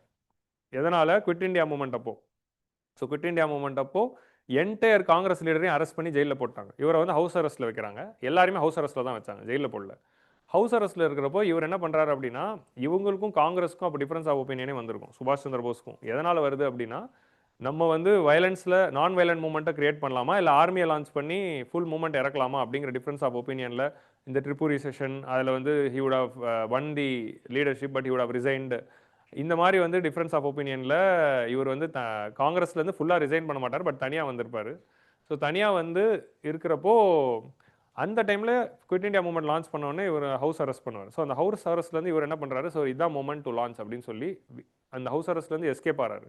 எஸ்கேப் ஆகி ஸோ அவர் வந்து ஃபஸ்ட்டு யார்கிட்ட ஹெல்ப் பண்ண ஆடி போகிறாருன்னா ஜெர்மனி கிட்ட போகிறார். So is escaping through road route. ஸோ இந்தியாவிலேருந்து பாகிஸ்தான் போய், பாகிஸ்தான்லேருந்து ஜெர்மனிக்கு, ஆப்கானிஸ்தான் போய் லேண்டு மூலமாக தான் ஜெர்மனிக்கு போகிறாரு. ஸோ ஜெர்மனிக்கு போயிட்டு ஹீ ஆல்சோ மெட் ஹிட்லர். ஸோ என்னதுன்னா, நான் இப்படி இந்தியாவுக்கு லிபரேஷனுக்காக பிரிட்டிஷ்க்கு அகேன்ஸ்டாக ஒரு ஆர்மியை ரெடி பண்ணலான்னு இருக்கேன், இதுக்கு உங்களால் ஹெல்ப் பண்ண முடியுமா, since you are fighting against British will help us அப்படின்னு கேட்குறாரு. ஸோ அவங்க அப்புறம் என்ன ஆகுது, அந்த ஆலிட் பவர்ஸில் இது ஓகேன்னு சொன்னோன்னே, அப்போ நீங்கள் சிங்கப்பூர் போங்க, அங்கே வந்து ஒரு குரூப் ஆஃப் சோல்ஜர்ஸ் இருக்காங்க அப்படின்னு சொல்லி அங்கேருந்து ஜப்பானுக்கு வராரு. ஜப்பானில் வந்து ஜப்பனீஸ் கவர்மெண்ட்டை பேசி இந்த பற்றி டிஸ்கஷன்லாம் பண்ணி ஐஏஎல் கிட்டலாம் கோஆர்டினேட் பண்ணி அப்புறம் is coming to Singapore and taking over the INA. So அவர் அதை டேக் ஓவர் பண்ணோன்னா ஆசாத் ஹிந்த் ஃபௌஜ், அதான் ஐஎன்ஏ வந்து ஹிந்தி நேம் ஆசாத் ஹிந்த் ஃபௌஜாக வருது. இதுதான் செகண்ட் ஐஎன்ஏ. இந்த செகண்ட் ஐஎன்ஏ தான் 1943 சுபாஷ் சந்திர போஸ் ஃபார்ம் பண்ணுறாரு. ஸோ இந்த சுபாஷ் சந்திர போஸ் ஃபார்ம் பண்ண இந்த ஐஎன்ஏ வந்து சுபாஷ் சந்திர போஸ் அதை ரீடிஃபைன் பண்ணுறாரு. So Bose arrive to Singapore and took the leadership of INA, reshaping it as a nationalist force. So Japanese military கோல்ஸை நாங்கள் சப்போர்ட் பண்ண மாட்டோம், நாங்கள் இந்தியாவை தான் அட்டாக் பண்ண போகிறோம், பிரிட்டிஷ் இந்தியாவை தான் அட்டாக் பண்ண போகிறோம். ஸோ பிரிட்டிஷ் இந்தியாவை அட்டாக் பண்ணி பிரிட்டிஷ் இந்தியாவை டிஃபீட் பண்ணி நம்ம இந்தியாவை கேப்சர் பண்ண போகிறோம். ஸோ அதுதான் நம்மளுடைய கோலுங்கிறது தான் அவர் ஜப்பானில் போய் பேசிட்டு வர்றாரு. ஸோ பேசிட்டு he is taking this soldiers and இவர் வந்து இதுக்கு வந்து பிரிட்டிஷோட ஒரு ஆலியா இல்லாமல் பிரிட்டிஷ் இந்தியாவுக்கு அகேன்ஸ்டான ஒரு நேஷனலிஸ்ட் ஃபோர்ஸாக அதை மாற்றுறாரு. So it was formed by uniting the residual soldiers of first INA with large influx of the Indian civilians. So இதை தாண்டி இந்தியன் சிவிலியன்ஸ் வேர்ல்டு வைட்லேருந்து வாங்க அப்படின்னு கால் பண்ணுறாரு. ஸோ இந்தியா ஃபுல்லாலேருந்து போகிறாங்க, தமிழ்நாட்டிலேருந்து நிறைய பேர் பார்ட்டிசிபேட் பண்ணியிருப்பாங்க ஐஎன்ஏல. ஸோ இந்த மாதிரி இப்போ இந்த இந்தியன் படத்துலையும் காட்டியிருப்பாங்க, கமல்ஹாசன் அதில் போயிருப்பார், சேனாபதி. ஐஎன்ஏல அவரும் வந்து குங்குமம் எடுத்து சுகன்யா கிட்ட கொடுத்துட்டு இது காலி ஆகிறதுக்குள்ளே வந்துடுவேன் அப்படின்னு சொல்லிட்டு போவார். அப்படியே ஒரு பிஜிஎம் ஆரம்பிக்கும், அதெல்லாம் கேட்டாலே அப்படியே உடம்புலாம் ஃபுல். ஸோ இந்தியன் 1 வந்து ஒரு கிளாசிக். இதுக்கு மேலே எதுவும் சொல்ல விரும்பல, இல்லை 3 வேற தான். சரி. ஸோ இவர் வந்து என்ன பண்ணுறாரு, he is creating a nationalist force. வேர்ல்டு வைடில் எல்லாரும் வாங்கணுன்னே நிறைய பேர் பார்ட்டிசிபேட் பண்ணுறாங்க. ஸோ இந்த ஐஎன்ஏ வந்து என்ன பண்ணுறாருன்னா, unlike first INA which are multiple power centre, second INA single தலைவர் தான், ஒரே தலைவர் ஒரே ஃபோர்ஸு ஒரே அப்ஜெக்டிவ் அப்படின்னு சொல்லி தான் போஸ் வந்து அதை வந்து ஃபார்ம் பண்ணுறாரு. ஸோ இதை வந்து அவர் 3 பிரிகேடாக பிரிக்கிறாரு. ஸோ நிறைய பேர் இன்றைக்கி சண்டை போட்டுக்கிறாங்க, போஸா காந்தியா 2 பேரும் சண்டை போட்டுக்கிட்டாங்க, எனிமி இவர் அது பண்ணார், எல்லாமே கதைகள், புனை சுருட்டுக்கள் எல்லாமே, சரியா? ஸோ அதெல்லாம் நம்பாதீங்க, ஃபேக் நியூஸ் அது எல்லாமே. ஸோ என்னதுன்னா, இந்த ஐஎன்ஏவை ஆரம்பித்த உடனே ரேடியோவில் ஓப்பனாக கேட்குறாரு, நாங்கள் இப்படி ஒரு வாரம் ஆரம்பிக்கிறோம், எங்களை பிளஸ் பண்ணுங்க Mahatma Gandhi father of nation அப்படின்னு கேட்குறாரு. ரேடியோ மூலமாக ஆசாத் ஹிந்த் ஃபௌஜோட ரேடியோவில் மகாத்மா காந்தியை ஃபாதர் ஆஃப் நேஷன்னு டிக்ளேர் பண்ணுறது இவர் தான். அதே மாதிரி அவர் ஐஎன்ஏவோட ரெஜிமெண்ட்ஸை காந்தி ரெஜிமெண்ட், ஆசாத் ரெஜிமெண்ட், நேரு ரெஜிமெண்ட்னு தான் பேர் வைக்கிறார். நேருவும் அவரும் க்ளோஸ் ஃப்ரெண்ட்ஸு, உங்களுக்கு புரியுதா? அதனால தான் அவர் சோல்ஜர்ஸ்க்குன்னு ஒன்று வந்தவொடனே ஒரு கோட் எடுத்துகிட்டு வராரு. இவங்க ஏதோ நேருக்கும் போஸுக்கும் எனிமி, அவங்க ஏதோ சண்டை போட்டுக்கிட்டாங்கன்னு இஷ்டத்துக்கு ஃபேக் நியூஸ் பரப்புவானுங்க, எதுவுமே நம்பாதீங்க, உங்களுக்கு புரியுதா? சுபாஷ் சந்திர போஸே அவர் ரெஜிமெண்ட்டுக்கு என்ன பேர் வைக்கிறாரு, காந்தி ரெஜிமெண்ட். மௌலானா அப்துல் கலாம் ஆசாத் பேரில் ஆசாத் ரெஜிமெண்ட். அண்ட் அவரோட ஃப்ரெண்டோட பேரில் நேரு ரெஜிமெண்ட் அப்படின்னு வைக்கிறாரு. ஸோ காந்தியும் ஆசாதியும் ஒரு லீடராக பார்க்குறாரு, நேரு அவரோட ஃப்ரெண்டு, அதுதான் ரெஜிமெண்ட்டுக்கே பேர் வைக்கிறாரு. அடுத்து உமன் ரெஜிமெண்ட்னு ஒன்று ஃபார்ம் பண்ணி லானி லக்ஷ்மி பாய் ஜான்சி ராணியோட பேரில் ஜான்சி ராணி ரெஜிமெண்ட் பேர் வைக்கிறாரு. ஸோ நம்ம கரெக்டாக நம்ம படிச்சுட்டு புரியணும். இந்த வாட்ஸ்அப் ஃபார்வர்ட்லாம் அரசியல் காரணங்களுக்காக பரப்பப்படும், அதெல்லாம் நம்பாதீங்க. ஸோ இந்த தான் நம்ம வந்து அண்டர்ஸ்டாண்ட் பண்ணிக்கணும். So at the peak of this INA had 60,000 troops. அந்த ட்ரூப்ஸை வந்து அவர் திரட்டிட்டு இன்க்ளூடிங் அ உமன் ட்ரூப், அதை தான் வந்து லக்ஷ்மி சுவாமிநாதன், ஸோ லக்ஷ்மி சேகல் அவங்க வந்து லீட் பண்ணாங்க. ஸோ இது வந்து ஃபர்ஸ்ட் இந்தியன் நேஷனல் ஆர்மியாக வந்து டிக்ளேர் பண்ணுறாரு. அண்ட் இவர் வந்து ஒரு ட்ரை கலர் ஃப்ளாக் வந்து லான்ச் பண்ணுறாரு. அந்த ட்ரை கலர் ஃப்ளாகில் அதே கலர்ஸ் இருக்கும், பட் நடுவில் வந்து புலி இருக்கும். ஸோ டைகர் தான் வந்து அந்த ஃப்ளாகில் இருக்கும், நாட் சக்ரா. இவரோட ஐஎன்ஏ ஃப்ளாகில் டைகர் இருக்கும். ஸோ டைகர் வந்து சோலா ஃப்ளாக் மாதிரி இருக்கும் அது பார்க்கறதுக்கு. ஸோ டைகர் இருக்கும். நெக்ஸ்ட் வந்து ஜனகணமனவை நேஷனல் ஆந்தமாக டிக்ளேர் பண்ணுறாரு. இப்போ ஏன் ஜனகணமன வாஸ் சோசன்னா அதர் ரீசன் வந்து ஆல்ரெடி ஆசாத் இந்த் ஃபௌஜில் அதை தான் வந்து நேஷனல் ஆந்தமாக சூஸ் பண்ணுறாங்க. அண்ட் இதோட ஃப்ளாகில் வந்து ஒரு டைகர் சிம்பிள் இருக்கும். இதோட மோட்டோ என்ன அப்படின்னா இத்திஃபாக், எத்திமாத் அண்ட் குர்பானி. ஸோ இத்திஃபாக்னா யூனிட்டி, எத்திமாக்னா வந்து ரிசீலியன்ஸ் அண்ட் குர்பானினா சாக்ரிஃபைஸ் அப்படின்னு நினைக்கிறேன். ஸோ இது மூணு தான், யூனிட்டி, ரிசீலியன்ஸ் அண்ட் சாக்ரிஃபைஸ் அப்படிங்கிறது தான் அதோட மோட்டோவாக வச்சிடறாரு. அண்ட் ஜெய்ஹிந்த் அப்படிங்கிற வேர்டை பாப்புலரைஸ் பண்ணுறாங்க. இதோட கிரீட்டிங்கே வந்து ஜெய்ஹிந்தாக இருக்கும். என்னதுன்னா ஆர்டர்ஸ் சொன்ன உடனே ஓகே சார்னு சொல்ல மாட்டாங்க, ஜெய்ஹிந்த் சார் அப்படின்னு தான் சொல்லுவாங்க. எஸ் சார் நோ சார்லாம் சொல்ல மாட்டாங்க, எஸ் சாருக்கு பதிலாக ஜெய்ஹிந்த்னு தான் சொல்லுவாங்க. ஸோ இந்த கல்ச்சர் வந்து இன்னைக்கு வரைக்கும் நார்த் இந்தியாவில் நிறைய இடத்துல இருக்குது. இப்போ நம்ம ஊரில் வந்து உத்தரவையா அப்படின்னு சொல்கிறாங்களே, உத்தரவையா சரிங்கய்யா உத்தரவு அப்படின்னு, அதை வந்து நார்த் இந்தியாவில் போய் பார்த்தீங்கன்னா ஜெய்ஹிந்த் சார் அப்படின்னு தான் சொல்லுவாங்க. ஏன்னா அது ஆசாத் இந்த் ஃபௌஜோடைய ஒரு லெகசியை தான் இன்னைக்கு வரைக்கும் ஆர்ம்டு ஃபோர்ஸஸில் ஃபாலோ பண்ணுறாங்க. ஸோ ஜெய்ஹிந்த் தான் வந்து நேஷனல் கிரீட்டிங்காக வந்து அனௌன்ஸ் பண்ணியிருப்பாங்க. ஸோ அந்த டேர்ம் வந்து அப்போ தான் பாப்புலரைஸ் ஆகிருக்கும். ஸோ இதான் வந்து ஒரு basic brief history of INA. So உங்களுக்கு புரியுதா? இந்த ஐஎன்ஏல ஃபர்ஸ்ட் என்ன பண்ணுறாருன்னா, அப்புறம் வந்து அந்தமான நிக்கோபாரை ஃபர்ஸ்ட் லிபரேட் ஆகுறாங்க. லிபரேட் ஆகின பிறகு அந்தமான நிக்கோபாரை ஷாஹித் தீப், ஸ்வராஜ் தீப் அப்படின்னு பேர் மாற்றி அந்த ஏரியாவில் இந்தியன் ஃப்ளாகை வந்து ஹாய்ஸ் பண்ணி ஃபர்ஸ்ட் இந்தியன் கவர்மெண்ட் அப்படின்னு லான்ச் பண்ணி அது ஃபர்ஸ்ட் இந்தியன் கவர்மெண்டோட பிரைம் மினிஸ்டராக சுபாஷ் சந்திர போஸ் ஆகிறாரு. So Indian government from exile is formed in Andaman Nicobar island. அதனால தான் இப்போ பிரைம் மினிஸ்டர் வந்து அந்தமான நிக்கோபார் ஐலாண்ட்ஸ்க்கு நேம் சேஞ்ச் பண்ணாங்க. ஸோ சுபாஷ் சந்திர போஸ் வச்ச பேரையே இப்போ கொண்டு வந்திருப்பாங்க. ஸோ அதான் வந்து இத்திஃபாக், எத்திமாத் அண்ட் குர்பானி. ஸோ 3 ஐலாண்ட் இருக்கும். ஆல்ரெடி சாய் தீப், ஸ்வராஜ் தீப்னு இருக்கும். ஒரு ஐலாண்டுக்கு சுபாஷ் சந்திர போஸ் ஐலாண்ட்னே பேர் வச்சிருப்பாங்க. ஸோ இதுதான் வந்து அதோட ஐடியா. ஸோ அப்போ இந்தியாவில் ஃபஸ்ட்டு லிபரேட் ஆனது அந்தமான நிக்கோபார் தான். So that is the idea. இப்போ என்ன ஆகுது, இவங்க அடுத்து என்ன பண்ணுறாங்க, இந்த ஆர்மி வந்து ரெடி ஆகுதா, அடுத்து பர்மாவுக்கு போகிறாங்க. பர்மாவில் வந்து பிரிட்டிஷ் ஃபோர்ஸஸ்க்கு அகேன்ஸ்டாக ஃபைட் பண்ணுறாங்க. பிரிட்டிஷ் இந்தியாவை இப்போ நம்ம இந்தியாவுக்குள்ளே போனோம்னா எப்படி போக முடியும், அவங்கள்ட்ட நேவி கப்பல்லாம் இல்லை. ஸோ லேண்ட் வழியாக தான் போகணும். ஸோ சிங்கப்பூர்லேருந்து பர்மாவுக்கு, தாய்லாண்டு அதெல்லாம் தாண்டி பர்மாவுக்கு வந்து பர்மாவில் பிரிட்டிஷ் ஆர்மியை ஃபேஸ் பண்ணுறாங்க. அங்கேருந்து நார்த் ஈஸ்ட் வழியாக தான் உள்ளே நுழையிறாங்க. அதுதான் வந்து இம்ஃபால் கேம்பெயின். இந்த இம்ஃபால் கேம்பெயின் தான் வந்து இந்தியன் படத்தில் காட்டியிருப்பாங்க, கமல்லாம் ஃபைட் பண்ணுற மாதிரி இம்ஃபால் கேம்பெயினில். ஸோ நார்த் ஈஸ்ட்டில் அவங்க வந்து இம்ஃபால் வழியாக தான் நார்த் ஈஸ்ட்டுக்குள்ளே இந்தியாவுக்குள்ளே வந்திருப்பாங்க. ஸோ மணிப்பூருக்குள்ளே. ஸோ அது வழியாக இந்தியாவுக்குள்ளே வரும்போது அந்த இம்ஃபால் கேம்பெயினில் தான் பிரிட்டிஷ் இந்தியா ஆர்மிக்கும் ஐஎன்ஏக்கும் ஒரு வார் நடக்கும். அந்த வாரில் தான் British would have defeated INA. So unfortunately so அதில் INA forces would have lost. அதில் வந்து நிறைய பேரை வந்து அரெஸ்ட் பண்ணியிருப்பாங்க. அரெஸ்ட் பண்ணி அவங்கள கூட்டிகிட்டு போயிருப்பாங்க. ஸோ அப்படி கூட்டிகிட்டு போனவங்கள ஜெயிலில் போடுறாங்க. இப்போ செகண்ட் வேர்ல்டு வார் முடியுது. முடிஞ்ச உடனே இந்த மாதிரி ஐஎன்ஏல போய் ஃபைட் பண்ணவங்க எல்லாருமே தேச துரோக வழக்கு, ட்ரீசன் அப்படின்னு சொல்லுவாங்க. ட்ரீசன்னா வந்து கண்ட்ரிக்கு அகேன்ஸ்டாக வார் பண்ணுறது. ஸோ ட்ரீசனில் வந்து அரெஸ்ட் பண்ணி அவங்களுக்கு வந்து சார்ஜஸை வந்து போட்டு they will start the case.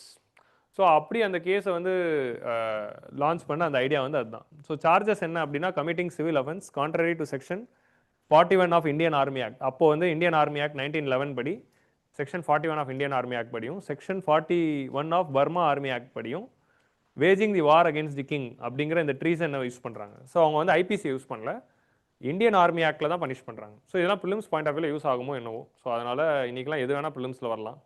So அதனால் சரி இதெல்லாம் பார்த்தா ஞாபகம் வச்சுக்கலாம் அப்படின்னு சொல்லி தான் ஓகே இந்தியன் ஆர்மி ஆக்ட் படியும் பர்மா ஆர்மி ஆக்ட் படியும் தான் பனிஷ் பண்ணுறாங்க, நாட் அண்டர் செக்ஷன் 121. அப்புறம் என்ன ஆகுதுன்னா இந்த ஐஎன்ஏ ட்ரூப்ஸ் எல்லாம் அரெஸ்ட் பண்ணுறப்போ ஆயிரக்கணக்கான மக்கள் அரெஸ்ட் ஆகிட்டே வராங்க. ஒரு 40,000 பேர் அரெஸ்ட் பண்ணுறாங்களே. அப்போ எல்லாரையுமே வந்து ட்ரீசன் போட்டு ஒன்றா ட்ரீட் பண்ண முடியாது. அதில் யார் அதிகமான கில்லிங்ஸ் பண்ணாங்க, யார் அதிகமான அட்ராசிட்டிஸ் பண்ணாங்க, அதில் ஒரு டாப் லிஸ்டேடு அப்படின்னு சொல்லி அதுலேருந்து அவங்கள எல்லாரையுமே நிறைய பனிஷ் பண்ணலாம். ஒருத்தரும் அவங்க பண்ண டீட்ஸ் படி பண்ணலான்னு ஒன்று தான் section 121 of Indian penal code sedition use பண்ணுறாங்க. ஸோ செடிஷனை யூஸ் பண்ணி பண்ணுறாங்க. அதில் வந்து பிரிட்டிஷ் வந்து ஏன் வந்து இந்த 3 பேரை செலக்ட் பண்ணுறாங்க அப்படின்னு பார்த்தீங்கன்னா, பிரிட்டிஷ் பாயிண்ட் ஆஃப் வியூவில் பார்க்குறப்போ இந்தியன் மக்களுக்கு நான் ஒரு மெசேஜ் சென்ட் பண்ணுறேன். எனக்கு அகைன்ஸ்டாக நீ போர் எடுத்து ஃபைட் பண்ணனா அதோட விளைவு என்னவா இருக்கும் அப்படின்னு காட்டணுங்கிறது முட்டாள்தனமாக அது ஆயிடுச்சு அவங்களுக்கு. அதான் அந்த ஈகோ. ஸோ ஈகோவில் சம்டைம்ஸ் நம்ம பண்ணுறது பேக் ஃபயர் ஆகும். ஸோ ஷானவாஸ் கான் அப்படிங்கிற ஒரு முஸ்லீம் அண்ட் ஒரு ஹிந்து ஒரு சிக் 3 ரிலீஜன்லேருந்து ஒரு ஆள் எடுத்து 3 பேரையும் நான் பப்ளிக்காக ட்ரையல் பண்ணி அவனை நான் தூக்கில் போடுறேன் அப்படிங்கிற மாதிரி சொல்லி அந்த ஐடியாவில் தான் ஆரம்பிக்கிறாங்க. ஸோ இதை பார்த்துட்டு எல்லாருமே பயப்படணும். அது அப்படியே பேக் ஃபயர் ஆயிடுச்சு. அதான் வந்து ஐஎன்ஏ ட்ரையல்ஸ். ஸோ இவங்க 3 பேரும் செக்ஷன் பண்ணி இவங்களை வந்து செக்ஷன் 121 செடிஷனில் போடுறாங்க. ஸோ 124 செடிஷன் 121லேயும் இருக்கும். ஸோ இது நடந்த உடனே என்ன ஆகுது, இந்தியன் நேஷனல் காங்கிரஸ் வந்து they are starting a movement to release, இவங்களை ரிலீஸ் பண்ணியே ஆகணும் அப்படின்னு சொல்கிறாங்க. பிரிட்டிஷ் ஒத்துக்கல. அப்புறம் என்ன பண்ணுறாங்க, சரி நீ கேஸ் தானே நடத்துகிற, நாங்களே வந்து டிஃபென்ஸ் கமிட்டி லாயராக வரும் அப்படின்னு சொல்லி லான்ச் பண்ணுறாங்க. So INA defence committee was establish by Indian National Congress in 1945. So prelims content note பண்ணிக்கோங்க. 1945ல செகண்ட் வேர்ல்டு வார் முடிஞ்ச உடனே ஐஎன்ஏ டிஃபென்ஸ் கமிட்டி லான்ச் பண்ணுறாங்க to provide legal defence to all these 3 people and every one who are in the war. So இது வரைக்கும் history. இனிமேல இருந்து தான் எடிட்டோரியல் கண்டென்ட்டே ஆரம்பிக்குது. அந்த எடிட்டோரியலில் பேசின கண்டென்ட் இதுக்கப்புறமா ஐஎன்ஏ ட்ரையல்ஸ் பற்றி தான் பேசியிருப்பாங்க. பட் ஐஎன்ஏ ட்ரையல்ஸ்னால் என்ன, இதெல்லாம் சொல்லாமல் சொன்னால் ஒன்றுமே இல்லை. ஸோ ஐஎன்ஏனா என்னன்னு தெரிஞ்சால் தான் ஐஎன்ஏ ட்ரையல்ஸ் புரியும். ஸோ சீனியர்ஸ்க்கெல்லாம் ஓரளவு கதை தெரிஞ்சிருக்கும். ஃபர்ஸ்ட் அட்டம்ப்டர்ஸ்க்கு இது வந்து ஃப்ரெஷ்ஷாக இருக்கும். ஓகே, ஸோ இதுதான் வந்து இதோட ஹோல் ஐடியா. இப்போ வந்து இந்த ஆர்டிக்கலில் வர இன்ட்ரோடக்ஷன் இப்போ நம்ம வருவோம். இந்த ஆர்டிக்கலோட இன்ட்ரோடக்ஷனில் வந்து ரொம்ப எஸ்ஏ இன்ட்ரோடக்ஷனுக்கு இன்னொரு கேஸ் ஸ்டடி இது. எஸ்ஏ இன்ட்ரோடக்ஷன் எப்படி எழுதணும் அப்படிங்கிறதுக்கு சூப்பராக இருந்தது. So justice sir Achhru Ram Sehgal அப்படிங்கிறவர் தான் பிரேம் ஷேகலோட அப்பா. அவர் அப்போ என்னவா இருக்கார் அப்படின்னா கராச்சி, அதாவது லாகூர், கராச்சி இல்லை லாகூர் ஹைகோர்ட்டில் ஜட்ஜாக இருக்கார். ஸோ அப்போ அவர் ஹைகோர்ட் ஜட்ஜ் ஆல்ரெடி. அவரோட பையன் வந்து இந்தியன் ஆர்மியில் இருந்தார். ஸோ பிரிட்டிஷ் இந்தியன் ஆர்மியில் இருந்தப்போ அது ஹீஸ் ரியலைசிங் நேஷனலிட்டிக் விகர் வந்த பிறகு பிரிட்டிஷ் ஆர்மிலேருந்து ரிசைன் பண்ணிவிட்டு ஹீஸ் ஜாயினிங் ஐஎன்ஏ. அவர் தான் பிரேம் ஷேகல். ஸோ பிரேம் ஷேகல் தான் வந்து மெயின் அக்யூஸ்டாக ஆனவொடனே இவருக்கு அங்கே ஆடிட்ஸ்ன்னு நம்ம பையனை அரெஸ்ட் பண்ணிட்டாங்க அப்படின்னு. ஸோ இப்போ வந்து அவர் வந்து அங்கே ஜட்ஜாக என்ன வேலை அவருக்கு, பிரிட்டிஷ் போட்ட லாவை வச்சு ஜட்ஜ்மெண்ட் கொடுக்கறது தான் வேலை. பட் அவர் பையனே வந்து அங்கே மாட்டினோடனே எனக்கு இந்த வேலையே வேணான்னு ரிசைன் பண்ண போகிறாரு. ஸோ ரெசிக்னேஷன் போய் கொடுக்குறாரு. So justice sir Achhru Ram Sehgal of Lahore High Court was no stranger to legal principle. But nothing in his long career prepared him for this moment. அவர் ஒரு esteemed ஆன ஒரு judge. He would have to choose between judge's robe and role of a father. So ஜட்ஜாக இருக்கலாமா அப்பாவாக இருக்கலாமா அப்படின்னு choose பண்ண வேண்டிய ஒரு சுச்சுவேஷன் அவருக்கு வருது. அவர் என்ன சூஸ் பண்ணுறாரு, அவர் நான் இன்றைக்கி ஒரு அப்பாவாக தான் இருக்கணும், என் பையன் வந்து ப்ரௌடாக ஒன்று பண்ணியிருக்கான், அதுக்கு நான் டிஃபெண்ட் பண்ணணும் அப்படின்னு சொல்லிட்டு ரெசிக்னேஷன் கொடுக்குறாரு. ஸோ இதுதான் வந்து இன்ட்ரோடக்ஷனுக்கு ஒரு கேஸ் ஸ்டடி. இப்படி தான் நம்ம இன்ட்ரோடக்ஷன் எழுதணும். ஸோ நமக்கு ஹார்ஷ் சுச்சுவேஷனில் வரும்போது நம்ம எதை வச்சு முடிவு எடுக்கணும், நம்ம வேல்யூஸை வச்சு முடிவு எடுக்கணும். அது அந்த மாதிரி உங்களுக்கு புரியுதா, இப்படி தான் நம்ம உருட்டை கற்றுக்கணும். ஏதாவது பார்த்தா இன்ஸ்பயர் ஆகணும். His son Captain Prem Sehgal was formerly Indian Army, now stood accused of the treason for joining the Indian National Army. So அதனால் என்ன பண்ணுறாரு, in order to help coordinate the legal defense of his son, he is submitting his resignation to Chief Justice of Lahore, Sir Arthur Trevor Harris. Arthur Trevor Harris என்ன பண்ணுறாரு, அவரோட resignation அவர் பாருங்க, British ஆஃபீஸர்ஸ்லேயும் நல்ல people இருக்காங்க. நீ ஏன் resignation பண்ணுற, நீ உன் பையனுக்கு தானே போகிற, லீவ் போட்டு போ, நான் லீவ் கொடுத்துட்றேன். ஸோ அதுதான் நம்ம பார்க்கணும். ஸோ இந்த மாதிரி நிறைய இந்த மாதிரி பீப்புளும் இருந்தாங்க. ஸோ லீகலில் வரும்போது அவர் என்னவா பார்க்குறாருன்னா இந்தியனாக பார்க்கல, அவர் ஃபெலோ ஜட்ஜாக பார்க்குறாரு. அவருக்கு ஒரு பர்சனல் இஷ்யூ வருதுன்னு பார்க்குறாரு. நீ ரெசிக்னேஷன்லாம் பண்ண தேவையில்ல, நான் லீவ் கொடுக்குறேன், லீவ் போட்டு போ, அந்த வேலை பண்ணிட்டு வா அப்படின்னு அனுப்பி வைக்கிறார். But Harris, a man of the steeped in the British judicial tradition of fair play, simply looked at his colleague and said, "Why don't you take a leave instead?" அப்படின்னு சொல்லி அனுப்புறாரு. ஸோ இது வந்து எங்கே வேணால் நம்ம எத்திக்ஸில் எஸ்ஏல எழுதலாம். இது ஒரு நல்ல ஒரு anecdote to right the introductions. So இதான் வந்து நம்ம வந்து நோட் பண்ணோம். இது எழுதுனது யாருன்னா சஞ்சய் ஹெக்டே, ஒரு சுப்ரீம் கோர்ட் ஜட்ஜ்.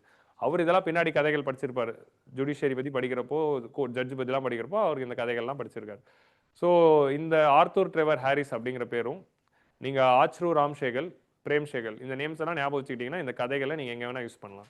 ஸோ இவர் வந்து பார்த்தீங்கன்னா ஒரு லீடர், ஒரு நல்ல லீடருக்கு அழகு, தன்னோட எம்ப்ளாய்க்கு டிஃபெண்ட் பண்ணுறாரு. அவர் ஒரு சர்க்கம்ஸ்டான்சஸில் அஃபெக்ட் ஆகிறப்போ அவருக்கு கூட நிற்கிறாரு. ஸோ இது ஒரு எக்ஸாம்பிள். ஸோ நம்ம எக்ஸாம்பிள் எழுதுறப்போ லீடர்ஷிப் அப்படின்னு போட்டோன்னா ரட்டன் டாட்டா அப்படின்னு நம்ம எழுதிடுறோம். இந்த மாதிரி வித்தியாசமாக வந்து எக்ஸாம்பிள்ஸ் வந்து எழுதுறப்போ நமக்கு வந்து எத்திக்ஸ் ஆன்சரில் நான் சொல்கிறேன், யூனிக் எக்ஸாம்பிள்ஸ் வந்து நம்ம எத்திக்ஸ் ஆன்சரில் நிச்சயமாக கொடுக்கலாம். ஸோ அதுக்கு யூஸ் பண்ணலாம். The moment of was this that moment brief undocumented in legal text carried moral clarity. So moral clarity of the ஜட்ஜை வந்து உங்களுக்கு புரியுது. ஸோ இங்கே ஜட்ஜு வந்து ஒரு பிரிட்டிஷ்காரராக நடந்துக்கல, மாரல் கிளாரிட்டியோட நடந்திருக்காரு அப்படிங்கிறது சொல்கிறோம். வெறும் கிளாரிட்டின்னு எழுதுனா அது சாதா ஆன்சர், மாரல் கிளாரிட்டின்னு எழுதுனா அது எத்திக்ஸ் ஆன்சர். உங்களுக்கு புரியுதா? அவ்வளோதான் எத்திக்ஸ் ஆன்சர் ரைட்டிங். வெறும் கிளாரிட்டின்னு எழுதக்கூடாது, மாரல் கிளாரிட்டின்னு எழுதணும். இல்லை எத்திக்கல் கிளாரிட்டி அப்படின்னு நீங்கள் எழுதுனீங்கன்னா அது ethics answer. So that often evades the entire ரிஜைம்ஸ்னா பிரிட்டிஷில் அப்படி ஒரு கிளாரிட்டியே யாருக்கும் இல்லை, ஆனால் இவருக்கு இருந்திருக்கு அப்படின்னு சொல்கிறாங்க. ஸோ இதை ஃபஸ்ட் பேரா படித்த உடனே எனக்கு எஸ்ஏவும் எத்திக்ஸ் தான் ஞாபகம் வருது. ஸோ இந்த மாதிரி தான் வந்து we have to take inspiration. நம்ம அந்த கதையை மட்டும் பறிஞ்சு அதில் இருக்க பியூட்டி மட்டும் பார்க்காம ஆன்சர் ரைட்டிங்கை யோசிக்கணும். அதுதான் வந்து ட்ரூ மெயின்ஸ் ரெடினஸ். ஸோ அப்போது இது ஒரு முக்கியமான கண்டென்ட் ஃப்ரம் திஸ் என்டையர். இந்த ஆர்டிக்கலில் ரொம்ப முக்கியமான கண்டென்ட் இதுதான். இதுக்கு முன்னாடி பார்த்ததெல்லாம் ப்ரிலிம்ஸ் கண்டென்ட் தான், பட் இதுதான் mains content. To write an introduction in the essay. இந்த மாதிரி அனெக்டோட்ஸ் வந்து தேடுங்க. இப்படி ஒரு 15-20 அனெக்டோட்ஸை ரெடிமேடாக உருவாக்கி வச்சுக்கோங்க. அது எல்லா இடத்துலையும் இன்னோவேட்டிவாக எழுதுங்க. இன்னைக்கு வந்து ஒரு எம்எஸ்எல்பி ஆன்சரில் ஒரு அனெக்டோட் ஒருத்தர் எழுதியிருந்தார், கூலி படம் கதை. ஸோ கூலி வந்து யார் எழுதுனான்னு பேர் மறந்துட்டேன். கூலியோட படத்தில் தேர் வாஸ் அதாவது அன்எத்திக்கல் பர்சன் அப்படி காட்டுறதுக்கு சைமன் அப்படின்னு ஒருத்தர் இருந்தான். அவன் ஆர்கனைஸ் கிரைம் பண்ணிக்கிட்டு இருந்தான். அவரை தட்டி கேட்க தேவா அப்படின்னு ஒருத்தர். இப்படிலாம் அனெக்டோட் எழுதாதீங்க. நல்ல படங்கள்ல நல்ல கருத்து இருந்தா எழுதலாம், மூவிஸ் எழுதலாம். அதுக்காக இப்படிலாம் கூலியில இருக்க சைமன் தேவாலாம் எழுதக்கூடாது, சரியா? எஜுகேஷனோட இம்பார்ட்டன்ஸை காட்டுறதுக்கு அது எழுதியிருந்தாங்க. So now will come back to the content here. Essay and எத்திக்ஸ்க்கு இந்த மாதிரி அனெக்டோட்ஸ் எழுதுங்க, கூலி படத்தெல்லாம் எழுதி வைக்காது. So freedom struggle, essay, ethics, TNPSC எல்லா இடத்துலையும் எல்லா ஏரியாலையும் இது முக்கியம். So defence committee was formed by யார்? இதுவே ப்ரிலிம்ஸ் கொஸ்டினாக வரலாம். Who are part of the defence committee? So Tej Bahadur Sapru பார்த்தீங்கன்னா அசஃப் அலி, இவங்க 2 பேருமே நேரு கமிட்டிலையும் வருவாங்க. நேரு ரிப்போர்ட், அப்பா நேரு வந்து நேரு ரிப்போர்ட் பண்ணும்போது இந்த 2 பேர் அங்கேயும் வருவாங்க, இங்கேயும் வராங்க. சரத் சந்திர போஸுங்கிறவர் யாரு? சுபாஷ் சந்திர போஸோட கசின் நினைக்கிறேன், கசினா சொந்த தம்பியான்னு மறந்துட்டேன். சரத் சந்திர போஸ் வராரு, அப்புறம் கேஎன் கட்ஜு வராரு. And young generation of Nehru என் ஜென்ரேஷன், இவங்களாம் ஓல்டர் ஜென்ரேஷன். ஸோ நேரு என் ஜென்ரேஷன்லேருந்து நிறைய லாயர்ஸ் வராங்க. சின்ன சின்ன லாயர்ஸும் நிறைய பேர் வந்து அசிஸ்டண்டாக ஜூனியர்ஸாக வராங்க இந்தியா ஃபுல்லாக இருந்தும். And Jawaharlal Nehru also is taking is lawyers rope after 30 years. Stood one of the 17 lawyers of the defence. So மொத்தம் 17 லாயரை செட் பண்ணுறாங்க. அதில் மெயின் லாயர் வந்து பூலாபாய் தேசாய், தேஜ் பகதூர் சாப்ரு, அசஃப் அலி, சரத் சந்திர போஸ், கேஎன் கட்ஜு, ஜவஹர்லால் நேரு. இவங்களாம் நம்ம எல்லாருக்கும் பேர் தெரிஞ்ச பேருங்க.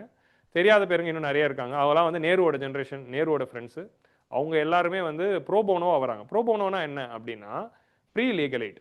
வாலண்டரியாக வந்து ஒரு சோஷியல் காஸ்ட்காக நீங்கள் வந்து லாயராக இருக்கீங்க, பணம்லாம் வேணாம், எனக்கு வந்து ஒரு சோஷியல் காஸ்ட்காக நான் ஃப்ரீயாக வந்து பண்ணுறேன் அப்படின்னு வரது தான் pro bono.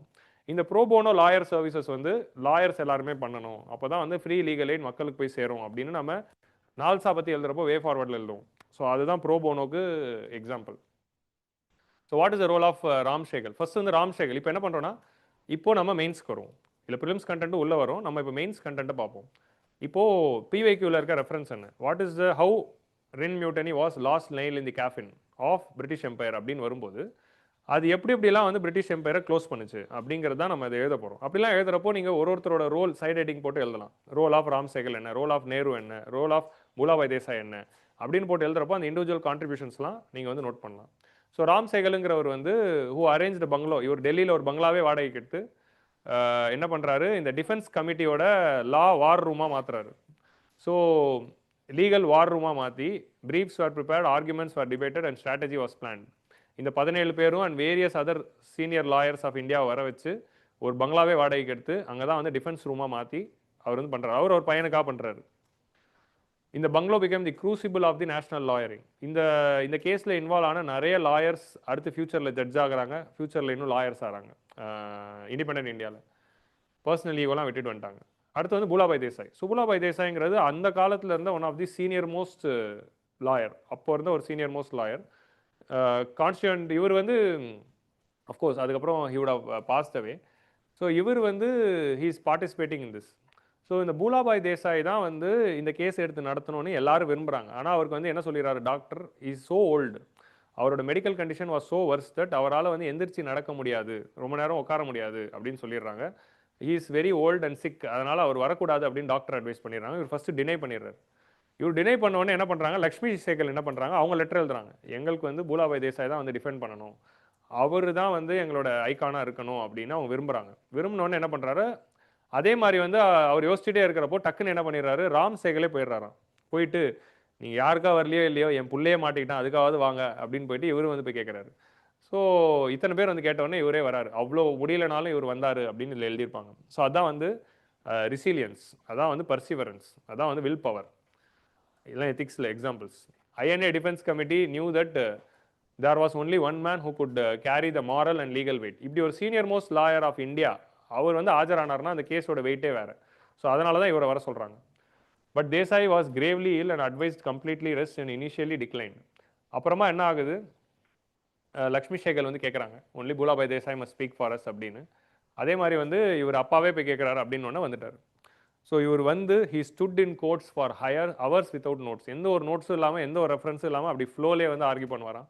Without rest without notes making the case which shook the empire. அந்த எம்பையரை வந்து லீகல் பாயிண்ட்ஸ் எல்லாத்தையும் வச்சு இவங்களை டிஃபெண்ட் பண்ணுறாரு. ஸோ அதுக்கு வந்து கவுண்டர் ஆர்குமெண்ட்டே கொடுக்காத மாதிரி ஒரு ஆர்குமெண்ட். ஸோ இவரோட ஆர்குமெண்ட்ஸே வந்து அது கேட்ட மக்களுக்கே வந்து ஒரு நேஷனலிஸ்ட் எர்ஜ் வந்து உருவாச்சு அப்படிங்கிறத நம்ம வந்து நோட் பண்ணுறோம். So his feet was severely swollen and eyes were puffy and had to be carried to courtroom on chair. இவர் சேரில் உட்கார வச்சு சேரை தான் தூக்கிட்டு வந்து உட்கார வைப்பாங்களாம். அந்த மாதிரி வந்து ஒரு சுச்சுவேஷன்லாம் போனாலும் அப்படி உட்காந்து இவர் பண்ணியிருக்காரு. அதுதான் வந்து நம்ம பர்சிவரன்ஸ், ரிசீலியன்ஸ் இந்த மாதிரியான எக்ஸாம்பிள்ஸில் எவ்வளோ ஹார்ட்ஷிப்ஸ் வந்தாலும் நம்ம டிவோஷன் டு டியூட்டி அப்படிங்கிற மாதிரி எக்ஸாம்பிள்ஸில் இதை நோட் பண்ணணும்.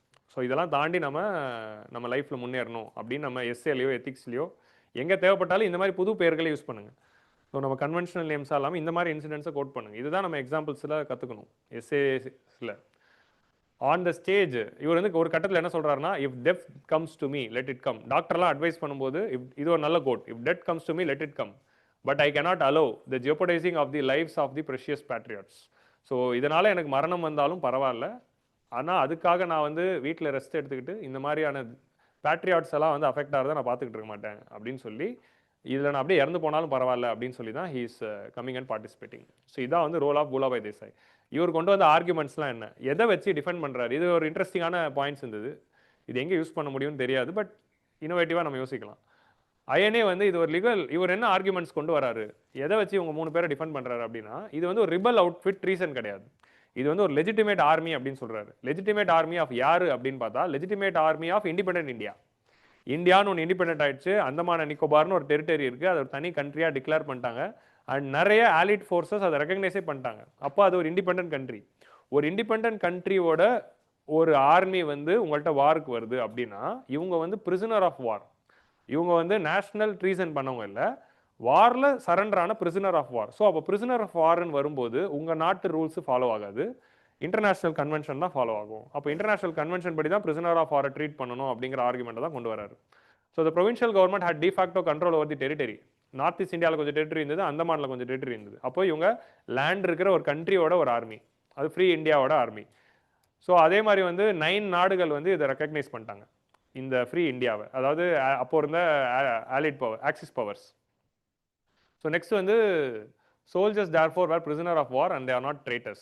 And according to Atlantic Charter and common sense, the fundamental thesis was that the nation does reach a stage where it is entitled to wage a war for its liberation. So அந்த மாதிரி ஒரு லிபரேஷனுக்காக ஒரு வார் பண்ணும்போது it's reasonable தான். அதுவும் டீகாலனைசேஷனுக்காக war wage பண்ணுறது reasonable தான் according to Atlantic charter. Atlantic charter தான் வந்து it led to the formation of UN. If he was right, acts done by the person acting on the part of the nation was fighting for the liberation would be immune from international law. International law Atlantic charter படி அவங்க பண்ணது எல்லாமே immune அப்படின்னு code பண்ணுறாரு. So இவ்வளோ code பண்ணாலும் British சும்மா விடுமா? அவங்க ஃபைனலாக என்ன பண்ணுறாங்க அப்படின்னா, they are giving.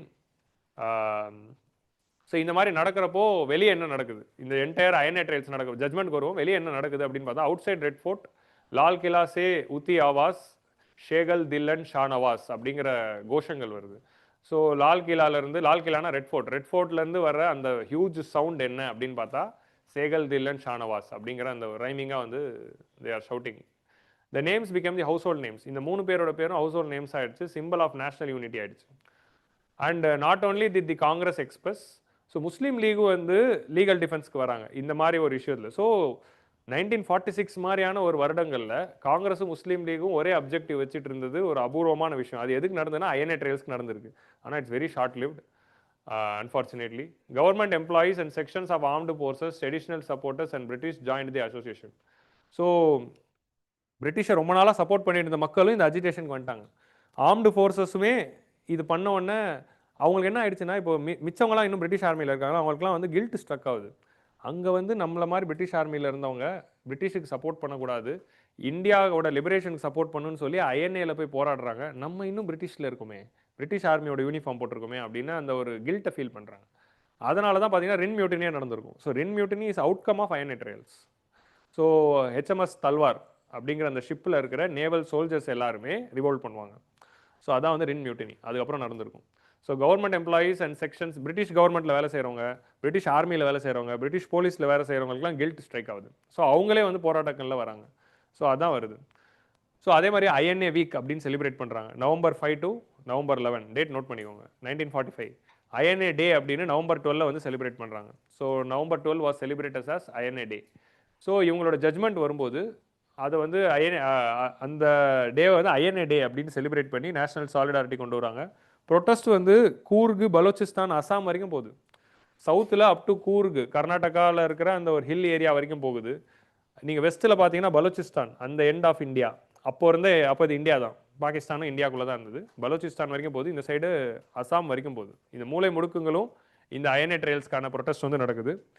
And Jawaharlal Nehru வந்து பிரிட்டிஷ் கமாண்டருக்கு ஒரு லெட்டர் எழுதுறாரு. இந்த டைமில் பிரிட்டிஷோட ஆர்மி சீஃப்க்கு என்ன எழுதுறாரு அப்படின்னா, ஸோ ஆர்மி சீஃப் அச்சின் லக் அப்படிங்கிறவருக்கு ஒரு லெட்டர் எழுதுறாரு. என்ன லெட்டர் எழுதுறாரு அப்படின்னா, இது நோட் பண்ணானா சும்மா பாருங்க. Within a few weeks, the story of INA has percolated to the remotest village of India. Everywhere there was admiration for them and apprehension as possible. No political organization, however strong and efficient, could have produced this enormous reaction in India. இதுக்கு முன்னாடி எந்த ஒரு political ஆர்கனைசேஷனும் கொண்டு வராத அளவுக்கு ஒரு ரியாக்ஷனை இந்த ஐஎன்ஏ ட்ரையல்ஸ் கொண்டு வந்திருக்கு. ஸோ உங்கள் பிரிட்டிஷ் எம்பையரே ரிஸ்கில் இருக்குது அப்படின்னு வார்ன் பண்ணுறாரு. ஸோ இந்த ஐஎன்ஏ ட்ரையல்ஸை கண்டினியூ பண்ணாதீங்க, இதோட நிறுத்திக்கோங்க. அஜிடேஷன்ஸ் எப்படி போகுதுன்னு பாருங்கள், நிறுத்தினா உங்களுக்கு வந்து சிம்பிளாக முடியும், இல்லை இன்னும் வந்து அஜிடேஷன்ஸ் அதிகமாகும் அப்படிங்கிற அந்த வார்னிங் கொடுக்குறாரு. ஸோ இதுக்கப்புறம் என்ன ஆகுதுன்னா outcomes. What is outcomes of the Indian national movement? Sharif Manzil அப்படிங்கிற இடத்துல வந்து டெல்லியில் இந்த ஐஎன்ஏ ட்ரையல்ஸை பார்க்கறதுக்காகவே வந்து ஒரு பில்டிங், ஹக்கீம் அப்படிங்கிற ஒருத்தரோட, ஹக்கீம்னா அப்போ இருந்த டாக்டர், அவரோட வீட்டோட மாடியில் வந்து மக்கள்லாம் கூடுவாங்களாம். அவங்க எல்லாருக்குமே வந்து இலவசமாக டீ, ஸ்நாக்ஸ் எல்லாம் வந்து கொடுப்பாங்களாம். So unique Hindu, Muslim, Sikhs unity and women came under the INA banner. So அந்த டைமில் ஹிந்து முஸ்லீம் யூனிட்டியை வந்து கொண்டு வந்த ஒரு இஷ்யூவாக இது இருக்கிறது பெரிய விஷயம்னா, அதான் வந்து பீக் ஆஃப் தி ரயட்ஸ் ஆரம்பிக்கிறதுக்கு கொஞ்சம் முன்னாடியாக இருக்கிற time. For a brief moment still undivided India start unity and diversity. So டெம்பரரியாக ஒரு யூனிட்டி அண்ட் டைவர்சிட்டி அங்கே வந்துச்சு. ஸோ பிரிட்டிஷ் கவர்மெண்ட் வந்து என்ன பண்ணுறாங்க, இந்த ப்ரொட்டஸ்ட்லாம் பார்த்தோன்னே நிறைய பேருக்கு மன்னிப்பு கொடுத்துட்றாங்க. பட் இந்த 3 பேருக்கு கொடுக்கல. இந்த 3 பேருக்கு என்ன ஜட்மெண்ட் தராங்க அப்படின்னா, கில்ட்டின்னு சொல்லி தே ஆர் மரண தண்டனை கொடுக்கல, கொஞ்சம் சேஃபாக இருக்கணும்னு என்ன பண்ணாங்க, டிரான்ஸ்போர்ட்டேஷன் பண்ணிடுறாங்க, நாடு கடத்திடணும் ஃபார் லைஃப் அப்படின்னு ஜட்மெண்ட் கொடுத்துட்றாங்க. அந்த ஜட்மெண்ட் வந்து இன்னும் ட்ரிகர் பண்ணிடுச்சு. ஸோ அப்புறம் என்ன பண்ணுறாரு, நேருவோட லெட்டர் வந்த பிறகு அந்த ஜென்ரல் வந்து திரும்ப வந்து பிரிட்டிஷ் அத்தாரிட்டிஸ் கிட்ட சொல்லி டிரான்ஸ்போர்ட்டேஷன்லாம் பண்ணாதீங்க, வேணும்னா கொஞ்ச நாள் ஜெயிலில் வச்சுக்கோங்க, டிரான்ஸ்போர்ட்டேஷன் பண்ண வேணாம், மரண தண்டனை கொடுக்க வேணாம் அப்படின்னு பண்ணுறாரு. ஸோ நேரு எழுதுன லெட்டர்னால தான் டிரான்ஸ்போர்ட்டேஷன் ஆஃப் லைஃபுங்கிற ஜட்மெண்ட் வந்தாலும் அதை இம்ப்ளிமெண்ட் ஆகலை. Because of that warning by the commander. INA trials was India's last great movement of national unity. So last great movement of national unity. இதுக்கப்புறம் தான் சோகம் நடந்தது, direct action day and partition. So இது 1946 இது வந்து ஒரு peak போன பிறகு தான் என்ன ஆகுது, திரும்ப தனி பாகிஸ்தான் வேணும் அப்படின்னு சொல்லி ஜின்ன ஆரம்பிச்ச அந்த மூமெண்ட் தான் டைரக்ட் ஆக்ஷன் டே. அந்த டைரக்ட் ஆக்ஷன் டே தான் one of the horrific riots ever it took place. Hey Ram படத்தில் அந்த டைரக்ட் ஆக்ஷன் டே காட்டியிருப்பாங்க எப்படி அது நடந்துச்சுன்னு. அண்ட் அதுக்கப்புறம் பார்ட்டிஷன் அப்படின்னு சொல்லி இந்த ஹிந்து முஸ்லீம் ரயட்ஸ் வந்து இன்னும் வர்ஸ்ட்டாக போயிடுச்சு. பட் இது வந்து ஒரு டெம்பரரியாக இது வந்து ஒரு ஸ்ட்ராங் யூனிட்டியை கிரியேட் பண்ணுச்சு. அண்ட் நம்ம வந்து இந்த August 15 எதை நினைக்கணும் அப்படின்னா, இப்படி வந்து எல்லா ரிலீஜியஸ் கம்யூனிட்டியும் ஒன்று சேர்ந்து யூனிஃபைடாக வாழ்ந்தாங்க அப்படிங்கிறது தான் வந்து நம்ம இன்னைக்கு ரிமெம்பர் பண்ணணும் அப்படின்னு சொல்லி ஒரு முடிச்சிருப்பாரு. ஸோ இதான் வந்து அந்த ஆர்டிகல். ஸோ இதில் நம்ம என்ன பார்க்குறோம் அப்படின்னா, what are all the causes of INA trials, INA ட்ரையல்ஸில் என்னென்ன நடந்தது, ஒருத்தரோட ரோல் என்ன, அவுட்கம்ஸ் ஆஃப் ஐஎன்ஏ ட்ரையல்ஸ் என்ன, இந்தியன் நேஷனல் மூவ்மெண்ட். இதுதான் மெயின்ஸ் ஆன்சர் எழுத போகிறோம். ஸோ அது அப்படியே இந்த எடிட்டோரியல் இருந்தது. ஒரு மாடர்ன் இந்தியா ஆன்சர் எப்படி எழுதுவீங்க? ஸோ அதோடைய காசஸ் எழுதுவோம், what happen during the moment, course எழுதுவோம், அப்புறம் இம்பாக்ட் எழுதுவோம். இன்ட்ரோடக்ஷனில் என்ன எழுதுவோம், பிரீஃப் ஹிஸ்ட்ரியை பற்றி எழுதுவோம். கன்க்ளூஷன் என்ன எழுதணும், what it led to. INA trials தான் weakened the British empire and further it causes RIN mutiny and Indian army and Indian navy நிறைய இடத்துல வந்து ரிவோல்ட் பண்ண ஆரம்பிச்சிட்டாங்க.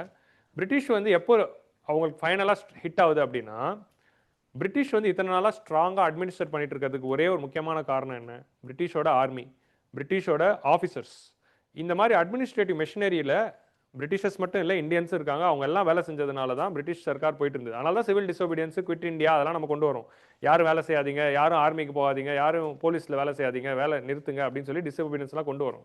பட் அது வந்து ரீச் ஆனதை விட இந்த அயர்னே ட்ரையல்ஸ்க்கு அப்புறமா வந்து ஒரு ரீச் போகுது. அது போனப்போ என்ன ஆகுது, கன்வென்ஷனலாக ஆர்மியில் இருந்தவங்களும் அயர்னே சோல்ஜர்ஸை பார்த்த உடனே கில்ட் ஆகி நம்ம இனிமேல் இந்த ஆர்மியில் ஒர்க் பண்ணக்கூடாது அப்படின்னு ரிவோல்ட் பண்ணுறாங்க. என்னைக்கு அவங்களோட ஓன் சோல்ஜர்ஸே ரிவோல்ட் பண்ண ஆரம்பிக்கிறாங்களோ, 1857 மாதிரி இது ஒரு மொமெண்ட் தான். But 1857 was a small thing. 1947 country ஃபுல்லாக அது ஆன பிறகு ஃபர்தராக செகண்ட் வேர்ல்டு வார், எக்கனாமி வீக்கன் ஆகுது அண்ட் டீகாலனைசேஷன் பண்ணணும் அப்படின்னு யூஎன் சார்ட்டர் வருது. இதெல்லாம் வந்த பிறகு automatically this is the moment அப்படின்னு பிரிட்டிஷ் ரியலைஸ் பண்ணுறாங்க. ஸோ என்னைக்கு வந்து அவங்களோட ஓன் நேவியே ரிவோல்ட் பண்ணுறாங்களோ அப்போ தே ஆர் ரியலைசிங் இனிமேல் இந்தியன்ஸை வச்சு நம்ம ஆர்மியை நடத்த முடியாது அப்படின்னு. ஏன்னா இந்தியன்ஸில் இப்போ எல்லாருமே அயர்னேக்கு சாஃப்ட் கார்னரில் இருக்காங்க அப்படின்னு. ஸோ அதனால தான் வந்து RIN mutiny was the last nail in the coffin அப்படின்னு வரும். ஸோ அதான் வந்து இந்த எடிட்டோரியல் கிளியரா. ஸோ இதான் வந்து ரின் மியூட்டனி. ஸோ நெக்ஸ்ட் வந்து last topic of the day, train to nationhood. So இது வந்து ஒரு முக்கியமான விஷயம் சொல்கிறாங்க. So interesting picture. Actually British இந்தியாவில் நேஷனல் மூமெண்ட்டில் train played a very very major role. Indian national மூமெண்ட்டில் நான் லிவிங் திங்ஸில் முக்கியமான ஒரு ரோல் பிளே பண்ண கேரக்டர் யாருன்னா கிரேட் பெனின்சுலார் ரயில்வேஸ்.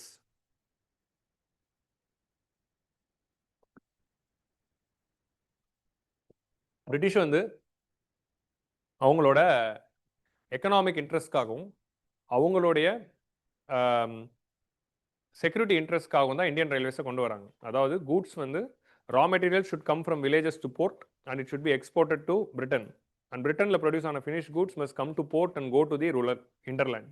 இதுக்கு நம்ம என்ன பண்ணோம், போர்ட்டிலேருந்து இன்சைட் தி கண்ட்ரியை கூட்ஸ் கொண்டு போகிறதுக்கு ஒரு டிரான்ஸ்போர்ட் வேணுங்கிற போது ரயில்வேஸ் வருது. ரெண்டாவது வந்து ட்ரூப் மூவ்மெண்ட்ஸ். ஏதாவது ஒரு இடத்துல யாராவது ரிவோல்ட்னு ஆரம்பித்தா இமீடியட்லி வந்து சோல்ஜர்ஸ் அனுப்பி வைக்கிறதுக்கு நமக்கு ட்ரூப் மூவ்மெண்ட்டுக்கு குயிக் டிரான்ஸ்போர்ட்டேஷன் வேணும். ஸோ அப்போ மிலிட்ரி அண்ட் எக்கனாமிக் பர்பஸ்க்காக ஆரம்பிக்கப்பட்டது தான் இந்த ஈஸ்ட் இந்தியா கம்பெனி ஆரம்பித்தது தான் ரயில்வேஸ். பட் இந்த ரயில்வேஸ் தான் over the period of time என்ன ஆகுது, நேஷனல் மூவ்மெண்ட்டுக்கு ஒரு ஸ்ட்ராங் ஃபவுண்டேஷனாக அமையுது. அது பிரிட்டிஷ்க்கு வந்து பேக் ஃபேர் ஆன இன்னொரு விஷயம் என்னதுன்னா, இதே ரயில்வேஸ் தான் நேஷனல் இன்டெகிரிட்டியை கொடுக்குது, இந்தியாவை கனெக்ட் பண்ணுது. என்டையர் இந்தியாவும் கனெக்ட் பண்ண உடனே எல்லாரும் அவங்கவுங்க ஊரில் தான் இருக்காங்க. அப்போ என்டையர் இந்தியா கனெக்ட் ஆனவொடனே ஊர் விட்டு ஊர் போகிறாங்க, ஐடியாஸ் வந்து டிரான்ஸ்மிட் ஆகுது. சவுத் இந்தியாவில் இருக்கிற ஒருத்தர் டெல்லிக்கு போகிறாரு, டெல்லியில் இருக்கிறவங்க மும்பைக்கு போகிறாங்க. எல்லா ஊர்லேயும் காங்கிரஸ் சம்மிட் நடந்ததுன்னா இந்தியாவில் இருக்கிற எல்லா காங்கிரஸ் ஒர்க்கர்ஸும் அந்த சம்மிட்டுக்கு வராங்க. எவ்ரி இயர் காங்கிரஸ் செஷனுக்கு எப்படி வராங்க, ரயில்வேஸ் மூலமாக தான் வராங்க. ஸோ அப்போ காங்கிரஸோட மொபிலைசேஷனுக்கும் ஃப்ரீடம் ஸ்ட்ரகிள்க்கும் இன்னும் ஸ்ட்ரென்தன் பண்ணுறது இந்த ரயில்வேஸ். ஸோ இது மூலமாக என்ன ஆகுது, அந்த நேஷனல் ஐடென்டிட்டி உருவாக்குது. ஸோ நேஷனல் ஐடென்டிட்டி உருவாக்குன ஒன் ஆஃப் தி மெனி ஃபேக்டர்ஸில் ரயில்வேஸும் ஒரு ரோல். ஏன்னா அப்போ தான் வந்து India got connected. So British வந்து telegraph and railways and postal services இது மூலமாக தான் வந்து இது மூணு மூலமாக தான் வந்து அந்த நேஷனல் ஐடென்டிட்டி உருவாகிறதுக்கு ஒரு ரோல் ப்ளே பண்ணியிருக்கும். ஸோ அதனால் இந்தியன் நேஷனல் மூவ்மெண்ட் இன்னும் ஸ்ட்ரென்தன் ஆகும். அது மட்டும் இல்லாமல் இந்த தலைவர்கள்லாம் ரயில்வேஸே ஒரு டூலாக யூஸ் பண்ண ஆரம்பிச்சிட்டாங்க ஃப்ரீடம் மூமெண்ட்டில். ஸோ இங்கே பார்த்தீங்கன்னா நேருவோ இல்லை காந்தியோ இல்லை வந்து பட்டேலோ ட்ரெயினில் வராரு அப்படின்னு தெரிஞ்சால் கூட்டம் கூட்டிடும். ஸோ அது மூலமாக என்ன பண்ணுவாங்க, ஸ்டாப்பில் ஒரு 10 நிமிஷம் நிற்கிது, இல்லை 10 நிமிஷத்தில் ஒரு ஸ்பீச் சொல்லி எல்லார் மைண்ட்லேயும் ஒரு ஊசி போட்டு போயிடுவாங்க. ஸோ இதுதான் வந்து உங்களுக்கு நடக்கும். ஸோ நேஷனல் மூவ்மெண்ட் இன்னும் ஸ்ட்ரென்தன் பண்ணுது. இதே மாதிரி ரயில்வே ஸ்டேஷனில் இவங்க வராங்கன்னு தெரிஞ்சோன்னே எல்லாரும் வந்துருவாங்களா, ஃப்ரீடம் மூவ்மெண்ட்டுக்கு பணம் தேவைப்படுது, டொனேஷன் கொடுங்க அப்படின்னு சொல்லி எல்லாட்டேருந்து பணம் கலெக்ட் பண்ணுவாங்க. ஸோ அப்போது பணம் கலெக்ட் பண்ணுறதுக்கு, நேஷனல் மூவ்மெண்ட்டோட மெசேஜை வந்து சென்ட் பண்ணுறதுக்கு, மக்களோட கான்டாக்டை எஸ்டாப்ளிஷ் பண்ணுறதுக்கு, இந்த ஸ்ட்ராங் லீடர்ஸ்னால் லீடராக ஆகிறதுக்கு ரயில்வேஸ் வந்து ஒரு ரோல் ப்ளே பண்ணுச்சு. இவங்க இந்த ரயில்வேஸ் இப்போ காந்தி வந்து என்ன பண்ணுறாரு, 1915 இந்தியாவுக்கு வந்த உடனே ட்ரெயின் எடுக்கிறாரு. ட்ரெயின் எடுத்து இந்தியாவோட நூக் அண்ட் கார்னர் சுற்றிட்டு வராது. ஏன்னா கோக்லே என்ன பண்ணுவார், நீ சும்மா வந்து இங்கே எதுவும் ஆரம்பிக்காத, ஃபஸ்ட்டு இந்தியானா என்னன்னு தெரிஞ்சுக்கோ. நீ சவுத் ஆஃப்ரிக்காலே 25 வருஷம் இருந்துட்ட, உனக்கு இந்தியானா என்னன்னு மறந்துருக்கும். ஸோ ஃபஸ்ட்டு இந்தியானா என்னன்னு தெரிஞ்சுக்கிட்டு அப்புறம் வந்து ஏதாவது பண்ணு அப்படின்னு சொல்லுவார். ஸோ அதனால் அவர் என்ன பண்ணுறாருன்னா, இந்தியானா என்னன்னு தெரிஞ்சுக்கிறதுக்கு ஒரு பாரத் தர்ஷன் போவார். அது ஃபுல்லாக ரயில்வேஸில் தான் போயிருப்பார். ஸோ காந்தி வந்து மோஸ்ட் ஆஃப் த கேஸ் அவரோட ஆரம்ப காலத்தில் ஃபுல்லாகவுமே தேர்ட் கிளாஸில் தான் ட்ராவல் பண்ணுவார். ஸோ ட்ராக் கிளாஸில் ட்ராவல் பண்ணும்போது மக்களோட மக்களாக இருக்கிறப்போ மக்கள்கிட்ட கான்வர்சேஷன் பில்ட் பண்ணுறது, கதைகளை பில்ட் பண்ணுறது, அந்த கதையை கேட்கறது. அப்படி கேட்குறப்போ வந்து he learns a lot of ground realities. இப்போ நம்ம ஸ்டேஜில் உட்காந்துக்கிட்டு ஏசி ரூமில் உட்காந்துக்கிட்டு டெல்லியில் உட்காந்துக்கிட்டு என்ன வேணால் பிளான் பண்ணலாம். ஆனால் மக்களுக்கு என்ன தேவை, மக்களோட மைண்ட் செட் என்ன, அவன் எவ்வளோ பொலிட்டிசைஸ் ஆகிருக்கான் அப்படிங்கிற அந்த சிந்தனை வந்து நமக்கு தெரியவே தெரியாது. மாட்ரேட்ஸ் அப்படி தான் இருந்தாங்க. ஒரு கிளப் ஒன்று ஃபார்ம் பண்ணுவாங்க, கிளப்பில் உட்காந்து கதை பேசுவாங்க எவ்ரி வீக். ஸோ அது நல்ல ஆரம்பம் தான், நெகட்டிவாக சொல்லலை. மாட்ரேட் ஸ்பேஸ்க்கும் காந்தியன் ஸ்பேஸ்க்குள்ள இருக்க டிஃப்ரென்ஸ் என்ன அப்படின்னா, கிரவுண்டை டச் பண்ணுது, மாசை டச் பண்ணுது. ஸோ அதுக்கு வந்து ரயில்வேஸ் வந்து ஒரு முக்கியமான ரோல் வந்து ப்ளே பண்ணியிருக்கும். ஸோ அந்த இது ஆரம்ப காலத்தில் அவருக்கு வந்து ஹெல்த் இஷ்யூஸ் வராத முன்னாடி வரைக்கும் ஃபுல் அண்ட் ஃபுல் அவரோட என்டையர் ட்ராவலும் தேர்ட் கிளாஸில் தான் இருந்திருக்கு.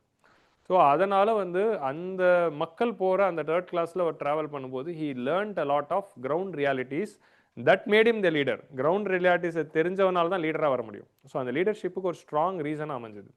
ஸோ அதான் வந்து we have to understand the role of railways. இது காந்தியோட பயோபிக்லேயே அதை காட்டியிருப்பாங்க. இப்போ திரும்பவும் காந்தி பயோபிக் எடுக்க போகிறாங்களாம். It is going to come again. So brief background of railways. நம்ம ஃபஸ்ட்டு வந்து இந்தியாவில் ரயில்வேஸ் ஃபஸ்ட் எப்போ வந்துச்சு அப்படின்னு சொன்னோன்னே 1854 மும்பை டு தானே அப்படின்னு சொல்லுவோம். அது கரெக்ட் தான், ஏன்னா பேசஞ்சர் ரயில்வேஸில் அதுதான் ஃபஸ்ட்டு. இந்தியாவில் பேசஞ்சர் ரயில்வேஸ் ஃபஸ்ட்டு வந்தது மும்பை டு தானே 1854, கரெக்ட்.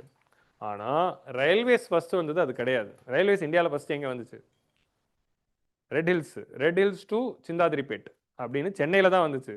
ஸோ இந்தியாவிலேயே ஃபஸ்ட்டு ரயில்வேஸ் வந்து அது எதுக்கு வந்ததுன்னா கூட்ஸ் வண்டி. ஸோ கூட்ஸோட டிரான்ஸ்போர்ட்டேஷனுக்காக ஃபஸ்ட்டு ரயில் ரோடை போட்டு ட்ரெயினை ஓட்டுனது அப்படிங்கிறது வந்து 1832. So period of industrial railways. Industrial பர்பஸ்க்காக தான் ஃபஸ்ட்டு ரயில்வேஸ் வருது. ஸோ அதில் முதல் ரயில்வே ரூட் இந்தியாவில் எங்கே வருதுன்னா 1837 ரெட் ஹில்ஸ் ரயில்வேஸ் அப்படின்னு ஒன்று ஆரம்பிங்க. ரெட் ஹில்ஸ் மக்கள்லாம் யாராக இருந்தால் ஷாக் ஆவீங்க, ரெட் ஹில்ஸ் ரயில்வேஸா அப்படின்னு. ரெட் ஹில்ஸ் ரயில்வேஸ் அப்படின்னு ஒன்று ஆரம்பிக்கிறாங்க. ரெட் ஹில்ஸ்லேருந்து சிந்தாதிரிப்பேட் வரைக்கும் போகுது. எதுக்கு இந்த ரெட் ஹில்ஸ் ரயில்வேஸ் ஆரம்பிக்கிறாங்க அப்படின்னா கிரானைட்ஸ்க்காக. ஸோ அங்கேருந்த கிரானைட் பாறைகளை எடுத்து கோதாவரி ரிவரில் அப்போ டேம் கட்டணும். சார் ஆர்த்தூர் காட்டன் இவர் தான் நிறைய டேம்ஸ் கட்டியிருப்பார் இந்தியாவில். பிரிட்டிஷோட ஒரு one of the famous engineer. So இவர் வந்து 1836 வந்து ஆர்த்தர் காட்டன் என்ன பண்ணியிருப்பாருன்னா கோதாவரி ரிவரில் டேம் கட்டுறதுக்காக கிரானைட் தேவை. அப்போ அந்த கிரானைட்டை டிரான்ஸ்போர்ட் பண்ணுறதுக்காக இந்த ரயில்வேஸை வந்து லான்ச் பண்ணுறாங்க. ரெட் ஹில்ஸ்லேருந்து சிந்தாதிரிப்பேட் வர வச்சு அங்கேருந்து போர்ட்டுக்கு கொண்டு போயிட்டு அங்கேருந்து அதை டிரான்ஸ்போர்ட் பண்ணுவாங்க. ஸோ இதுதான் வந்து அந்த ஆரிஜின். ஸோ இதுதான் வந்து first railway, industrial railway. Next வந்து on 8th May 1945 Madras railway அப்படிங்கிற ஒரு கம்பெனி வந்து ஆரம்பிக்கிறாங்க.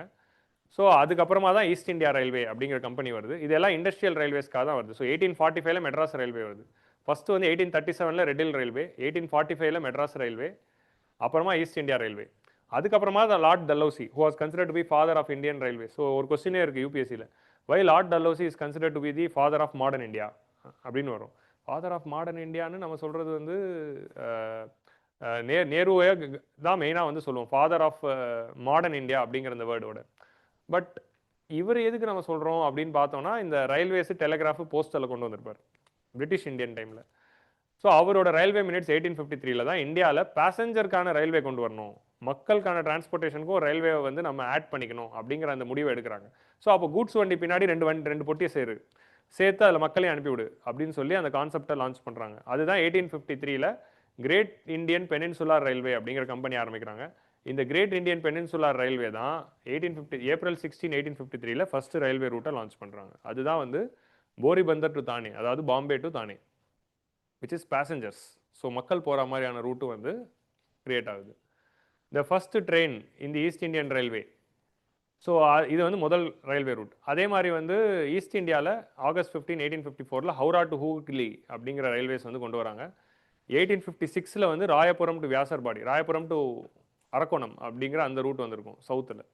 ஸோ பேசஞ்சரில் ஃபஸ்ட்டு பேசஞ்சர் வந்து பாம்பே டு தானே வருது, செகண்ட் பேசஞ்சர் வந்து ஹவுரா டு ஹூக்லி வருது 1854. இந்த ஹவுரா டு ஹூக்லி நானும் படித்ததில்லை, இப்போ தான் பார்க்குறேன். நான் எப்போவுமே ராயபுரத்தை தான் செகண்டாக படிச்சிருக்கேன். ஸோ தேர்டாக தான் Royapuram to Vyasarpadi route, not Vyasarpadi, Royapuram to Arakkonam route. So Arakkonam till Arcot வரைக்கும் அது போச்சு. ஸோ அது வந்து தேர்ட் ரூட்டாக 1856 வருது. ஸோ 1853, 1854, 1856 தான் முதல் 3 ரயில்வேஸ் வருது. டெல்லியில் எப்போ ரயில்வேஸ் வருதுன்னா 1864 தான் வருது. ஸோ அதுதான் வந்து ஆர்டர் குரோனாலஜியில். உங்களுக்கு புரியுதா?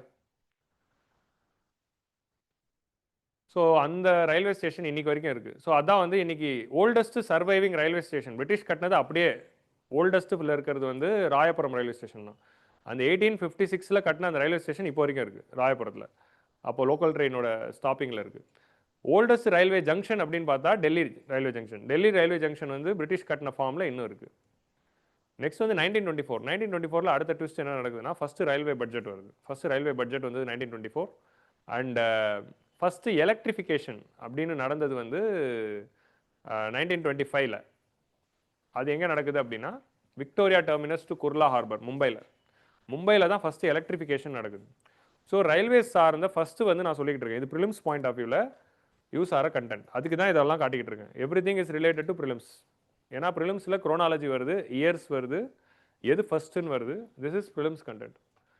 ஸோ அப்போது வந்து இந்த ரெட் ஹில்ஸ் டு சிந்தாதிரிபேட் அப்படிங்கிறது தான் முதல் இண்டஸ்ட்ரியல் ரயில்வே அப்படிங்கிறத நம்ம ஞாபகம் வச்சுக்கணும். ஸோ ஃபஸ்ட்டு ரயில்வே லைனு அப்படின்னு சொன்னால் அது ஃபஸ்ட்டு பேசஞ்சர் தான் வந்து பாம்பே டு தானே.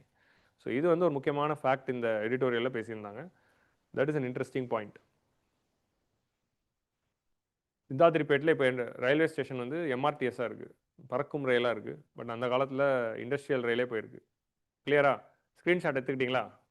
ஓகே, எடுத்துக்கோங்க. ஸோ இந்த எடிட்டோரியலோட இன்ட்ரோடக்ஷனில் வந்து இந்த இன்ட்ரெஸ்டிங்கான ஒரு பேரா இருந்தது. Final outcome of introducing railways in India was something that English East India Company and its successor British Raj did never imagined, prising out their crown jewel.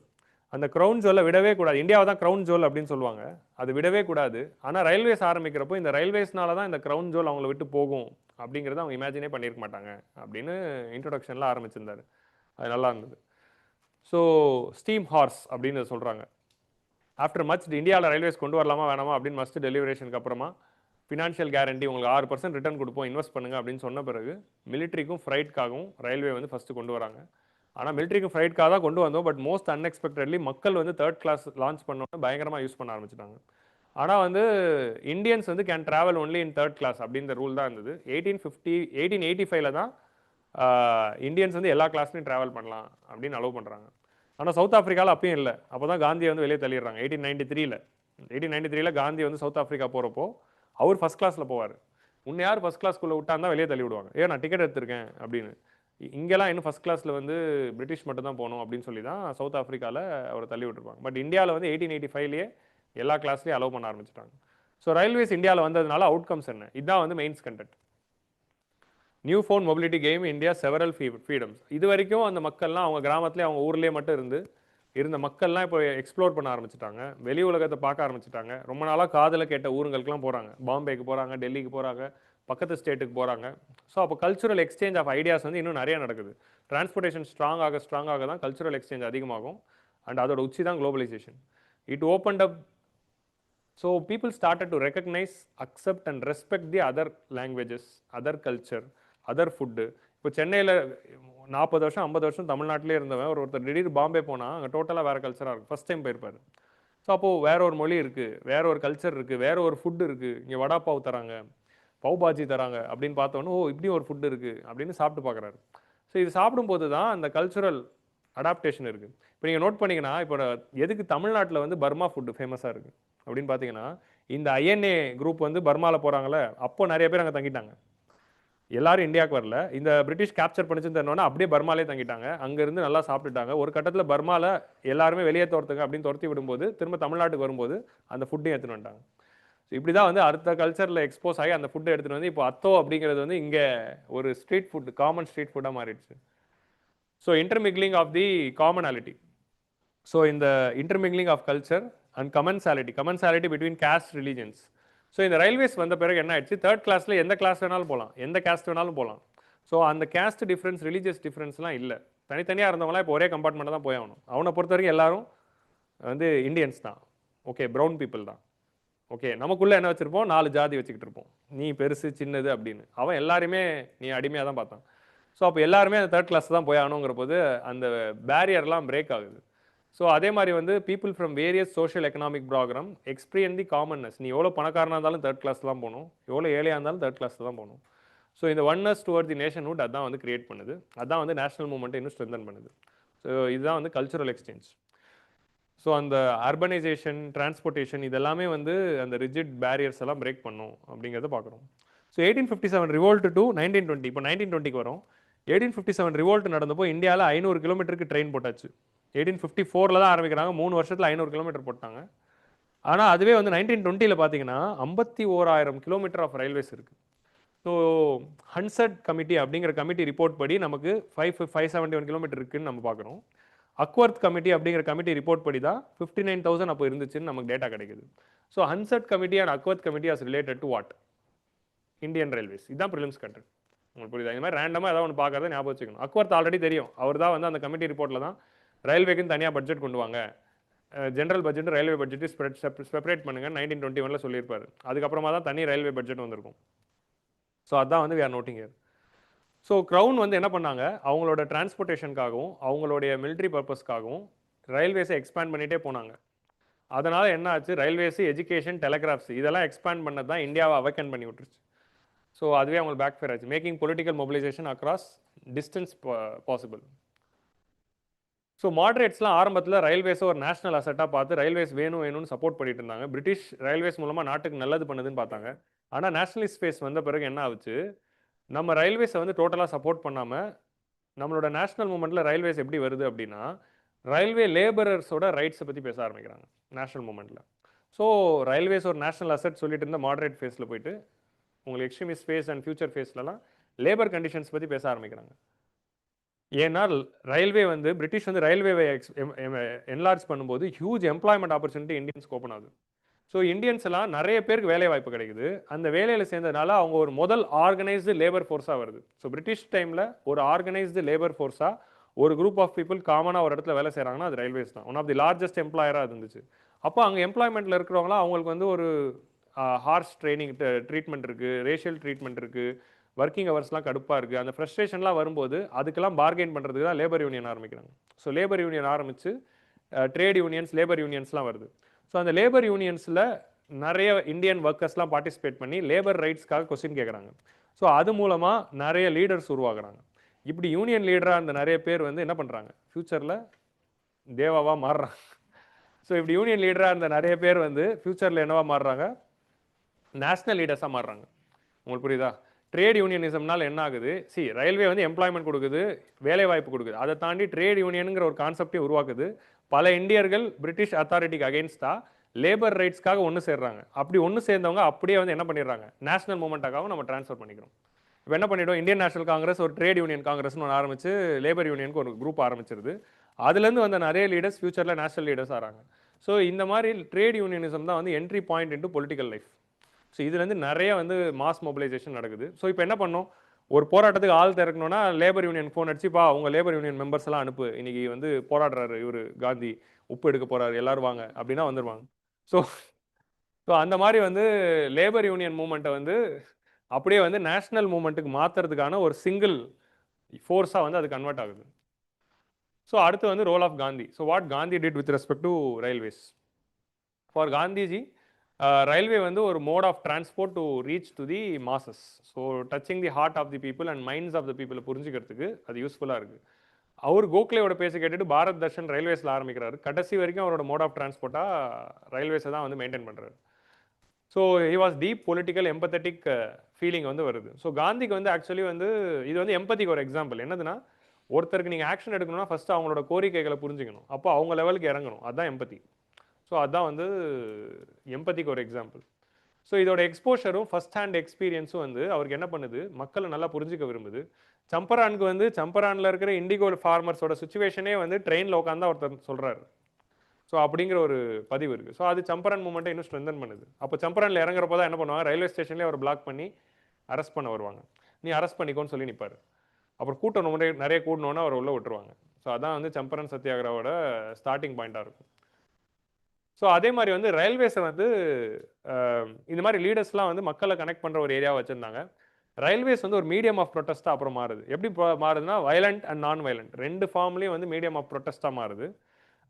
Violent எப்படி அப்படின்னா, நம்மளுடைய ரெவல்யூஷனரி நேஷனலிஸ்ட் எப்போ ப்ரொட்டஸ்ட் பண்ணணுனாலும் என்ன பண்ணுவாங்க, ரயில்வேக்கு முன்னாடி போயிட்டு railway மேலே கல் அடிக்கிறது, ரயில்வே ட்ராக்ஸை வந்து டிஸ்மேண்டில் பண்ணி சபோட்டேஜ் பண்ணுறது. பிரிட்டிஷ் அஃபிஷியல்ஸ்லாம் ரயில்வேஸில் போகிறாங்கன்னா அந்த ரயில்வேஸை வந்து டீரைல் பண்ணி அந்த ரயில்வே ஆக்சிடென்ட்டை உருவாக்கணும் அப்படின்னு பண்ணுவாங்க. ஏன்னா பிரிட்டிஷ் அஃபிஷியல்ஸ் அதில் ட்ரான்ஸ்ஃபர் பண்ணுறாங்கன்னு. ஸோ ரெவல்யூஷனரி மூமெண்ட்டில் railways was the major target for the revolutionary people. ரெண்டாவது வந்து ரயில்வே லைன்ஸை கட் பண்ணுறது. ஸோ இன்னொரு மூமெண்ட் என்ன ஆகுது அப்படின்னா, இதில் ஒரு ஃபேமஸ் தான் வந்து கக்கோரி ராபரி கேஸ் அப்படிங்கிற அந்த விஷயம். So violence, sabotage of the infrastructure, attempted derailments and tampering with the tracks, இந்த மாதிரி பல வயலண்ட் மூமெண்ட்ஸில் ரயில்வேஸ் ஒரு டூலாக யூஸ் பண்ணுறாங்க. அதில் ஒரு எக்ஸாம்பிள் தான் வந்து Hindustan republican army. So Chandrashekhar ஆசாத்தோடைய பகத்சிங்லாம் இதில் தான் இருந்திருப்பார். சந்திரசேகர் ஆசாத் பகத்சிங்லாம் ஆரம்பித்த இந்த ஆர்கனைசேஷனில் வந்து கக்கோரி ட்ரெயின் ராபரி அப்படின்னு ஒன்று பண்ணியிருப்பாங்க. ரங்தே பசந்தி படத்தில் இதை தான் காட்டியிருப்பாங்க. ரங்தே பசந்தின்னு ஒரு படம் இருக்குது அமீர் கான். அதெல்லாம் மிஸ் பண்ணியிருந்தீங்கன்னா கண்டிப்பாக போய் பாருங்கள். கக்கோரி ராபரி கேஸை சூப்பராக காட்டியிருப்பாங்க. ஸோ 1925ல் அந்த கக்கோரி ராபரியில் என்னதுன்னா, ரயில்வேயோட கேஷ் வந்து ஒரு 8000 ரூபாய் டிரான்ஸ்போர்ட் ஆகுது. 8000 ரூபாய் அப்போ பெரிய அமௌண்ட். ஸோ அந்த அமௌண்ட்டை கொள்ள அடிக்கணும்னு சொல்லி என்ன பண்ணுவாங்க, இந்த இந்துஸ்தான் சோஷியலிஸ்ட் ரிப்பப்ளிக் ஆர்மியோட அந்த ரெவல்யூஷனரிஸ் என்ன பண்ணுவாங்க, அந்த ஒரு ரயில்வே ராபரியை பிளான் பண்ணியிருப்பாங்க. பிளான் பண்ணி ரயில்வே அஃபிஷியல்ஸ் எல்லாம் கொன்று, ஒருத்தரை தான் கொண்டு இருப்பாங்க, மிரட்டி அந்த கேஷை திருடிட்டு ஓடிடுவாங்க. அப்போ வந்து அது ஒன் ஆஃப் தி பிக்கஸ்ட் லூட்டாக பேசப்பட்டுச்சு. பிரிட்டிஷ் அது வந்து பயங்கரமாக இன்சல்ட் பண்ணிடுச்சு. கக்கோரி ராபரி கேஸில் இன்வால்வ் ஆன எல்லாருமே சாவணும் அப்படின்னு பிரிட்டிஷ் வந்து ஹார்ஷாக இறங்கி தான் ஒருத்தரையாக பிடிச்சி கொண்டு இருப்பாங்க. அதுவும் ரங்தே பசந்தியில் காட்டியிருப்பாங்க. ஸோ அந்த படம் பார்த்தீங்கன்னா உங்களுக்கு தெரியும். ஸோ அமீர் கானோட அந்த படம் மிஸ் பண்ணாமல் பாருங்கள். ஸோ இதுதான் வந்து ரயில்வேவே கக்கோரி ராபரி. இப்போ கக்கோரி ராபரி கேஸோட நூற்றாண்டை வந்து செலிப்ரேட் பண்ணாங்க. ஸோ இந்த கக்கோரி ராபரி கேஸ் வந்து நடந்தப்போ 1925ல் லக்னோ, அவாத்லலாம் வந்து கக்கோரி கபாப் அப்படிங்கிற ஒரு கபாபை வந்து லான்ச் பண்ணுறாங்க. எதுக்குன்னா அந்த கபாபுக்கே இவங்க பேரை வச்சிடுறாங்க. இப்படி நம்மளோட ஃபைட்டர்ஸ்லாம் வந்து பிரிட்டிஷோட ட்ரெயினே வந்து திருடினாங்க அப்படிங்கிறத வந்து செலிப்ரேட் பண்ணுறதுக்கு கபாபில் ஒரு புது கபாபே உருவாக்குறாங்க. ஐயோ, பார்க்குறப்பவே நாக்கூறுது. அதுவும் வந்து லக்னோவி கபாப்லாம் வேற லெவலில் இருக்கும். சரி, ஓகே, கக்கோரி கபாப்னு ஒரு புது டிஷ்ஷே வருது. ஸோ நேஷனல் மூமெண்ட் இன்ஸ்பைரிங் அ ஃபுட்டு, அதில் ஒரு எக்ஸாம்பிள் பார்த்தீங்களா, இது ஒரு டைமென்ஷன். நெக்ஸ்ட் வந்து குவிட் இந்தியா மூமெண்ட் அப்போலாம் பயங்கரமாக வந்து அடித்து காலி பண்ணதே வந்து ரயில்வே இன்ஃப்ராஸ்ட்ரக்சர் தான் அண்ட் ரயில்வே போஸ்ட் தான். ஸோ இந்த மாதிரி வயலன்ஸாகவும் ஒரு மீடியமாகவும் வந்து நேஷனல் மூமெண்ட்டில் அது பங்கெடுத்திருக்கு. நான் வயலண்ட் மூவாகவும் ரயில்வேஸ் வந்து பங்கெடுத்திருக்கு. அது எப்படி? டிக்கெட்லெஸ், என்னதுன்னா டிக்கெட் எடுக்காமல் ட்ராவல் பண்ணுறதுங்க அப்படிங்கிற அந்த கல்ச்சர் வந்து எங்கேருந்து வந்துச்சு அப்படிங்கிறது இப்போ நம்ம ஹிஸ்ட்ரிக்கு போகிறோம். இப்போது நார்த் இந்தியாவில் எப்படி ஜெய்ஹிந்துங்கிற கல்ச்சர் எப்படி வந்ததுன்னு சொன்னேன். இந்த டிக்கெட் எடுக்காமல் ட்ராவல் பண்ணது அங்கேருந்து தான் வருது. என்னதுன்னா, பிரிட்டிஷை எதிர்க்கணும் அப்படின்னா பிரிட்டிஷ் கிட்ட டிக்கெட் வாங்காமல் போங்க. இது அன்னைக்கு ஓகே, நீங்கள் பிரிட்டிஷ் கவர்மெண்ட்டை எதிர்த்தையும் நம்ம பண்ணோம். இன்னைக்கு ஏன் அது பண்ணுறீங்க அப்படின்னு தான் இருக்குது. அது எட்ஸ் ஆயிருக்கு மெமரியில். ஸோ டிக்கெட்லெஸ் ட்ராவலில் போவாங்க. சரி, டிக்கெட் கலெக்டர் வந்தால் எல்லாரும் சேர்ந்து டிக்கெட் கலெக்டர் அடித்து இது காந்தி கணக்கு அப்படின்னு சொல்லுவாங்க. மகாத்மா காந்திக்கு ஜேன்னு சொல்லி அடிப்பாங்க. இது அவர் கணக்கு. என்னதுன்னா, மகாத்மா காந்தியோட கணக்கில் நாங்கள் போகிறோம், அவர்கிட்ட பணம் வாங்கிக்கோ அப்படின்னு சொல்லிடுவாங்க. அதில் தான் காந்தி கணக்கு அப்படிங்கிற அந்த ஒரு பேர் வந்து ஃப்ரீயாக சாப்பிட்றதெல்லாம் காந்தி கணக்கு அப்படின்னு. ஸோ நீ எதுவாக இருந்தாலும் காந்தி கிட்ட கேட்டுக்கோ அப்படின்னு சொல்லி பிரிட்டிஷ் கிட்ட எங்கெங்கெல்லாம் டிக்கெட் வாங்கணுமோ அங்கே வாங்காமல் போனது தான் அந்த கல்ச்சர். உங்களுக்கு புரியுதா? அது 1947 நிறுத்துங்கயா, இன்னைக்கு வரைக்கும் கண்டினியூ பண்ணுறாங்க. ஸோ அது ஒன்று பண்ணுறாங்க. யாராவது வந்து பிடிச்சா மகாத்மா காந்திக்கு ஜேன்னு சொல்லி எல்லாரும் கற்றுவாங்களாம். ஸோ ரயில்வேஸ் தான் வந்து நேஷனல் லீடர்ஸ் வந்து உருவாகுது. Railway platforms became the places for darshans, visit stop Darshan. என்னதுன்னா, இப்படி தலைவர்கள் வராங்கன்னு சொல்லி ட்ரெயினை வந்து போக விட மாட்டாங்களாம். எங்கள் தலைவரை பார்க்கணும் அப்படின்னு சொல்லி ட்ரெயினை பிளாக் பண்ணி அவரை பார்த்து பேசி சொல்லுவாங்க. அப்போ இவர் வந்து என்ன சொல்லுவார், ஒரு ஸ்பீச் கொடுத்துருவார். ஸ்பீச் கொடுத்தோன்னே எல்லாரும் எழுச்சியாக போயிட்டு அப்படியே போராடுவாங்க. ஸோ அந்த மாதிரி ஒரு ரயில்வே ஸ்டாப்பும் வந்து நேஷனல் மூவ்மெண்ட் பில்ட் பண்ணுற ஒரு சென்டராக வந்து செயல்பட்டுச்சு. ஸோ அதே மாதிரி லீடர்ஸ்லாம் வந்து பல்ஸ் ஆஃப் தி பீப்புளை புரிஞ்சுப்பாங்க. Positive, negative. அவங்க ஏதோ ஒரு முடிவு எடுக்கிறாங்களா, அது மக்கள் எப்படி எடுத்துக்கிறாங்க. க்ரௌடு நிறைய வந்து கத்துனா ஓகே பாசிட்டிவ்னு நினைப்பாங்க. சம்டைம்ஸ் க்ரௌடே கருப்பு கொடி காட்டும், கத்தும்.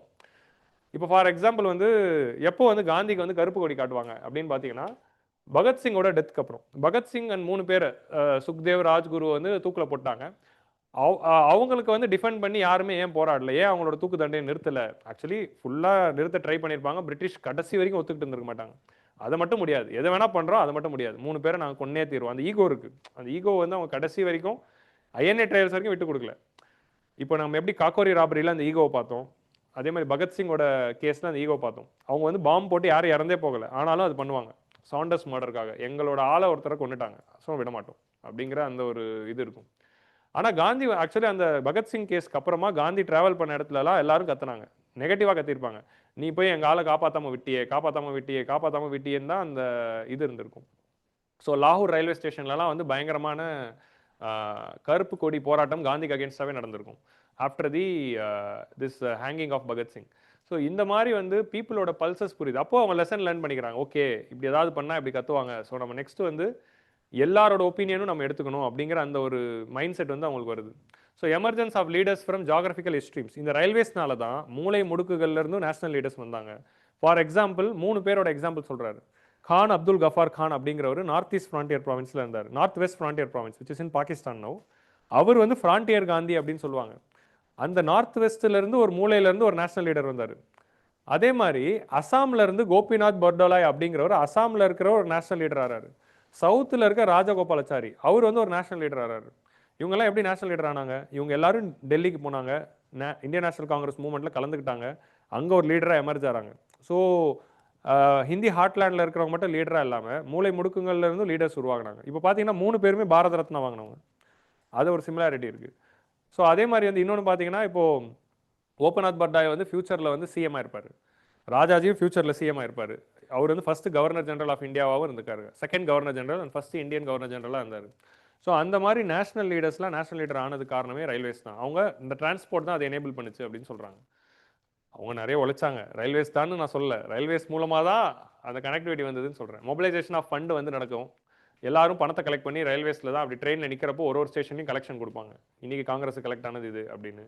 இன்ஃபர்மேஷன் கேரியர் இமீடியட்லி வந்து நேஷனலிஸ்ட் மூவ்மெண்ட் பற்றின இன்ஃபர்மேஷன்லாம் மக்கள் கிட்ட கொண்டு போய் சேர்க்கறதுக்கு இருந்துச்சு. இப்போ நியூஸ் பேப்பர், நிறைய நேஷனல் லீடர்ஸ் நியூஸ் பேப்பர் போட்டாங்க. அந்த நியூஸ் பேப்பர் சென்னையிலேருந்து பாம்பேலேருந்து கல்கட்டாலேருந்து பண்ணுறாங்க. அது எப்படி இந்தியா ஃபுல்லாக சேருச்சு? இப்போ இந்துலாம் எப்படி இந்தியா ஃபுல்லாக போச்சு? இந்த ரயில்வேஸ்னால. ஒரு வார இதழ் நடத்துவாங்க, அந்த வார இதழை ட்ரெயினில் போட்டு அனுப்பி விட்ருவாங்க, அது இந்தியா ஃபுல்லாக ஸ்ப்ரெட் ஆகும். ஸோ அப்போது நேஷனலிஸ்ட் நியூஸ் பேப்பரோட ஸ்ப்ரெட்டுக்கும் ரயில்வேஸ் வந்து ஹெல்ப் பண்ணியிருக்கு. ஸோ அதே மாதிரி வந்து அர்பனைசேஷன், ஒரு ஏரியாவை அர்பன் சென்டராக மாற்றினதே ரயில்வேஸ் தான். கிராமத்தில் இருக்கவங்களாம் இப்போ ட்ரெயின் ஏறி என்ன பண்ணிட்டான், டிக்கெட்லெஸ் ட்ராவலில் சிட்டிக்கு வராங்க. ஸோ அந்த அந்த கல்ச்சர் அப்படி தான் வருது, டிக்கெட்லெஸ் ட்ராவல் அப்படின்னு. எதுவாக இருந்தாலும் ட்ரெயின் ஏறி எங்கேயாவது போயிடலாம் அப்படிங்கிறது. ஸோ அந்த urbanisation and growth of cuisine and sharing of culture. இப்போ குரு படத்துலேயும் ஒரு சீன் வரும், உனக்கு டிக்கெட் எடுக்கலையே உங்கள் மடியில் உட்கார வச்சுக்க மாட்டீங்களா அப்படின்னு சொல்லி தான் ஐஸ்வர்யா ராய் குருவில் அபிஷேக் மட்டும் தான் டிக்கெட் எடுத்திருப்பாரு. இவங்க என்னையும் கூட்டு போன்னு சொல்லி ட்ரெயினில் ஏறி வருவாங்க. அதெல்லாம் கேஷுவலாக நடக்கும். அப்படியே ரயில்வே ஸ்டேஷனில் எல்லாரும் ஆசீர்வாதம் நான் போயிட்டு வரேன்ட்டு அப்படியே ஏறி போயிடுவாங்க. ஸோ டிக்கெட் ஸோ பட் அந்த டைலாக் நல்லாயிருக்கும், பட் இருந்தாலும் அந்த சீனு. ஸோ அர்பனைசேஷன், அப்புறமா வந்து growth of cuisine, various cuisine வளர்ந்தது. அதே மாதிரி யூனிட்டி அண்ட் டைவர்சிட்டியை கொண்டு வந்ததே ரயில்வேஸ் தான். ஸோ ரயில்வேஸை வச்சு இவ்வளோ பாசிட்டிவ் பாயிண்ட் ஒரு ஆர்டிக்கலில் கொடுக்க முடியும்னா அது இந்த ஆர்டிக்கல் தான். ஸோ நேஷனல் மூவ்மெண்ட்டுக்கு காரணமே காந்தி நேருலாம் கிடையாது, சுபாஷ் சந்திர போஸ்லாம் கிடையாது, பகத்சிங்லாம் கிடையாதுடா, ரயில்வேஸ் தாண்டா அப்படிங்கிற மாதிரி ஒரு ஆர்டிக்கல்.